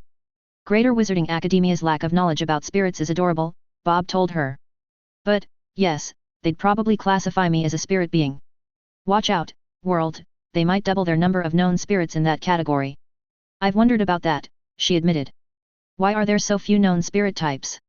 Most of us are far happier in the never-never. Bob yawned. Anyway, if you have any more questions about unicorns, I'm going to need Miss Grimblehawk to lose the robe and... No. All answered here. I interrupted, shoving him back in my bag. Sorry, I told her, probably blushing a little. I'm not sure why a spirit of intellect is a total lack, but that's another good reason not to let other people know about him. I mean, if I have to strip to power the magic encyclopedia, she said, slowly reaching up to unbutton the top of her robe. Before I could remind my eyes to blink, she grinned, your face. After quietly chuckling at my expense, she added, so, what's the deal with the unicorn? I frowned, whoever killed it needed to stay alive, no matter the cost. And we'll probably need to kill another one before long. So it was someone desperate. Chapter 43, Easter Eggs. For a society that prided itself on being non-religious, I found it interesting that Hogwarts winter and spring breaks were locked to the Christian holidays. Easter could vary by weeks from year to year, but it still sat at the center of the 2-week break. I wondered if they had to change their lesson plans for the winter and spring semesters based on where the holiday fell. By spring break, nothing else exceptional had happened. As far as we had heard, no more unicorns had been killed, and nobody had made another attempt to kidnap me. The only change to the status quo had been discovering I had someone to talk to about Muggle media. I was gratified that Matilda had been persistent in wanting to be my friend, since I'd genuinely missed having someone around my age to talk to about things outside the magical world. Of course, I hadn't even thought about Hermione, either, since she seemed like she only read educational non-fiction. But she overheard me talking with Matilda one day about how Tolkien had to have met Dumbledore to invent Gandalf, and jumped right into the conversation. It turned out that Jean and Helen Granger were dedicated science fiction buffs. Once the first year realized that Matilda's literary knowledge dropped dramatically the further we got from popular fantasy films, she went to the Oloy with a determined look in her eyes. A few days later, the first nerd care package from her parents showed up. She'd asked them to just grab whatever they could from the sci-fi/fantasy paperback slush pile at their used bookstore. Suddenly, young Miss Granger had currency that was far more effective than cash for paying me and Matilda for tutoring. And I finally had something more interesting to do with my leisure time than rereading Lockhart's books or delving into the smut romance novels that Madame Pans favored. Over the break, the castle was significantly more populated than it had been at Christmas. While some kids went home, most seemed to use the 2-week holiday from classes as their last chance to finish up projects and studying before the end of the year exams, especially with the late Easter meaning the break ended with only 2 months left in the year. With our owls coming up, which were comprehensive of the previous years, Percy, Penny, Oliver, and I tapped some of our lower year friends to exchange studying. We'd clear up anything they were still confused about, and that would help us remember the topics, or, for me, sometimes realize they were even a thing. For first years, Hermione, Ron, Neville, and Seamus were our usual ducklings. Second was more limited, since Katie Bell from the Quidditch team was the main one any of us talked to, but Penny grabbed a couple of girls from Ravenclaw as well, Cho Chang and Marietta Edgecombe. Nearly all the rest of the Gryffindor Quidditch team sat in for our third years. For fourth years, it was mostly just Matilda, though we also tried to include Cyril Meekin as a sorry you were mind-controlled gesture. He wasn't that interested and showed up rarely. So we were sitting around the afternoon of the last Friday of the break studying fourth-year material, just the 4 regulars and Matilda. Both Oliver and Matilda were looking longingly at the nice day outside the library windows, half paying attention. I was doing a little better, but missed a question Percy had asked when I saw Hagrid wander out of the library. Didn't know he ever came in here, I mused. Well, good for Hagrid at least, coming to the library to study, snarked the Weasley prefect. Sorry, Percy. The opening charm is Aperio, but you can prefix it with the Latin for the type of object you're opening to help you visualize the right opening motion and make sure you don't just rip it apart. I considered, or you can use your hands, because you're not an invalid. You should probably leave off the editorializing on the test, Harry, giggled Penny. Percy was about to throw someone else a quiz question, but Hermione's crew hurried over from the direction we'd seen Hagrid. They all had their precious "we are only 12 but think we've discovered something important" looks on their faces. Neville, who was the most even-tempered of the 4, elected himself spokesman and said, with a glance of apprehension at the 2 prefects, we were going to go talk to Hagrid about the research project. Percy and Penny knew that the kids thought Fluffy was guarding a philosopher's stone. I wouldn't have been surprised if the entire school knew the kids' theory. When they were trying to keep a secret, they huddled together, made exaggerated squinty eyes, and talked in stage whispers. It was adorable. But it was also irrepressible, and Percy had weeks previous put me on the duty of making sure his baby brother didn't do anything insane chasing their theory. I can head down with you, I offered. Oh. Visiting Hagrid? I'll go too, Matilda grinned, grasping the excuse. I'm definitely going with Em on whatever this research project is, mugged Oliver. I am definitely not just going outside to go flying on this beautiful day. Fine. Leave us. Someone has to study, grumbled Percy. Sure. Don't want to fail your anatomy elective, I smirked at him, and he and Penny blushed. The 7 of us wandered down to the grounds, and Oliver, true to his thinly veiled promise, waved goodbye to go to the Quidditch pitch. Ron, straining to maintain loyalty over fun, quickly ran out of willpower and yelled, "Wait up, Oliver!" before running off to fly brooms and pick up Quidditch pointers from the older Gryffindor. Would anyone else rather go flying? Hermione huffed. Actually, yeah, admitted Seamus, who spent half of his flying classes in with me being tutored in foci. He dashed off after the other 2, leaving me, Matilda, Hermione, and Neville. Easier fit in Hagrid's hut, anyway. Matilda laughed, trying to mollify the bushy-haired first year. Why aren't you more interested in brooms, Neville? I asked. Seems like all the other pureblood boys are obsessed with flying. He shrugged, you've seen how clumsy I am sometimes on the ground. I figure I should stick to what I'm good at. We all admitted that was a good idea, before Hermione finally shared why we were walking across the lawn to Hagrid's hut. Hagrid was looking for books on dragons and acting like he was up to something. Matilda chuckled, he's always been mad about dragons. Wants one desperately. Isn't owning a dragon in Britain illegal? Suggested Hermione. Definitely. Admitted the aspiring magi zoologist. Still, it would be cool to see one without having to go to a preserve. Guess none of you have met Charlie Weasley? He graduated last year and went to work on one. He made me want to work with magical creatures. I thought that was legend, I said. Right. Well, at least he made me realize that working with magical creatures was a real job. And I'd get to hang around cute guys doing it, she smirked. When her blatant flirting just got a raised eyebrow from me, she laughed, then noted, that's a lot of smoke coming out of Hagrid's chimney for a nice spring day. Hagrid's ability to keep a secret was slightly worse than the first year's, and everything about his hut was currently so suspicious that a 5-year-old would think he was overdoing it a little to make it obvious that something was up. His windows were all heavily curtained, and, when he opened the door to Neville's knock, a blast of sweltering heat rolled out into the nice spring day. He ushered the 4 of us in, and if the hut weren't so drafty I'd worry he couldn't breathe in there. So, ya wanted to ask me something? He asked, after his offer of tea and stoat sandwiches was waved off. Neville and Hermione looked like they were about to ask something else, but Matilda had spotted the large, black egg in the roaring fire. Hagrid. Did you get a dragon egg? Ah. That's, He fiddled with his beard, trying to come up with a lie. Is that a ridgeback? She continued, moving over to appraise the egg. I didn't think they even nested in Britain. How'd you get one? Yes. I won it in a game o' cards last night, from a stranger. Don't rightly know where he got it. Seemed glad to be rid of it, to be honest. But what are you going to do when it's hatched? Hermione asked. He pulled out a library book on dragon breeding and regaled us with his plan to keep it hot in the fire until it hatched, then feed it blood and brandy. Hagrid, you live in a wooden house, she insisted. Wood's only half the problem, Matilda added. It's going to be too big to fit in here within a couple of months. While the girls were upset about the viability of Hagrid's hut, I pulled him back to something else he'd mentioned. This stranger that gave you the egg. What did he look like? Dunno, he shrugged, he wouldn't take his cloak off. Never saw his face. And, of course, Hagrid didn't think that was incredibly suspicious. I asked, and what did you talk about while you were playing cards? You know, he asked about the sort of creatures I look after, and I mentioned I'd always really wanted a dragon. And then, I can't remember too well, 'cause he kept buying me drinks. Oh, right, he mentioned he had a dragon egg, and we could play cards for it. But he wasn't sure I could handle it, so I told him after Fluffy, a dragon would be easy. Neville gasped, Hagrid. Did he want to know how to get past Fluffy?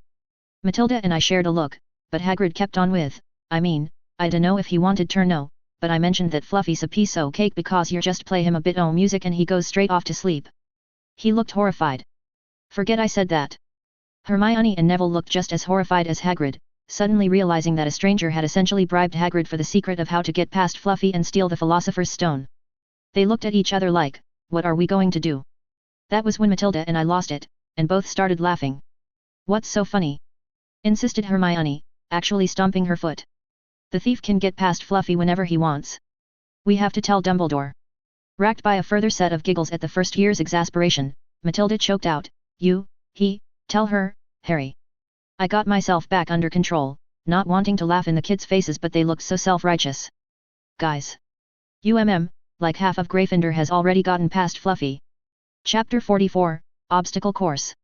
3 childlike faces, one bearded and on a 12-foot-tall body, looked at us in total confusion at my assertion that we'd already gotten past Hagrid's guardian Cerberus, so I explained, Oliver Wood and Jason Denbright figured out how to get past Fluffy about 2 weeks after winter break. Jason was one of the 7th years that I wasn't too familiar with, but who was in nude care of magical creatures. I helped. Matilda objected. I nodded to her, didn't know that.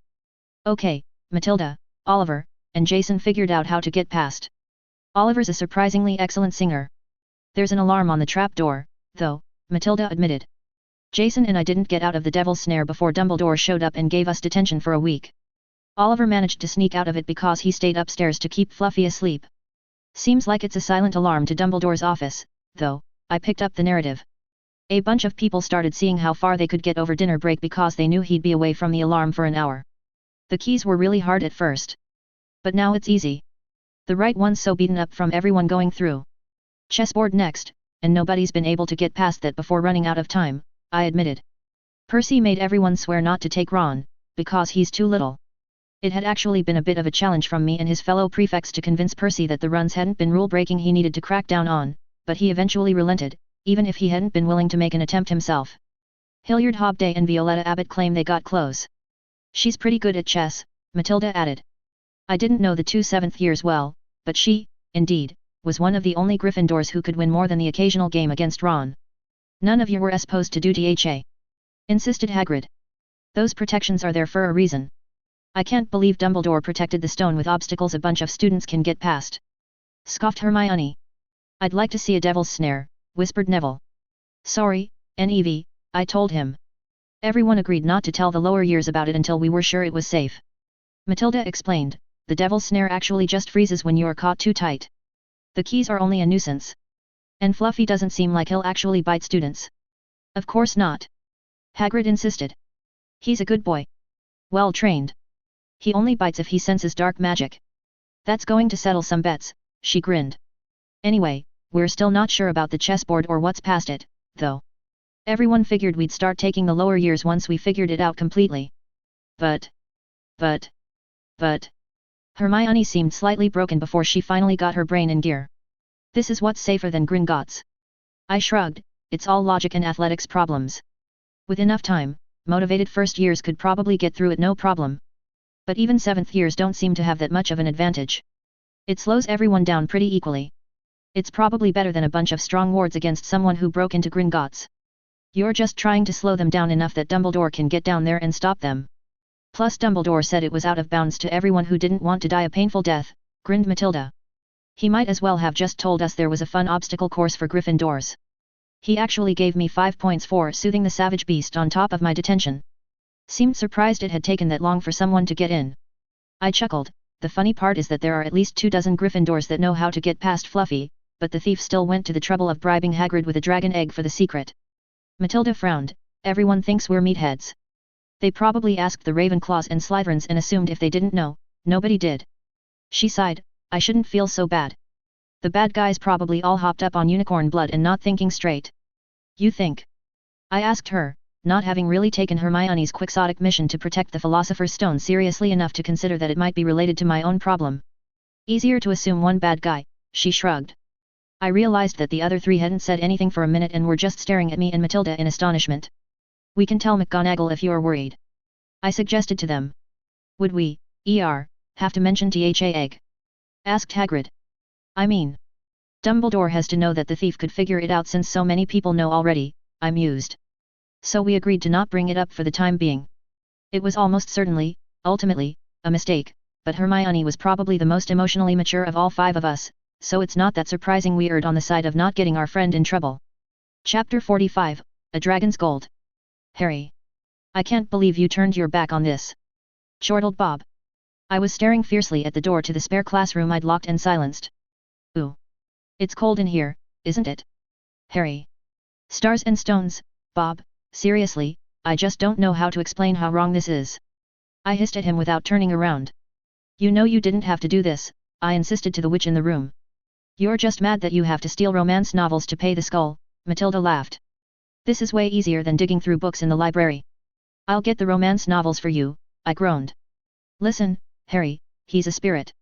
You're being a gentleman. It's not a big deal. Without looking her in the face, I couldn't really gauge whether she was lying. Okay. It's safe to turn around now. I mean, it would have been safe before. As I turned, Matilda was buttoning the top of her robe back up, regarding me with a probing look. I still wasn't sure whether she was bluffing. Over the past few weeks, she'd been slowly ramping up the flirting to very aggressive levels. Most of it was probably because I was safe to experiment on. She'd told me she was interested, I told her I wasn't dating anyone but I hadn't told her it made me uncomfortable. I just couldn't figure out whether she was messing with me because it was funny, or whether she was genuinely trying to see if there was a limit she needed to hit to get my attention. Rather than talk about it, she fixed her gaze on Bob and said, You've had your show. Now spill. Everything you know on the raising and risks of baby dragons. Norwegian Ridgebacks specifically. She sighed, I'm just so mad I missed a dragon hatching because I was stuck in care of magical creatures class. The baby dragon had hatched during second period that morning, while I was in the middle of double potions and Matilda had her elective. The quartet of first years had been able to go see, and had regaled Matilda about it after lunch. She was determined to help out. She'd asked me for a study date with your friend Bob after dinner and here we were. While Bob explained how to nanny a dragon in extensive detail while the excitable witch took notes, I thought about the other problem. The first years hadn't been as careful as they should have been talking about their invitation at breakfast, and Draco had overheard and spied on them during the hatching. Apparently he'd developed an intense academic rivalry with Hermione over the past few months, got on with Ron like adding water to a grease fire, and was prejudiced against Hagrid. He and Neville seemed to get on okay, interestingly enough, continuing to play the family honor thing more for a running joke than out of any genuine animosity. What he hadn't done was go running to a teacher or prefect to turn them in. Maybe he was planning something longer term, but maybe he was waiting for an offer. As Bob finished his 10-minute monologue, Matilda started rolling up the notes she'd made into one big scroll and said, I'm going to run down to Hagrid's. Got to cover all this before curfew. Coming. No. I need to go talk to a tiny platinum-headed Slytherin, I replied. Oh. Yeah. Better you than me. Don't curse him in public, she grinned, not seeming too put out that I wasn't going with her. If it comes to that, we have bigger problems, I mentioned. Back in the bag, Bob, I said, sliding him into my bag of holding. Only after that did I take down the charms on the classroom door, having learned from Matilda walking in on Bob. Matilda rushed out toward one of the castle exits and I headed down into the dungeons. I found an alcove near the potions classroom and waited. At the end of dinner, I'd passed a hastily scribbled note to Malfoy to meet here just before the first detentions. If he didn't show, I'd be able to flag down the twins on their way to their regular cauldron cleaning penance with Professor Belby. Their knowledge of where to find people was uncanny, and seemed related to the scrap of parchment they often referenced when they thought nobody was paying attention. I didn't have to avail myself of their services, however, as Draco came sauntering down the hall with his 2 baby bodyguards.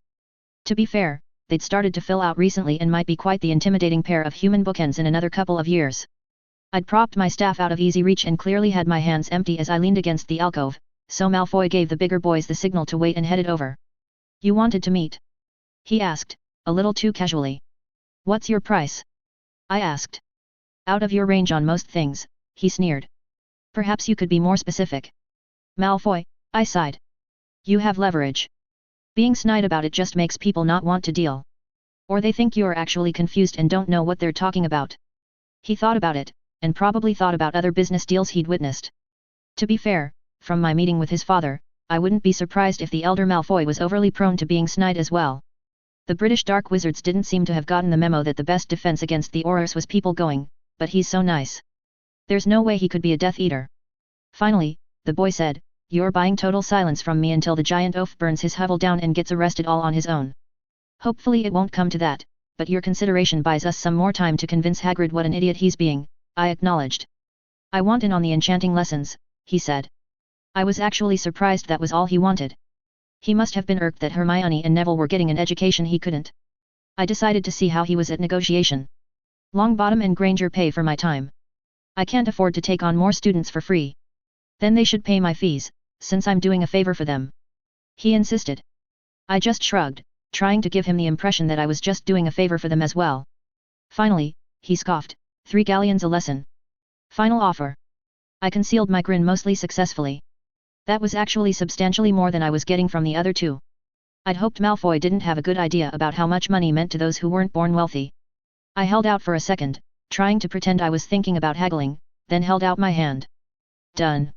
Next one's Thursday after dinner in the runes lab." He hesitated for a second, as if realizing that had gone way too easily, but reached out and shook. "Pleasure, Dresden. See you then." I nodded and he sauntered off to rejoin his thugs, headed toward where the Slytherin dorms must be. "Oi! Harry. Lurking in alcoves talking to snakes?" Fred asked as he and George wandered down the hall from the other direction, arriving just in time for their detention. "Just making a deal to get him off your brother and his friends' backs," I told them. I winced as I realized, "You're going to have to put up with him in my enchanting lessons, though." They shared a look and grinned. George snickered, "Regular private access to a baby snake. Should be fun for the whole family," finished Fred. "He's got some leverage," I warned them. "Give me a couple weeks until his blackmail's no longer good before you piss him off." "Say no more." George grinned as Fred tapped his nose. "Well, we've got a date with some regulation thickness cauldrons," Fred suggested. "Enjoy the rest of your evening, Harry," George said as they headed into the classroom for their detention. I decided I should probably tell Penny and Percy that I'd just thrown a match in the tinderbox that was our enchanting lessons.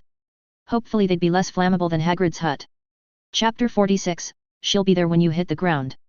May went by in a bit of a blur. Draco turned out to be surprisingly well behaved in our enchanting sessions, probably due to the lack of one Ron Weasley to set him off. Confronted with Neville and Hermione, his urge was to try to show them up, rather than fight with them. Since they'd had weeks of sessions on him, he had to buckle down, pay attention, and ask a lot of questions. The issue of the dragon, who Hagrid insisted on calling Norbert, was solved before his hut burned down, but only barely. Once he was convinced that he would soon be unable to keep the dragon secret due to its increasing size, he agreed to try to find more suitable accommodations. We just told McGonagall that Hagrid had found a baby dragon in the forest. When she was dubious that such a thing would be in the forest, I just asked her, like the Lacratas. She probably knew something was going on, but Norbert was quietly shipped off to a dragon preserve where Percy's older brother worked with no one getting in trouble. While the twins might have liked to prank Malfoy now that his leverage was gone, the rapidly approaching exams put enough stress on everyone that Percy threatened dire consequences if Fred and George messed up the enchanting sessions. Everyone was already feeling like every spare moment should be using for year-end study, and the hour or two a week spent in the runes lab was harder and harder to justify. So Malfoy got off with only a couple minor pranks. The lower years had their exams early, to get them out of the way before the owls and then the newts. Fortunately, Ron, Neville, and Seamus seemed up to the task of managing Hermione's panic attacks about first-year exams because it was starting to become my full-time job to handle it when Percy and Penny had nearly nightly freakouts. Like me, Oliver was content to underachieve and wasn't very stressed about owls. As long as he did well enough to stay captain of the Quidditch team, he was happy. Instead, he was panicked about Gryffindor's Quidditch match against Ravenclaw, which was scheduled for the Saturday before owls, just after the lower years finished their own exams.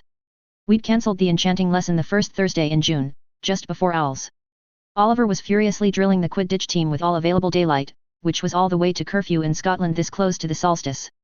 After Percy had snapped several times at various lower years who'd finished their exams earlier in the week and wanted to party while he was trying to study in the common room, we'd spent the day hidden away in an empty classroom near the library, just Percy, Penny, and me quizzing each other from test preparation questions. Expecto Patronum, Percy tried again, in a lull between other subjects. A silvery shield appeared in front of his wand. All three of us had gotten to the shield but no further, missing some crucial mindset to achieve the animal imago that was full success at the spell. We may need to actually face a Dementor in the field to cross the threshold. Penny suggested, not liking how Percy was exhausting himself further trying to get it. I know it's extra points on the defense owl, but being able to do it at all is still a qualifier. I wasn't thrilled at being stuck either, but as the sun finally started to set I realized how late it was getting. It's almost curfew, I told them. Do we want to keep pushing and use your prefect privileges to get in late, or hang it up and start again tomorrow? Percy seemed shocked at how late it was. I have to do patrols. Guess that's the answer, I smiled, tiredly. Circle back up in the morning. I caught movement out the window and told Percy, maybe start by convincing Oliver to finish practice and escort the team back to the dorms? I think he lost track of time as much as you did.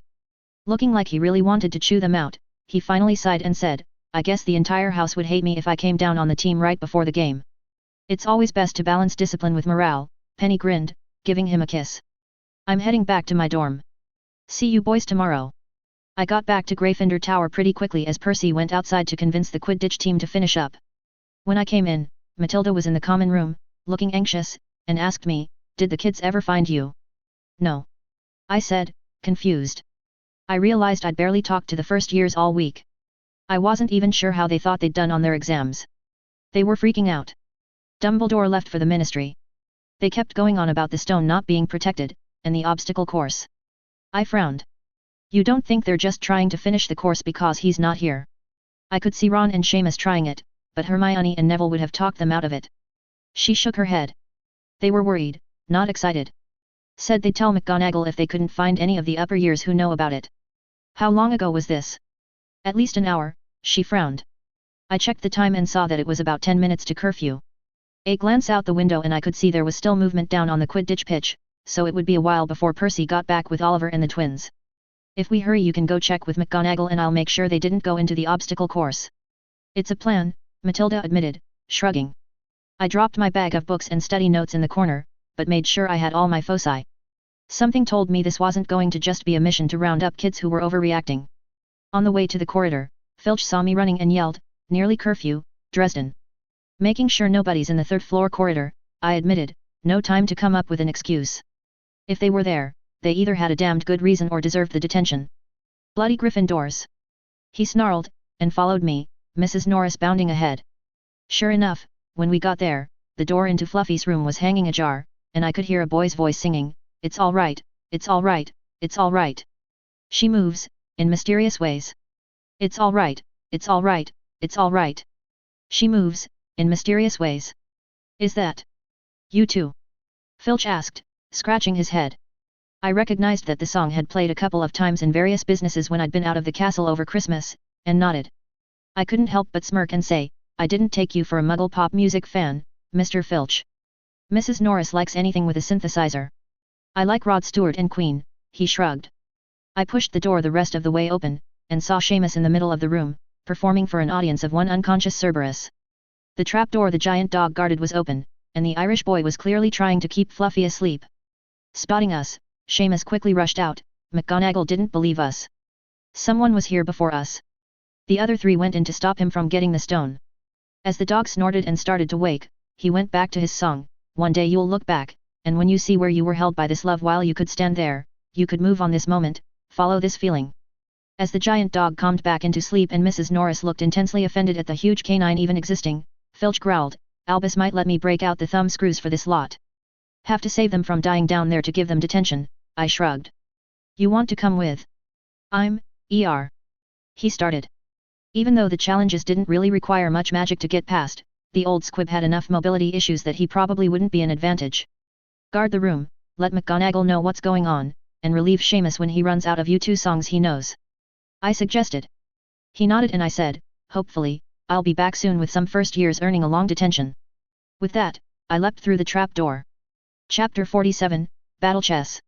I grabbed my staff with my legs like a broom as I fell, yelling, Arresto momentum.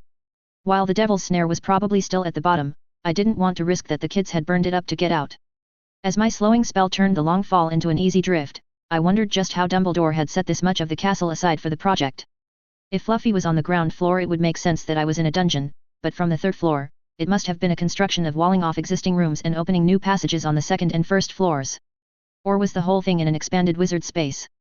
After several more seconds than it would have taken if I'd fallen at full speed, I touched down into the vines of the giant plant that lurked in the darkness beneath the trapdoor.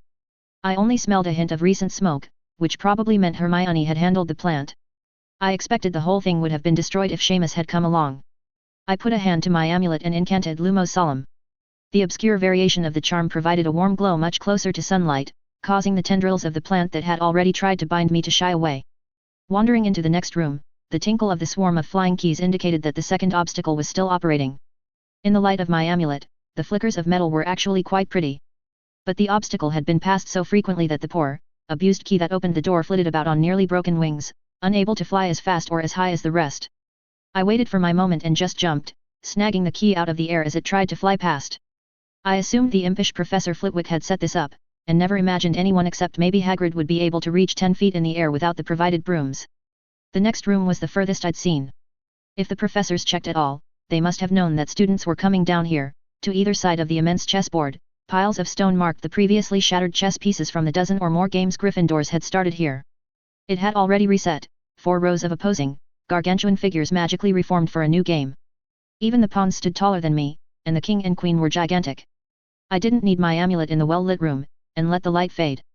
Amid the rubble to the right side of the board, Ron Weasley's body was sprawled, either unconscious or dead.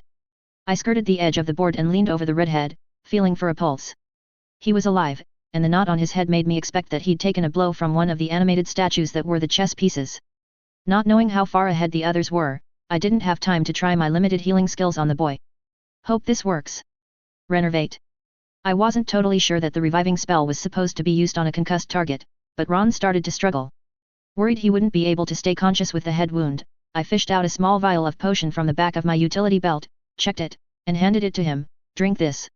Ugh, what was that? Ron frowned after taking a single swallow to drink the green potion. Girding potion, I told him. Don't know if boosting your endurance will help much, but it's the best I can do. What happened? We played across the board, he explained. I had to sacrifice myself to get Neville and Hermione through. What pieces did you replace? I asked, curious. Knight, bishop, and castle, he said. Not the king or the queen. He thought for a moment and admitted, chagrined, that would have been safer, wouldn't it? I just shook my head, helping him stand and started to say, if you're feeling stable enough, take one of the brooms in the key room to fly back. Harry! Yelled Hermione, running in from whatever was in the next room. Neville was right behind her, pieces of him flickering in and out as Ron's invisibility cloak flapped in the wind of his passage. It's Quirrell. He was trying to get the stone. He's right behind us, Harry. Neville said, as they got closer. As soon as he was close enough to feel confident, he gave an underhand toss and a small, irregular red stone that glistened like glass in the torchlight flew through the air at me. I managed to catch it and shove it into a pouch in my belt. Better you to protect it than me, he shrugged. I heard running steps coming from the room they'd just exited, and hissed, all of you under the cloak and sneak out of here. They seemed to be complying, and I moved forward along the right-hand side of the board until the white pieces on the far side turned, ready to stop me getting further. They'd hopefully serve as obstacles against the attacking defense professor. Disheveled and winded from the run, a piece of turban unraveling and trailing behind him, the man in question raced out of the far hallway and into the middle of the chessboard before he saw me, my stunner speeding toward his flank. Prodigo! He shouted, just in time, flicking his wand into a shield to intercept my attack. Dresden! He shouted, I should have known. No stutter, PP Professor. I mocked, crouching slightly into a dueling stance, my left arm and shield bracelet forward while I held my staff slightly back. I drifted slowly back toward the black pieces so cover would be available, hoping the kids were clearing out. The time for subterfuge is over, he grinned. Call a porches. He suddenly shouted, gesturing at the door back into the room with the keys. If the children are hiding, now they're trapped. And if they're already gone? I tried to ask nonchalantly, hoping they were but realizing I hadn't heard the door open and close. He shrugged, then it's just the three of us. With his free hand, he unwound the turban, trying to keep me covered with his wand as I reached the relative safety of the line of black pawns. If they gave you the stone, I advise handing it over. You'll like that better than the alternative. Stone? Like this? Depulso. I stepped back and swung my staff like a golf club, banishing a collection of chess piece rubble at the defense professor. I was curious whether he knew how to make shields that could stop physical objects, but instead he shrieked and dodged, getting clipped by several pieces of small stone at the edge of my poorly directed attack. You've made your choice, impudent boy. Master, should I kill him? No. Ordered a wheezing voice that became clearer as he finished removing the turban from his prematurely bald head. Until we have this stone, he is still of use to me. So be it, Crucio. Quirrell flicked his wand at me, clearly hoping I hadn't been paying attention in class. I dodged behind a pawn, and the unforgivable hit it, cracks appearing in the conjured stone. Points for Gryffindor for not trying to shield. I asked, moving further behind the rook as the professor tried to circle and get a better vantage point to me.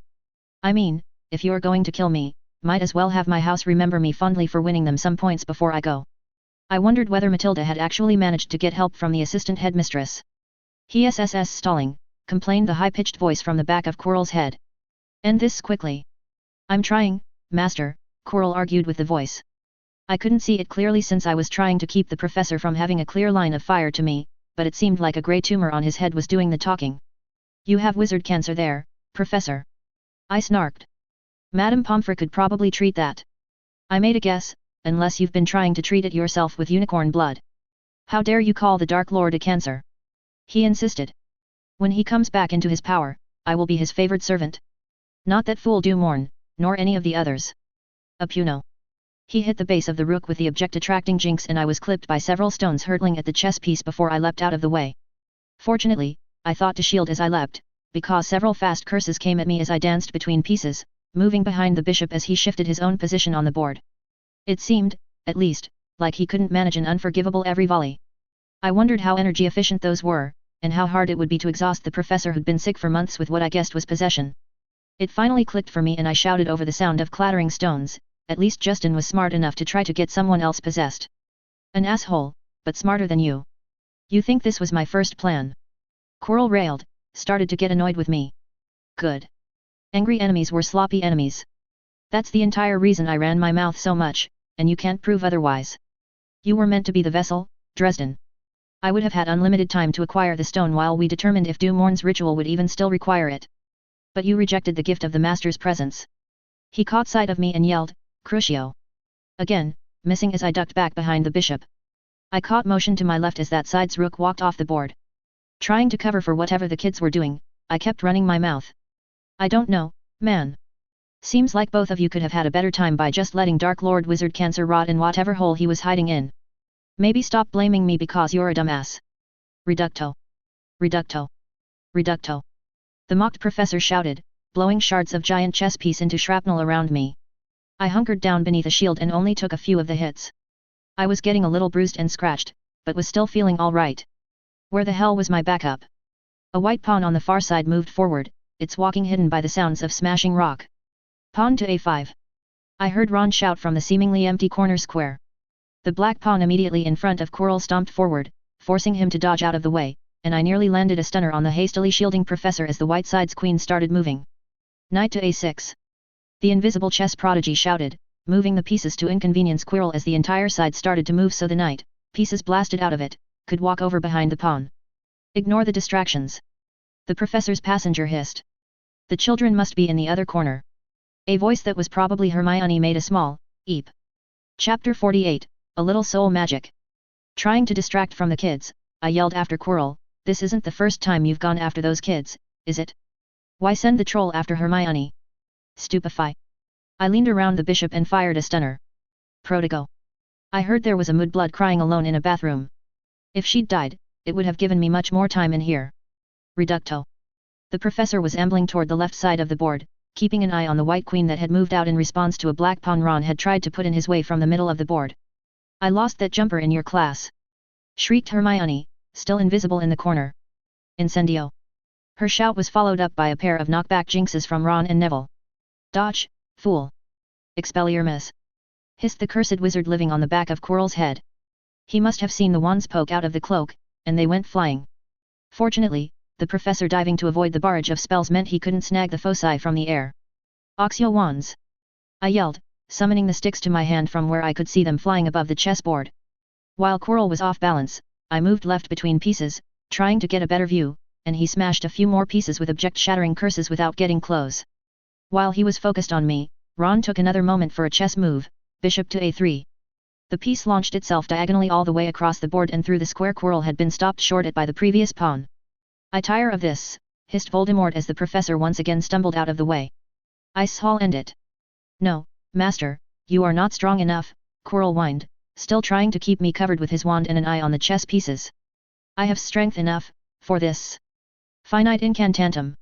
With that shouted spell, a burst of magic emerged from the conjoined wizard and, as it washed over the chess pieces, they began to slowly collapse into rubble. Fortunately, my own enchanting seemed to be sturdier than the transfigured pieces, so my utility belt didn't disgorge its contents. I was about to be without cover. Stupefy. Ventus. I shouted while swinging my staff end to end at the professor, who seemed briefly staggered by the magic expenditure. Voldemort hissed, Prodigo. To catch the stunner, somehow forming a shield between me and the professor, but the wind spell still shoved Quirrell off balance. End this, you fool. The children are helpless and he lacks protection. I realized he was right. The chess pieces had quickly melted into flowing sand. I had nothing of substance in between us, and no more stones to use as weapons or shields. Faster than I'd give him credit for from the knee he'd taken, Quirrell snapped off, yes master. Imperio. While I nearly dodged it, the unforgivable was fired low and caught me in the leg. That's all it took. Suddenly my head felt wrapped in dark wool. Reasoning centers shutting down, all I could see was Quirrell, and all I could feel was a stifling numbness. Now, Dresden, spoke the only voice that meant anything to me. Give me the Philosopher's Stone. A new light appeared in the darkness, a trail of bright thought that reminded me that I'd placed it in one of my belt pouches. I glanced down, and could see my hand in the right slot in the belt. I slowly reached in, and could feel the rock in question in a bed of lead shot. Why was I so hesitant to produce it? Dresden. The stone. Insisted the professor, his full attention on me, no time for disarmed first years even if they were invisible. A stray thought passed almost unheeded through my mind about how much I hated the Imperius. My godmother had been insistent that I know what it and the Cruciatus was like. She probably would have tried the killing curse on me as well, if it was something you could build a resistance to. I thought she'd actually been quite pleased how well I did resisting it. I was too emotional to ever be good at occlumency, but I was certainly pig-headed enough to resist mind control. Can you not dominate a 16-year-old? Yelled a voice on the edge of my consciousness. It was still a near thing. I felt the wool tighten as Quirrell fought to control me. My hand dug into the pouch and it was all I could do to fight withdrawing the stone. And then, from somewhere a million miles away to my left I heard a girl's voice yell, Wingardium Leviosa. The utter surprise of the now floating professor allowed me to tear through the rest of the spell. Thinking the kids disarmed, neither of the dark wizards sharing one body had noticed Hermione produce the quill focus I'd made her for Christmas and levitate him by his robes. As my faculties returned, I realized he'd easily counter the spell in a moment, but I couldn't resist the urge to shout, pull. When my hand came out of the pouch, it was full of lead shot, not a magic stone. I tossed them in Quirrell's direction then baseball swung my staff while shouting, Depulso. No way to dodge while floating, Quirrell shrieked a hasty, Prodigo. But his shield was nowhere near as good against physical objects as mine was. While not as fast as the shotgun blast they resembled, the lead balls still smacked loudly into various parts of his body, drawing shrieks of pain. Stupefy. I said, throwing one last stunner past the disintegrating shield. Quirrell slumped, unconscious, in the air, and then dropped slowly to the ground as Hermione released the spell. That was bloody brilliant! Exclaimed Ron, pulling the cloak off of the three kids, who looked unharmed. Wait until my family hears I nearly ran you-know-who over with a chess set. And Hermione picked him up by his underwear, smirked Neville. I guess Harry helped a little, too, he deadpanned. Is it over? Hermione asked, Quill still held defensively as I walked over to give them their wands back. It's never over, hissed Voldemort from Quirrell's head, apparently unaffected by the stunner. The body began to twitch, and what looked like smoke began to rip itself free from the slumped form. I shall simply avail myself of another host. In moments, the same wraith that had come after me nearly a year before hovered above the wreckage of Quirrell's body, looking us over as if deciding who to claim. My caveman brain was screaming at me to kill it with fire. I knew Fiendfyre had driven it off before.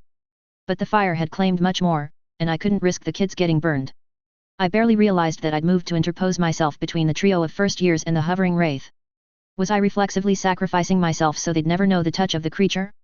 I wasn't sure I'd do that for just anyone, the very idea of being possessed by Voldemort terrified me. But these kids were mine to protect. I'd planned to just do my time at Hogwarts and not make any more connections, because I was afraid to trust and afraid of being betrayed. Somehow, I'd failed so utterly at doing so that I now had more friends than I'd had in my life. Months of time spent in classes with them all, but at the forefront of my mind was a simple heartfelt statement from a father that couldn't protect his own child. Thanks for looking out for our daughter. You didn't have to, and nobody else was. It means the world to her. And us. I realized, though I may never be free of the traumas of my past, I could be. I was happy. These kids were mine to protect. Expecto Patronum. Anticipating, at best, a silver shield to defend us from the wraith that drifted ever closer, I was surprised when my mother's necklace lit like the sun and disgorged an immense silvery beast almost as large as me. The lion-like, massive dog crouched before us, facing the wraith and shaking with rage. Voldemort paused, hovering only 10 feet away, then started to float forward again. My patroness barked.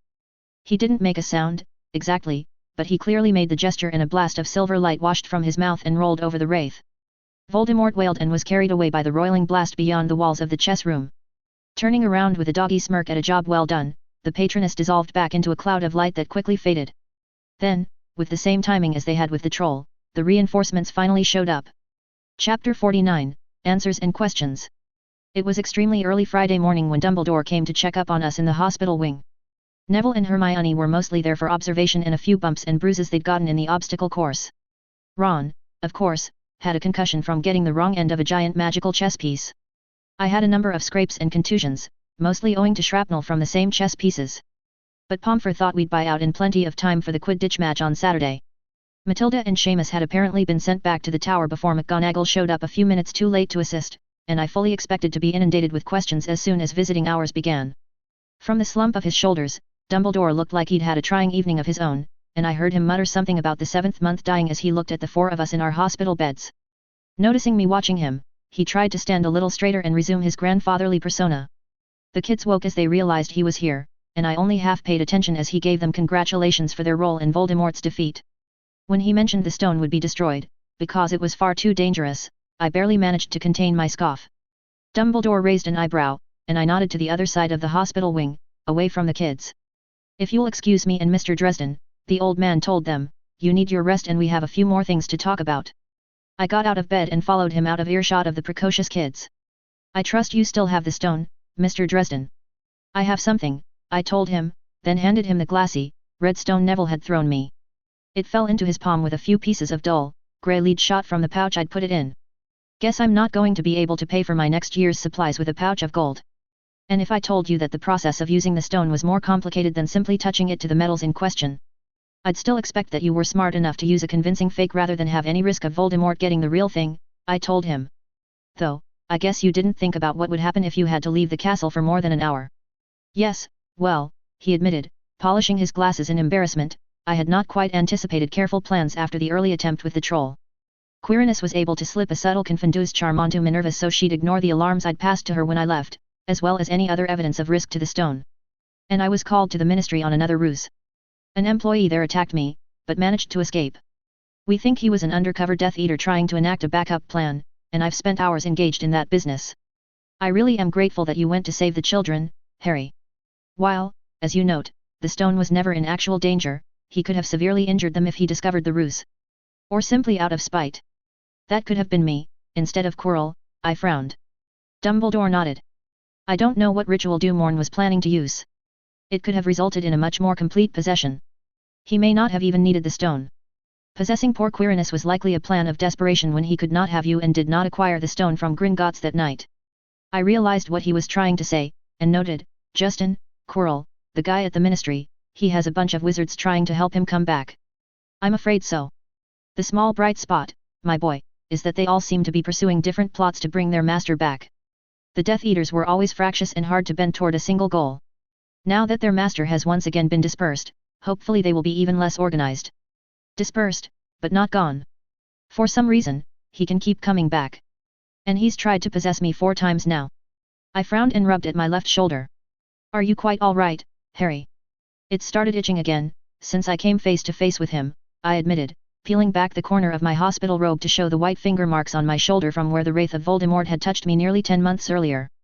They didn't look worse than they had all year. Probably psychosomatic. I hadn't realized he'd marked you. The old wizard gave me an extremely strange look. I shrugged, pulling the robe back closed. Better me than the kids. Indeed, he cast a thoughtful glance in their direction, then switched back into his helpful grandfather tone. Well, I hope you'll keep the secret about the stone. It can only help for him to believe that it was destroyed. The Flamels have agreed to lay low until this plays out, even should it take quite some time. They have plenty of it, after all. Hopefully it won't take that long. After Owls, we need to catch you up on the anti-wraith spells. I think we've made some progress, I explained. I very much look forward to hearing about it. Oh. I've also seen to your housing situation for the summer. An alumnus of the school who I think you'll get along with has a spare room and could use the company. Minerva will provide you the details, he insisted as I was about to ask for those details. For now, I must see that nothing else has gone awry in my absence. Not long after I went back to my bed, visiting hours started in the Gryffindors, and one Ravenclaw descended as a mass to check on the 4 of us. I let the kids tell the story, though it was clear that Seamus had already caught everyone up to his part in my entrance. I would have been right behind you. McGonagall took forever to believe me. Then she insisted I take Seamus back to the tower. Matilda apologized to me. I think she only really started to listen when she realized you had already gone down there. She was confounded, I explained. Wonder if you managed to get through to her, or it just broke during the fight.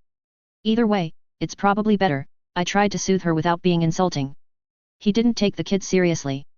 If there were multiple people he thought were a threat, he might have worked harder to seriously injure or kill someone. That seemed to mollify the overexcitable witch, and soon it was Percy, Penny, and Oliver apologizing that they hadn't been around. They'd apparently finally gotten back to the tower just as Matilda was coming back with Seamus, and been stopped by Filch after the assistant headmistress had already passed on word it was over. So you formed a full patroness? Asked Percy, seeming impressed. I demurred, since the 2 of them were still having trouble with the spell. Barely. It's pretty much just a little mouse. Chapter 50, Owling Home. The final Quidditch match between Gryffindor and Ravenclaw had worked out to be for the championship. It had something to do with point totals, and I retained what Oliver was telling me just long enough to point out that made the 150-point bonus for the snitch even more unfair. Then I promptly forgot everything about the calculation as a waste of my mental space for owls. Gryffindor barely squeaked out a win in the match by somehow getting way ahead on goals, though Katie lost the snitch to Cho, the Scottish witch that we'd been studying with. But Ravenclaw was still far enough ahead on points for the year to win the Quidditch Cup. Both sides seemed grudgingly happy about it, which worked out for Percy and Penny, even though neither cared much about Quidditch.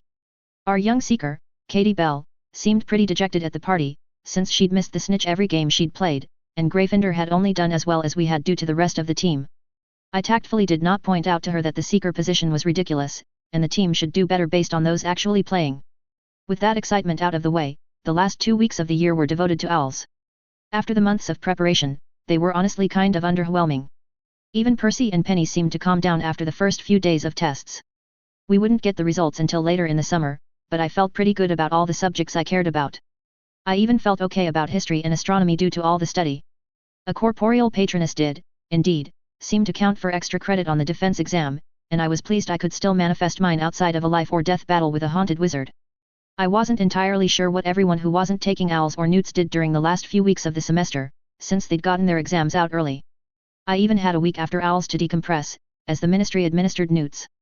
Though there was probably a more efficient way to schedule things, it was nice to have some time in the reasonably sunny weather outside with friends who were no longer obsessed with exams. It was nice to have friends. In a blink, the lazy first week of summer was over and it was time for the leaving feast. The hall was covered in blue and bronze, since the win at Quidditch had boosted Ravenclaw far enough ahead of Gryffindor and Slytherin in points that they'd won the House Cup. Before the feast started, Dumbledore stood up and explained the point totals, and looked like he was about to say something else as McGonagall hissed at him, "Albus, they've worked very hard for this. It would be cruel to steal it away." The other teachers probably heard, but I doubted the other students did. But Harry's, he whispered to argue. Nearly an adult and doesn't need a show in front of the school for having done a good thing, she cut him off, glancing at me as if realizing I heard them. Looking a little crestfallen, the headmaster nodded to his assistant and said to the Great Hall, "Congratulations, Ravenclaw. Everyone tuck in." After that, it was just a train ride back to London. The arrangement was surprisingly similar to what it had been in September, though we'd taken on enough new friends to fill 3 carriage rooms. The first years took up one of their own, and Percy and Penny sat with me when they weren't on patrol, along with Oliver, his girlfriend Alexis when she wasn't on patrol, and the twins. And the girls of the Quidditch team plus Matilda, Patricia, and Lee had grabbed a room of their own, close enough to pop in frequently but deliberately separate in case Oliver tried to make them have a long conversation about the next year's Quidditch strategy. It was a strange sensation. The last time I'd been on the train I'd been anxious about whether it was a big mistake, relieved to have anyone to sit with and not take the long ride alone. After 10 months, I was almost totally comfortable, and fully engaged in the camaraderie. I still didn't know what the summer would bring. I had a mysterious landlord that I'd barely learned anything about from McGonagall. I still wasn't out from under the Doom of Damocles, and Dawlish could show up to harass me at any moment. My godmother was up to something. The wraith of the most feared dark wizard in the last 50 years was on the loose and seemed particularly interested in me. And I still had no long-term plans. But for one train ride, I was just a 16-year-old kid on a cross-country trip with my friends, and that was enough. The threatening future could wait just a few more hours. End of year 1. And that's the end of year 1. Thanks for everyone that followed along, and welcome to those that caught it once it was complete. Personally, I mostly read FICS that are completed already, to avoid getting caught on a long delay or abandonment. I tend to enjoy the ones that are broken into different stories to provide clear stopping points, so I've opted to break this up by year. Check my profile for the sequels. There are 2 appendices that I'll post after this on the same schedule, which readers of my game design blog have already seen, and then a preview chapter for year 2 will go up when that begins posting. I'm deep into the writing of year 2, so I don't envision any break in the schedule. See everyone in year 2. Chapter 51, Appendix 1, What is Magic? This is the summary of how magic works as Justin taught it to me, and I explained it to the kids who came to my enchanting tutorials. Hogwarts doesn't explain most of this unless you take arithmancy, and even then, some of the theory is lost in the practice. Magic is, quite simply, imposing your wishes on reality. Those with access to the gift can want something impossible to happen badly enough that it happens. When a wizard is young, this accidental magic is the only way he knows to enact his gift. When a wizard is old and powerful, he can likewise, merely think magic into being. In the middle, wizards are taught complicated practices to organize this into spells that they'll eventually try to abandon. The difference between the untrained child and the ancient master is control over these wishes. Accidental magic doesn't do exactly what you expect to happen when you want it, but a master can create magic, when needed, every single time. The first question you need to ask to understand how the process of magical training works is, why are most spells in Latin? The reason is because it keeps the magic separated from your speech. If magic spells were in English, or whatever modern language you speak, you'd risk accidentally casting them in normal conversation. The pathways of your brain that control the instinct to create the magic get trained by the wording of the spell. Hogwarts professors probably don't work hard enough to get kids out of the habit of referring to spells by their incantation rather than their English name. One day, some kid is going to talk about the fire-making charm as incendio and accidentally set a friend of fire. As I understand it, every culture with magic similarly uses a language that's not frequently used for conversation as their language of incantations. The Romans used ancient Greek, Aramaic, or Etruscan. Non-Western wizards use outdated forms of their own local languages. I'm still investigating Professor McGonagall's assertion that Hogwarts classes used to be taught in Latin while still using Latin incantations. Of course, you can't just say the Latin word for something and consider that a spell. The use of a meaningful word in Latin is useful, but that's because even if you don't really speak it, it does have a meaning that you can latch onto. Incendio is a word that more or less means I set on fire. You could probably make the magic work with a different series of sounds, but it would be harder to remember. The most important thing is that incendio is 4 syllables, and arithmetically adds up to a 5-4-4-6 structure. I is the 9th letter plus N is the 14th, which adds up to 23, which combines down to 5. There's no way I could effectively summarize the exact practicals of how that number adding works or why 5-4-4-6 is a similar numerical array to related spells. You're either just going to have to take my word for it or commit to 5 years of arithmancy class. Essentially, any word that was close enough to a 5-4-4-6 cadence could be used as the incantation for the fire-making spell. Why are some incantations really bad Latin? Because the more correct Latin didn't fit the arithmancy. There's a ton of math in figuring out an incantation, and that's just half of a spell. The other half comes in using your focus. At the simplest level, the foci that I use for my magic, staff, blasting rod, etc., are limited to particular types of spell. Spells that create or change motion are fundamentally similar in their arithmancy, so I was able to fit a bunch of them into my staff, and I have to differentiate between them by the different incantations. Also, turning the staff into different types of gestures improves the spell, but I can get a weaker version by just holding it and yelling. I've embedded a spell matrix into the staff, which is a 3-dimensional, some say a 4-dimensional, shape that also defines its parameters. The arithmancy of the incantation hooks into the arithmancy of the matrix to basically create a momentary bubble of possibility for the wizard's thoughts to fill with the magic. It's all extremely technical, which is why any Hogwarts student that skips arithmancy and ancient runes has pretty much no idea how it works. They're training engineers, not scientists. Most wizards never need to know how their tools work. A wand is the most complicated piece of technology that wizards have come up with. If my staff is an abacus, a wand is a mainframe computer. Both can help you add numbers, but the computer can do so much more while being so much harder to understand. In a tiny, concealable form factor, wand makers create a focus that can allow you to perform any spell, theoretically up to the maximum power possible. The first drawback is the finesse issue. For whatever reason, I and a lot of other wizards have a really hard time using wands. It's some combination of conceptual and down to sheer manual dexterity. I have really long arms and that messes up the precise spell gestures. There are probably a ton of really great wizards who leave wand-focused schools thinking they're bad at it, because they just can't figure out the only technology those schools teach. The second drawback is compatibility. While every focus has some degree of resonance with the aura of its user, wands are 100% locked into it. I picked the materials for my staff because they worked for me, but it's still extremely effective in any wizard's hands. A wand that's a poor match, however, may barely work at all. It comes down to the secret technology of how they fit all those spell matrices into one focus. My suspicion is that the wand bonds to the wizard to basically turn his whole body into a completion of the matrix. A poorly matched wand means all your matrices are malformed before you even start casting. The third drawback is the gestures. Most of the matrix for a spell is in my staff, so I can get away with just pointing. But a wand has to fit every possible spell in, which means it can only carry the most common arithmetic elements of all spells, and algorithms for transforming wand motion into the rest of the spell matrix. Why do you have to swish and flick to levitate something with a wand when I just have to gesture with my staff? That precise motion is finishing the matrix for the spell, which I've already fully encoded into my staff. Wand users have to get very good at training their muscle memory. Ultimately, advanced users tend to start getting into magic without words or foci.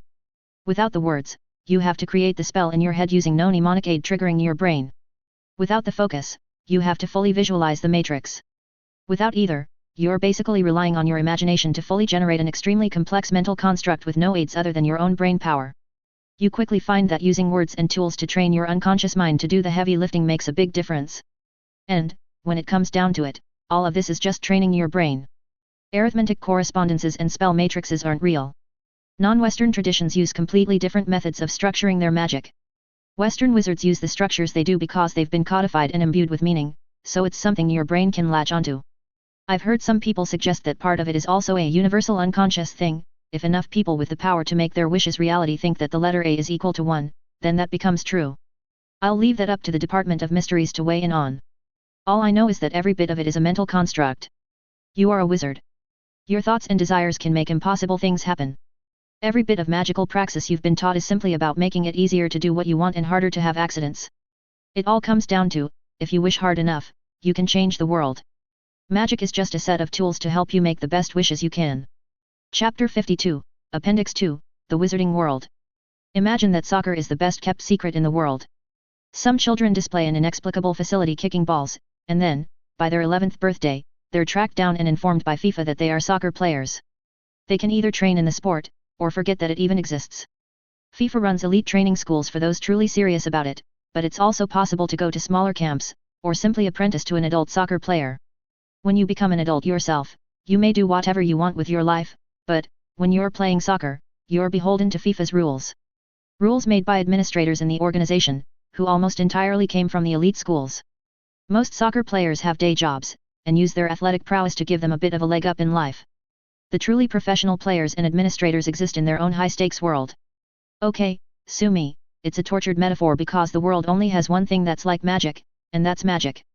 The best estimates I can find suggest there are 60,000 magically talented folks in Britain, or around 1 for every 1,000 muggles. This isn't a hard rule or anything, just the current demographics. Before modern medicine, the ratio was probably significantly higher for wizards, who've long had the magical healthcare necessary to live well into their second century. It probably also helps to be able to use magic to get access to food and shelter and to avoid having to die in international wars. Though wizards often had violent, secret wars of their own. Hogwarts takes 40 students a year. Fewer than 1 in 10 British wizards attended the school. But if you look at ministry bureaucrats, orators, healers at St. Mungo's, and the wealthiest individuals, it seems like everyone you meet has been there. And that's after you realize the muggleborns that make up a small but meaningful fraction of Hogwarts students aren't represented. What I'm saying is that the core of British wizarding society is an old wizards club far worse than even America's obsession with an Ivy League education. Virtually every position of power is held in the vice grip of a conspiracy of purebloods who went to Hogwarts. What about the other 50-something thousand magical individuals in the country? If you work in a big enough muggle company, you probably have at least one in your office. Does it seem like Renaissance festival folks take it way too seriously? They're overrepresented there. Carnies, artists, musicians, psychics, and other jobs where you can get away with being eccentric also feature far more magicals than 1 in 1,000. Most of them aren't very well trained. For the vast majority, the ministry's satisfied if you can do enough basic spells to convince them you're not going to do accidental magic in an emotional moment, and that you understand the world of consequences they'll bring down on you if you break the statute of secrecy. But keep in mind that well-trained is relative. Hogwarts teaches students to levitate things, start fires, make precise cuts and repairs, unlock doors, and transfigure inanimate objects in their first year. Even figuring out a handful of minor spells is a huge advantage in the Muggle world. The honest go into crafting or service professions where they can do way more work than a Muggle can, because Muggle tools have to follow the laws of physics. The dishonest can easily become master criminals. And the ministry doesn't pay too much attention to crime against Muggles if it wasn't obviously caused by magic. Ironically, the wizards that are struggling the most financially are often the purebloods raised so completely in the Hogwarts pipeline that they can't figure out how to make a go of it in the Muggle world, but who are also near the bottom of the hierarchy when it comes to cushy ministry jobs. I love the Weasleys to death, but they baffle me. The other irony of wizarding life is, the more powerful your magic, the harder it is to truly fit into the Muggle world. Magic violates all the laws of science, and that also means that strongly magical objects, areas, and individuals cause problems with technology. Physics and chemistry develop inconsistencies in a strong magical field. At Hogwarts and other sites of power, this field is so strong that even synthetic materials break down. Part of the reason they've stuck with quills is that plastic pens slowly melt into goo, though that's no excuse to not at least use fountain pens. The process is slow enough that the Muggle kids outgrowing their tennis shoes and elastic underwear probably don't notice how much they start to sag, but don't bring your beloved polyester blend t-shirts and expect them to be more than rags in a year or two. I've also heard that, near the strongest fields, items that rely on precision machining start to have problems. Magic makes materials flex very slightly on a molecular level, and the more precise your machine, even if it doesn't use electricity, the more likely it is to have problems. For example, modern guns don't work consistently at Hogwarts, because the barrels and mechanisms are so precise that any flex at all can cause them to jam. Wizards, who still exist in a primarily handmade materials economy, never even notice. Electricity is a bigger problem. Changes to chemistry are slow, but changes to physics are fast. Casting a spell causes havoc in nearby sensitive electronics, and powerful enough wizards can interfere with delicate electronics simply by standing near them. Most of my pop culture knowledge of films comes from sitting safely in a theater where the projection equipment is far away, because I've killed every TV I've ever tried to watch for longer than an hour or two. That's another reason for magicals to go into non-office jobs, particularly as they become more reliant on technology. Even a weak wizard will quickly kill any computer by sitting at a desk right in front of it for 8 hours a day. What you're left with is a three-layered society. In the center is a strange core of pure blood-centric elites who almost entirely eschew Muggle society for various reasons, not least of which is that their eccentricities and effect on technology make them inherently dangerous to the statute of secrecy. They govern the other layers insofar as they have a chokehold on power and are generally better educated in magic, so can win in a conflict even against superior numbers. The next layer are strong but were either not trained to the same level or were Muggleborns who couldn't fit into the core society. They are smeared in a gradient between non-elite jobs in Wizarding Society and jobs in Muggle Society where one can avoid technology and get away with being unusual. Finally, the weakest and worst trained almost entirely live in the Muggle world, indistinguishable from Muggles with an obscure hobby or religion. With even a few magical talents, they tend to be successful beyond what their station in life would otherwise suggest, and mostly just ignore the magical government until they can't avoid it. Honestly, when there's not a dark wizard throwing around spells that only the best trained have any hope of protecting themselves against, the current standard of living in Muggle society means that the people that purebloods most look down on probably have it way better than those with superior magic. Chapter 53, Year 2 Preview. London has a lot going for it as a city, not least of which is cool old shops you can just get lost in. I had found a comfortable corner in the upstairs of Hatchett's, a bookstore that nearly predated the United States. You just didn't get stuff like that back in Chicago. Of course, I wasn't the only one that appreciated the ambience. The place was probably packed with tourists every day of summer, but even more so because of the book signing going on. The corner I'd chosen was partially out of defense from the crowd of chattering preteens and their parents that had mobbed the table where the wizard I was staying with for the summer was set up, wearing out his hand giving autographs to children. With my height, I could easily keep an eye on him and the stairs. I usually had at least a head of clearance in any crowd, but with a bunch of kids it was easy. It also meant I was easy to pick out of the crowd, and I barely had a few seconds warning of a rapidly approaching mass of curly brown hair before I was dive-tackled. Harry. I shared a grin with the more slowly approaching pair of dentists as I awkwardly returned the hug of their daughter, the magical world's smartest 12-year-old. Hermione, it's only been a week. I insisted, but I'm glad to see you too. Harry, greeted Dr. Jean Granger with a handshake, as Hermione finally released me so Dr. Helen Granger could also give me a quick hug. Jean, Helen, glad you could make it, I told them. I don't think there was any way we wouldn't, Helen said, looking fondly at the small girl who looked so excited she was in danger of vibrating right through the floor. I just knew it.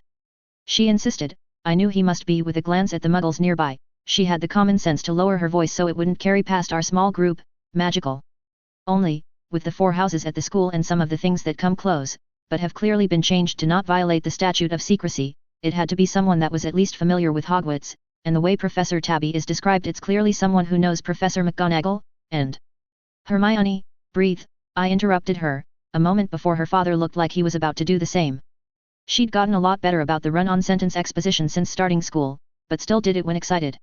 Why don't you go get in line for the book signing? Tell him you're the friend I mentioned when you get up there.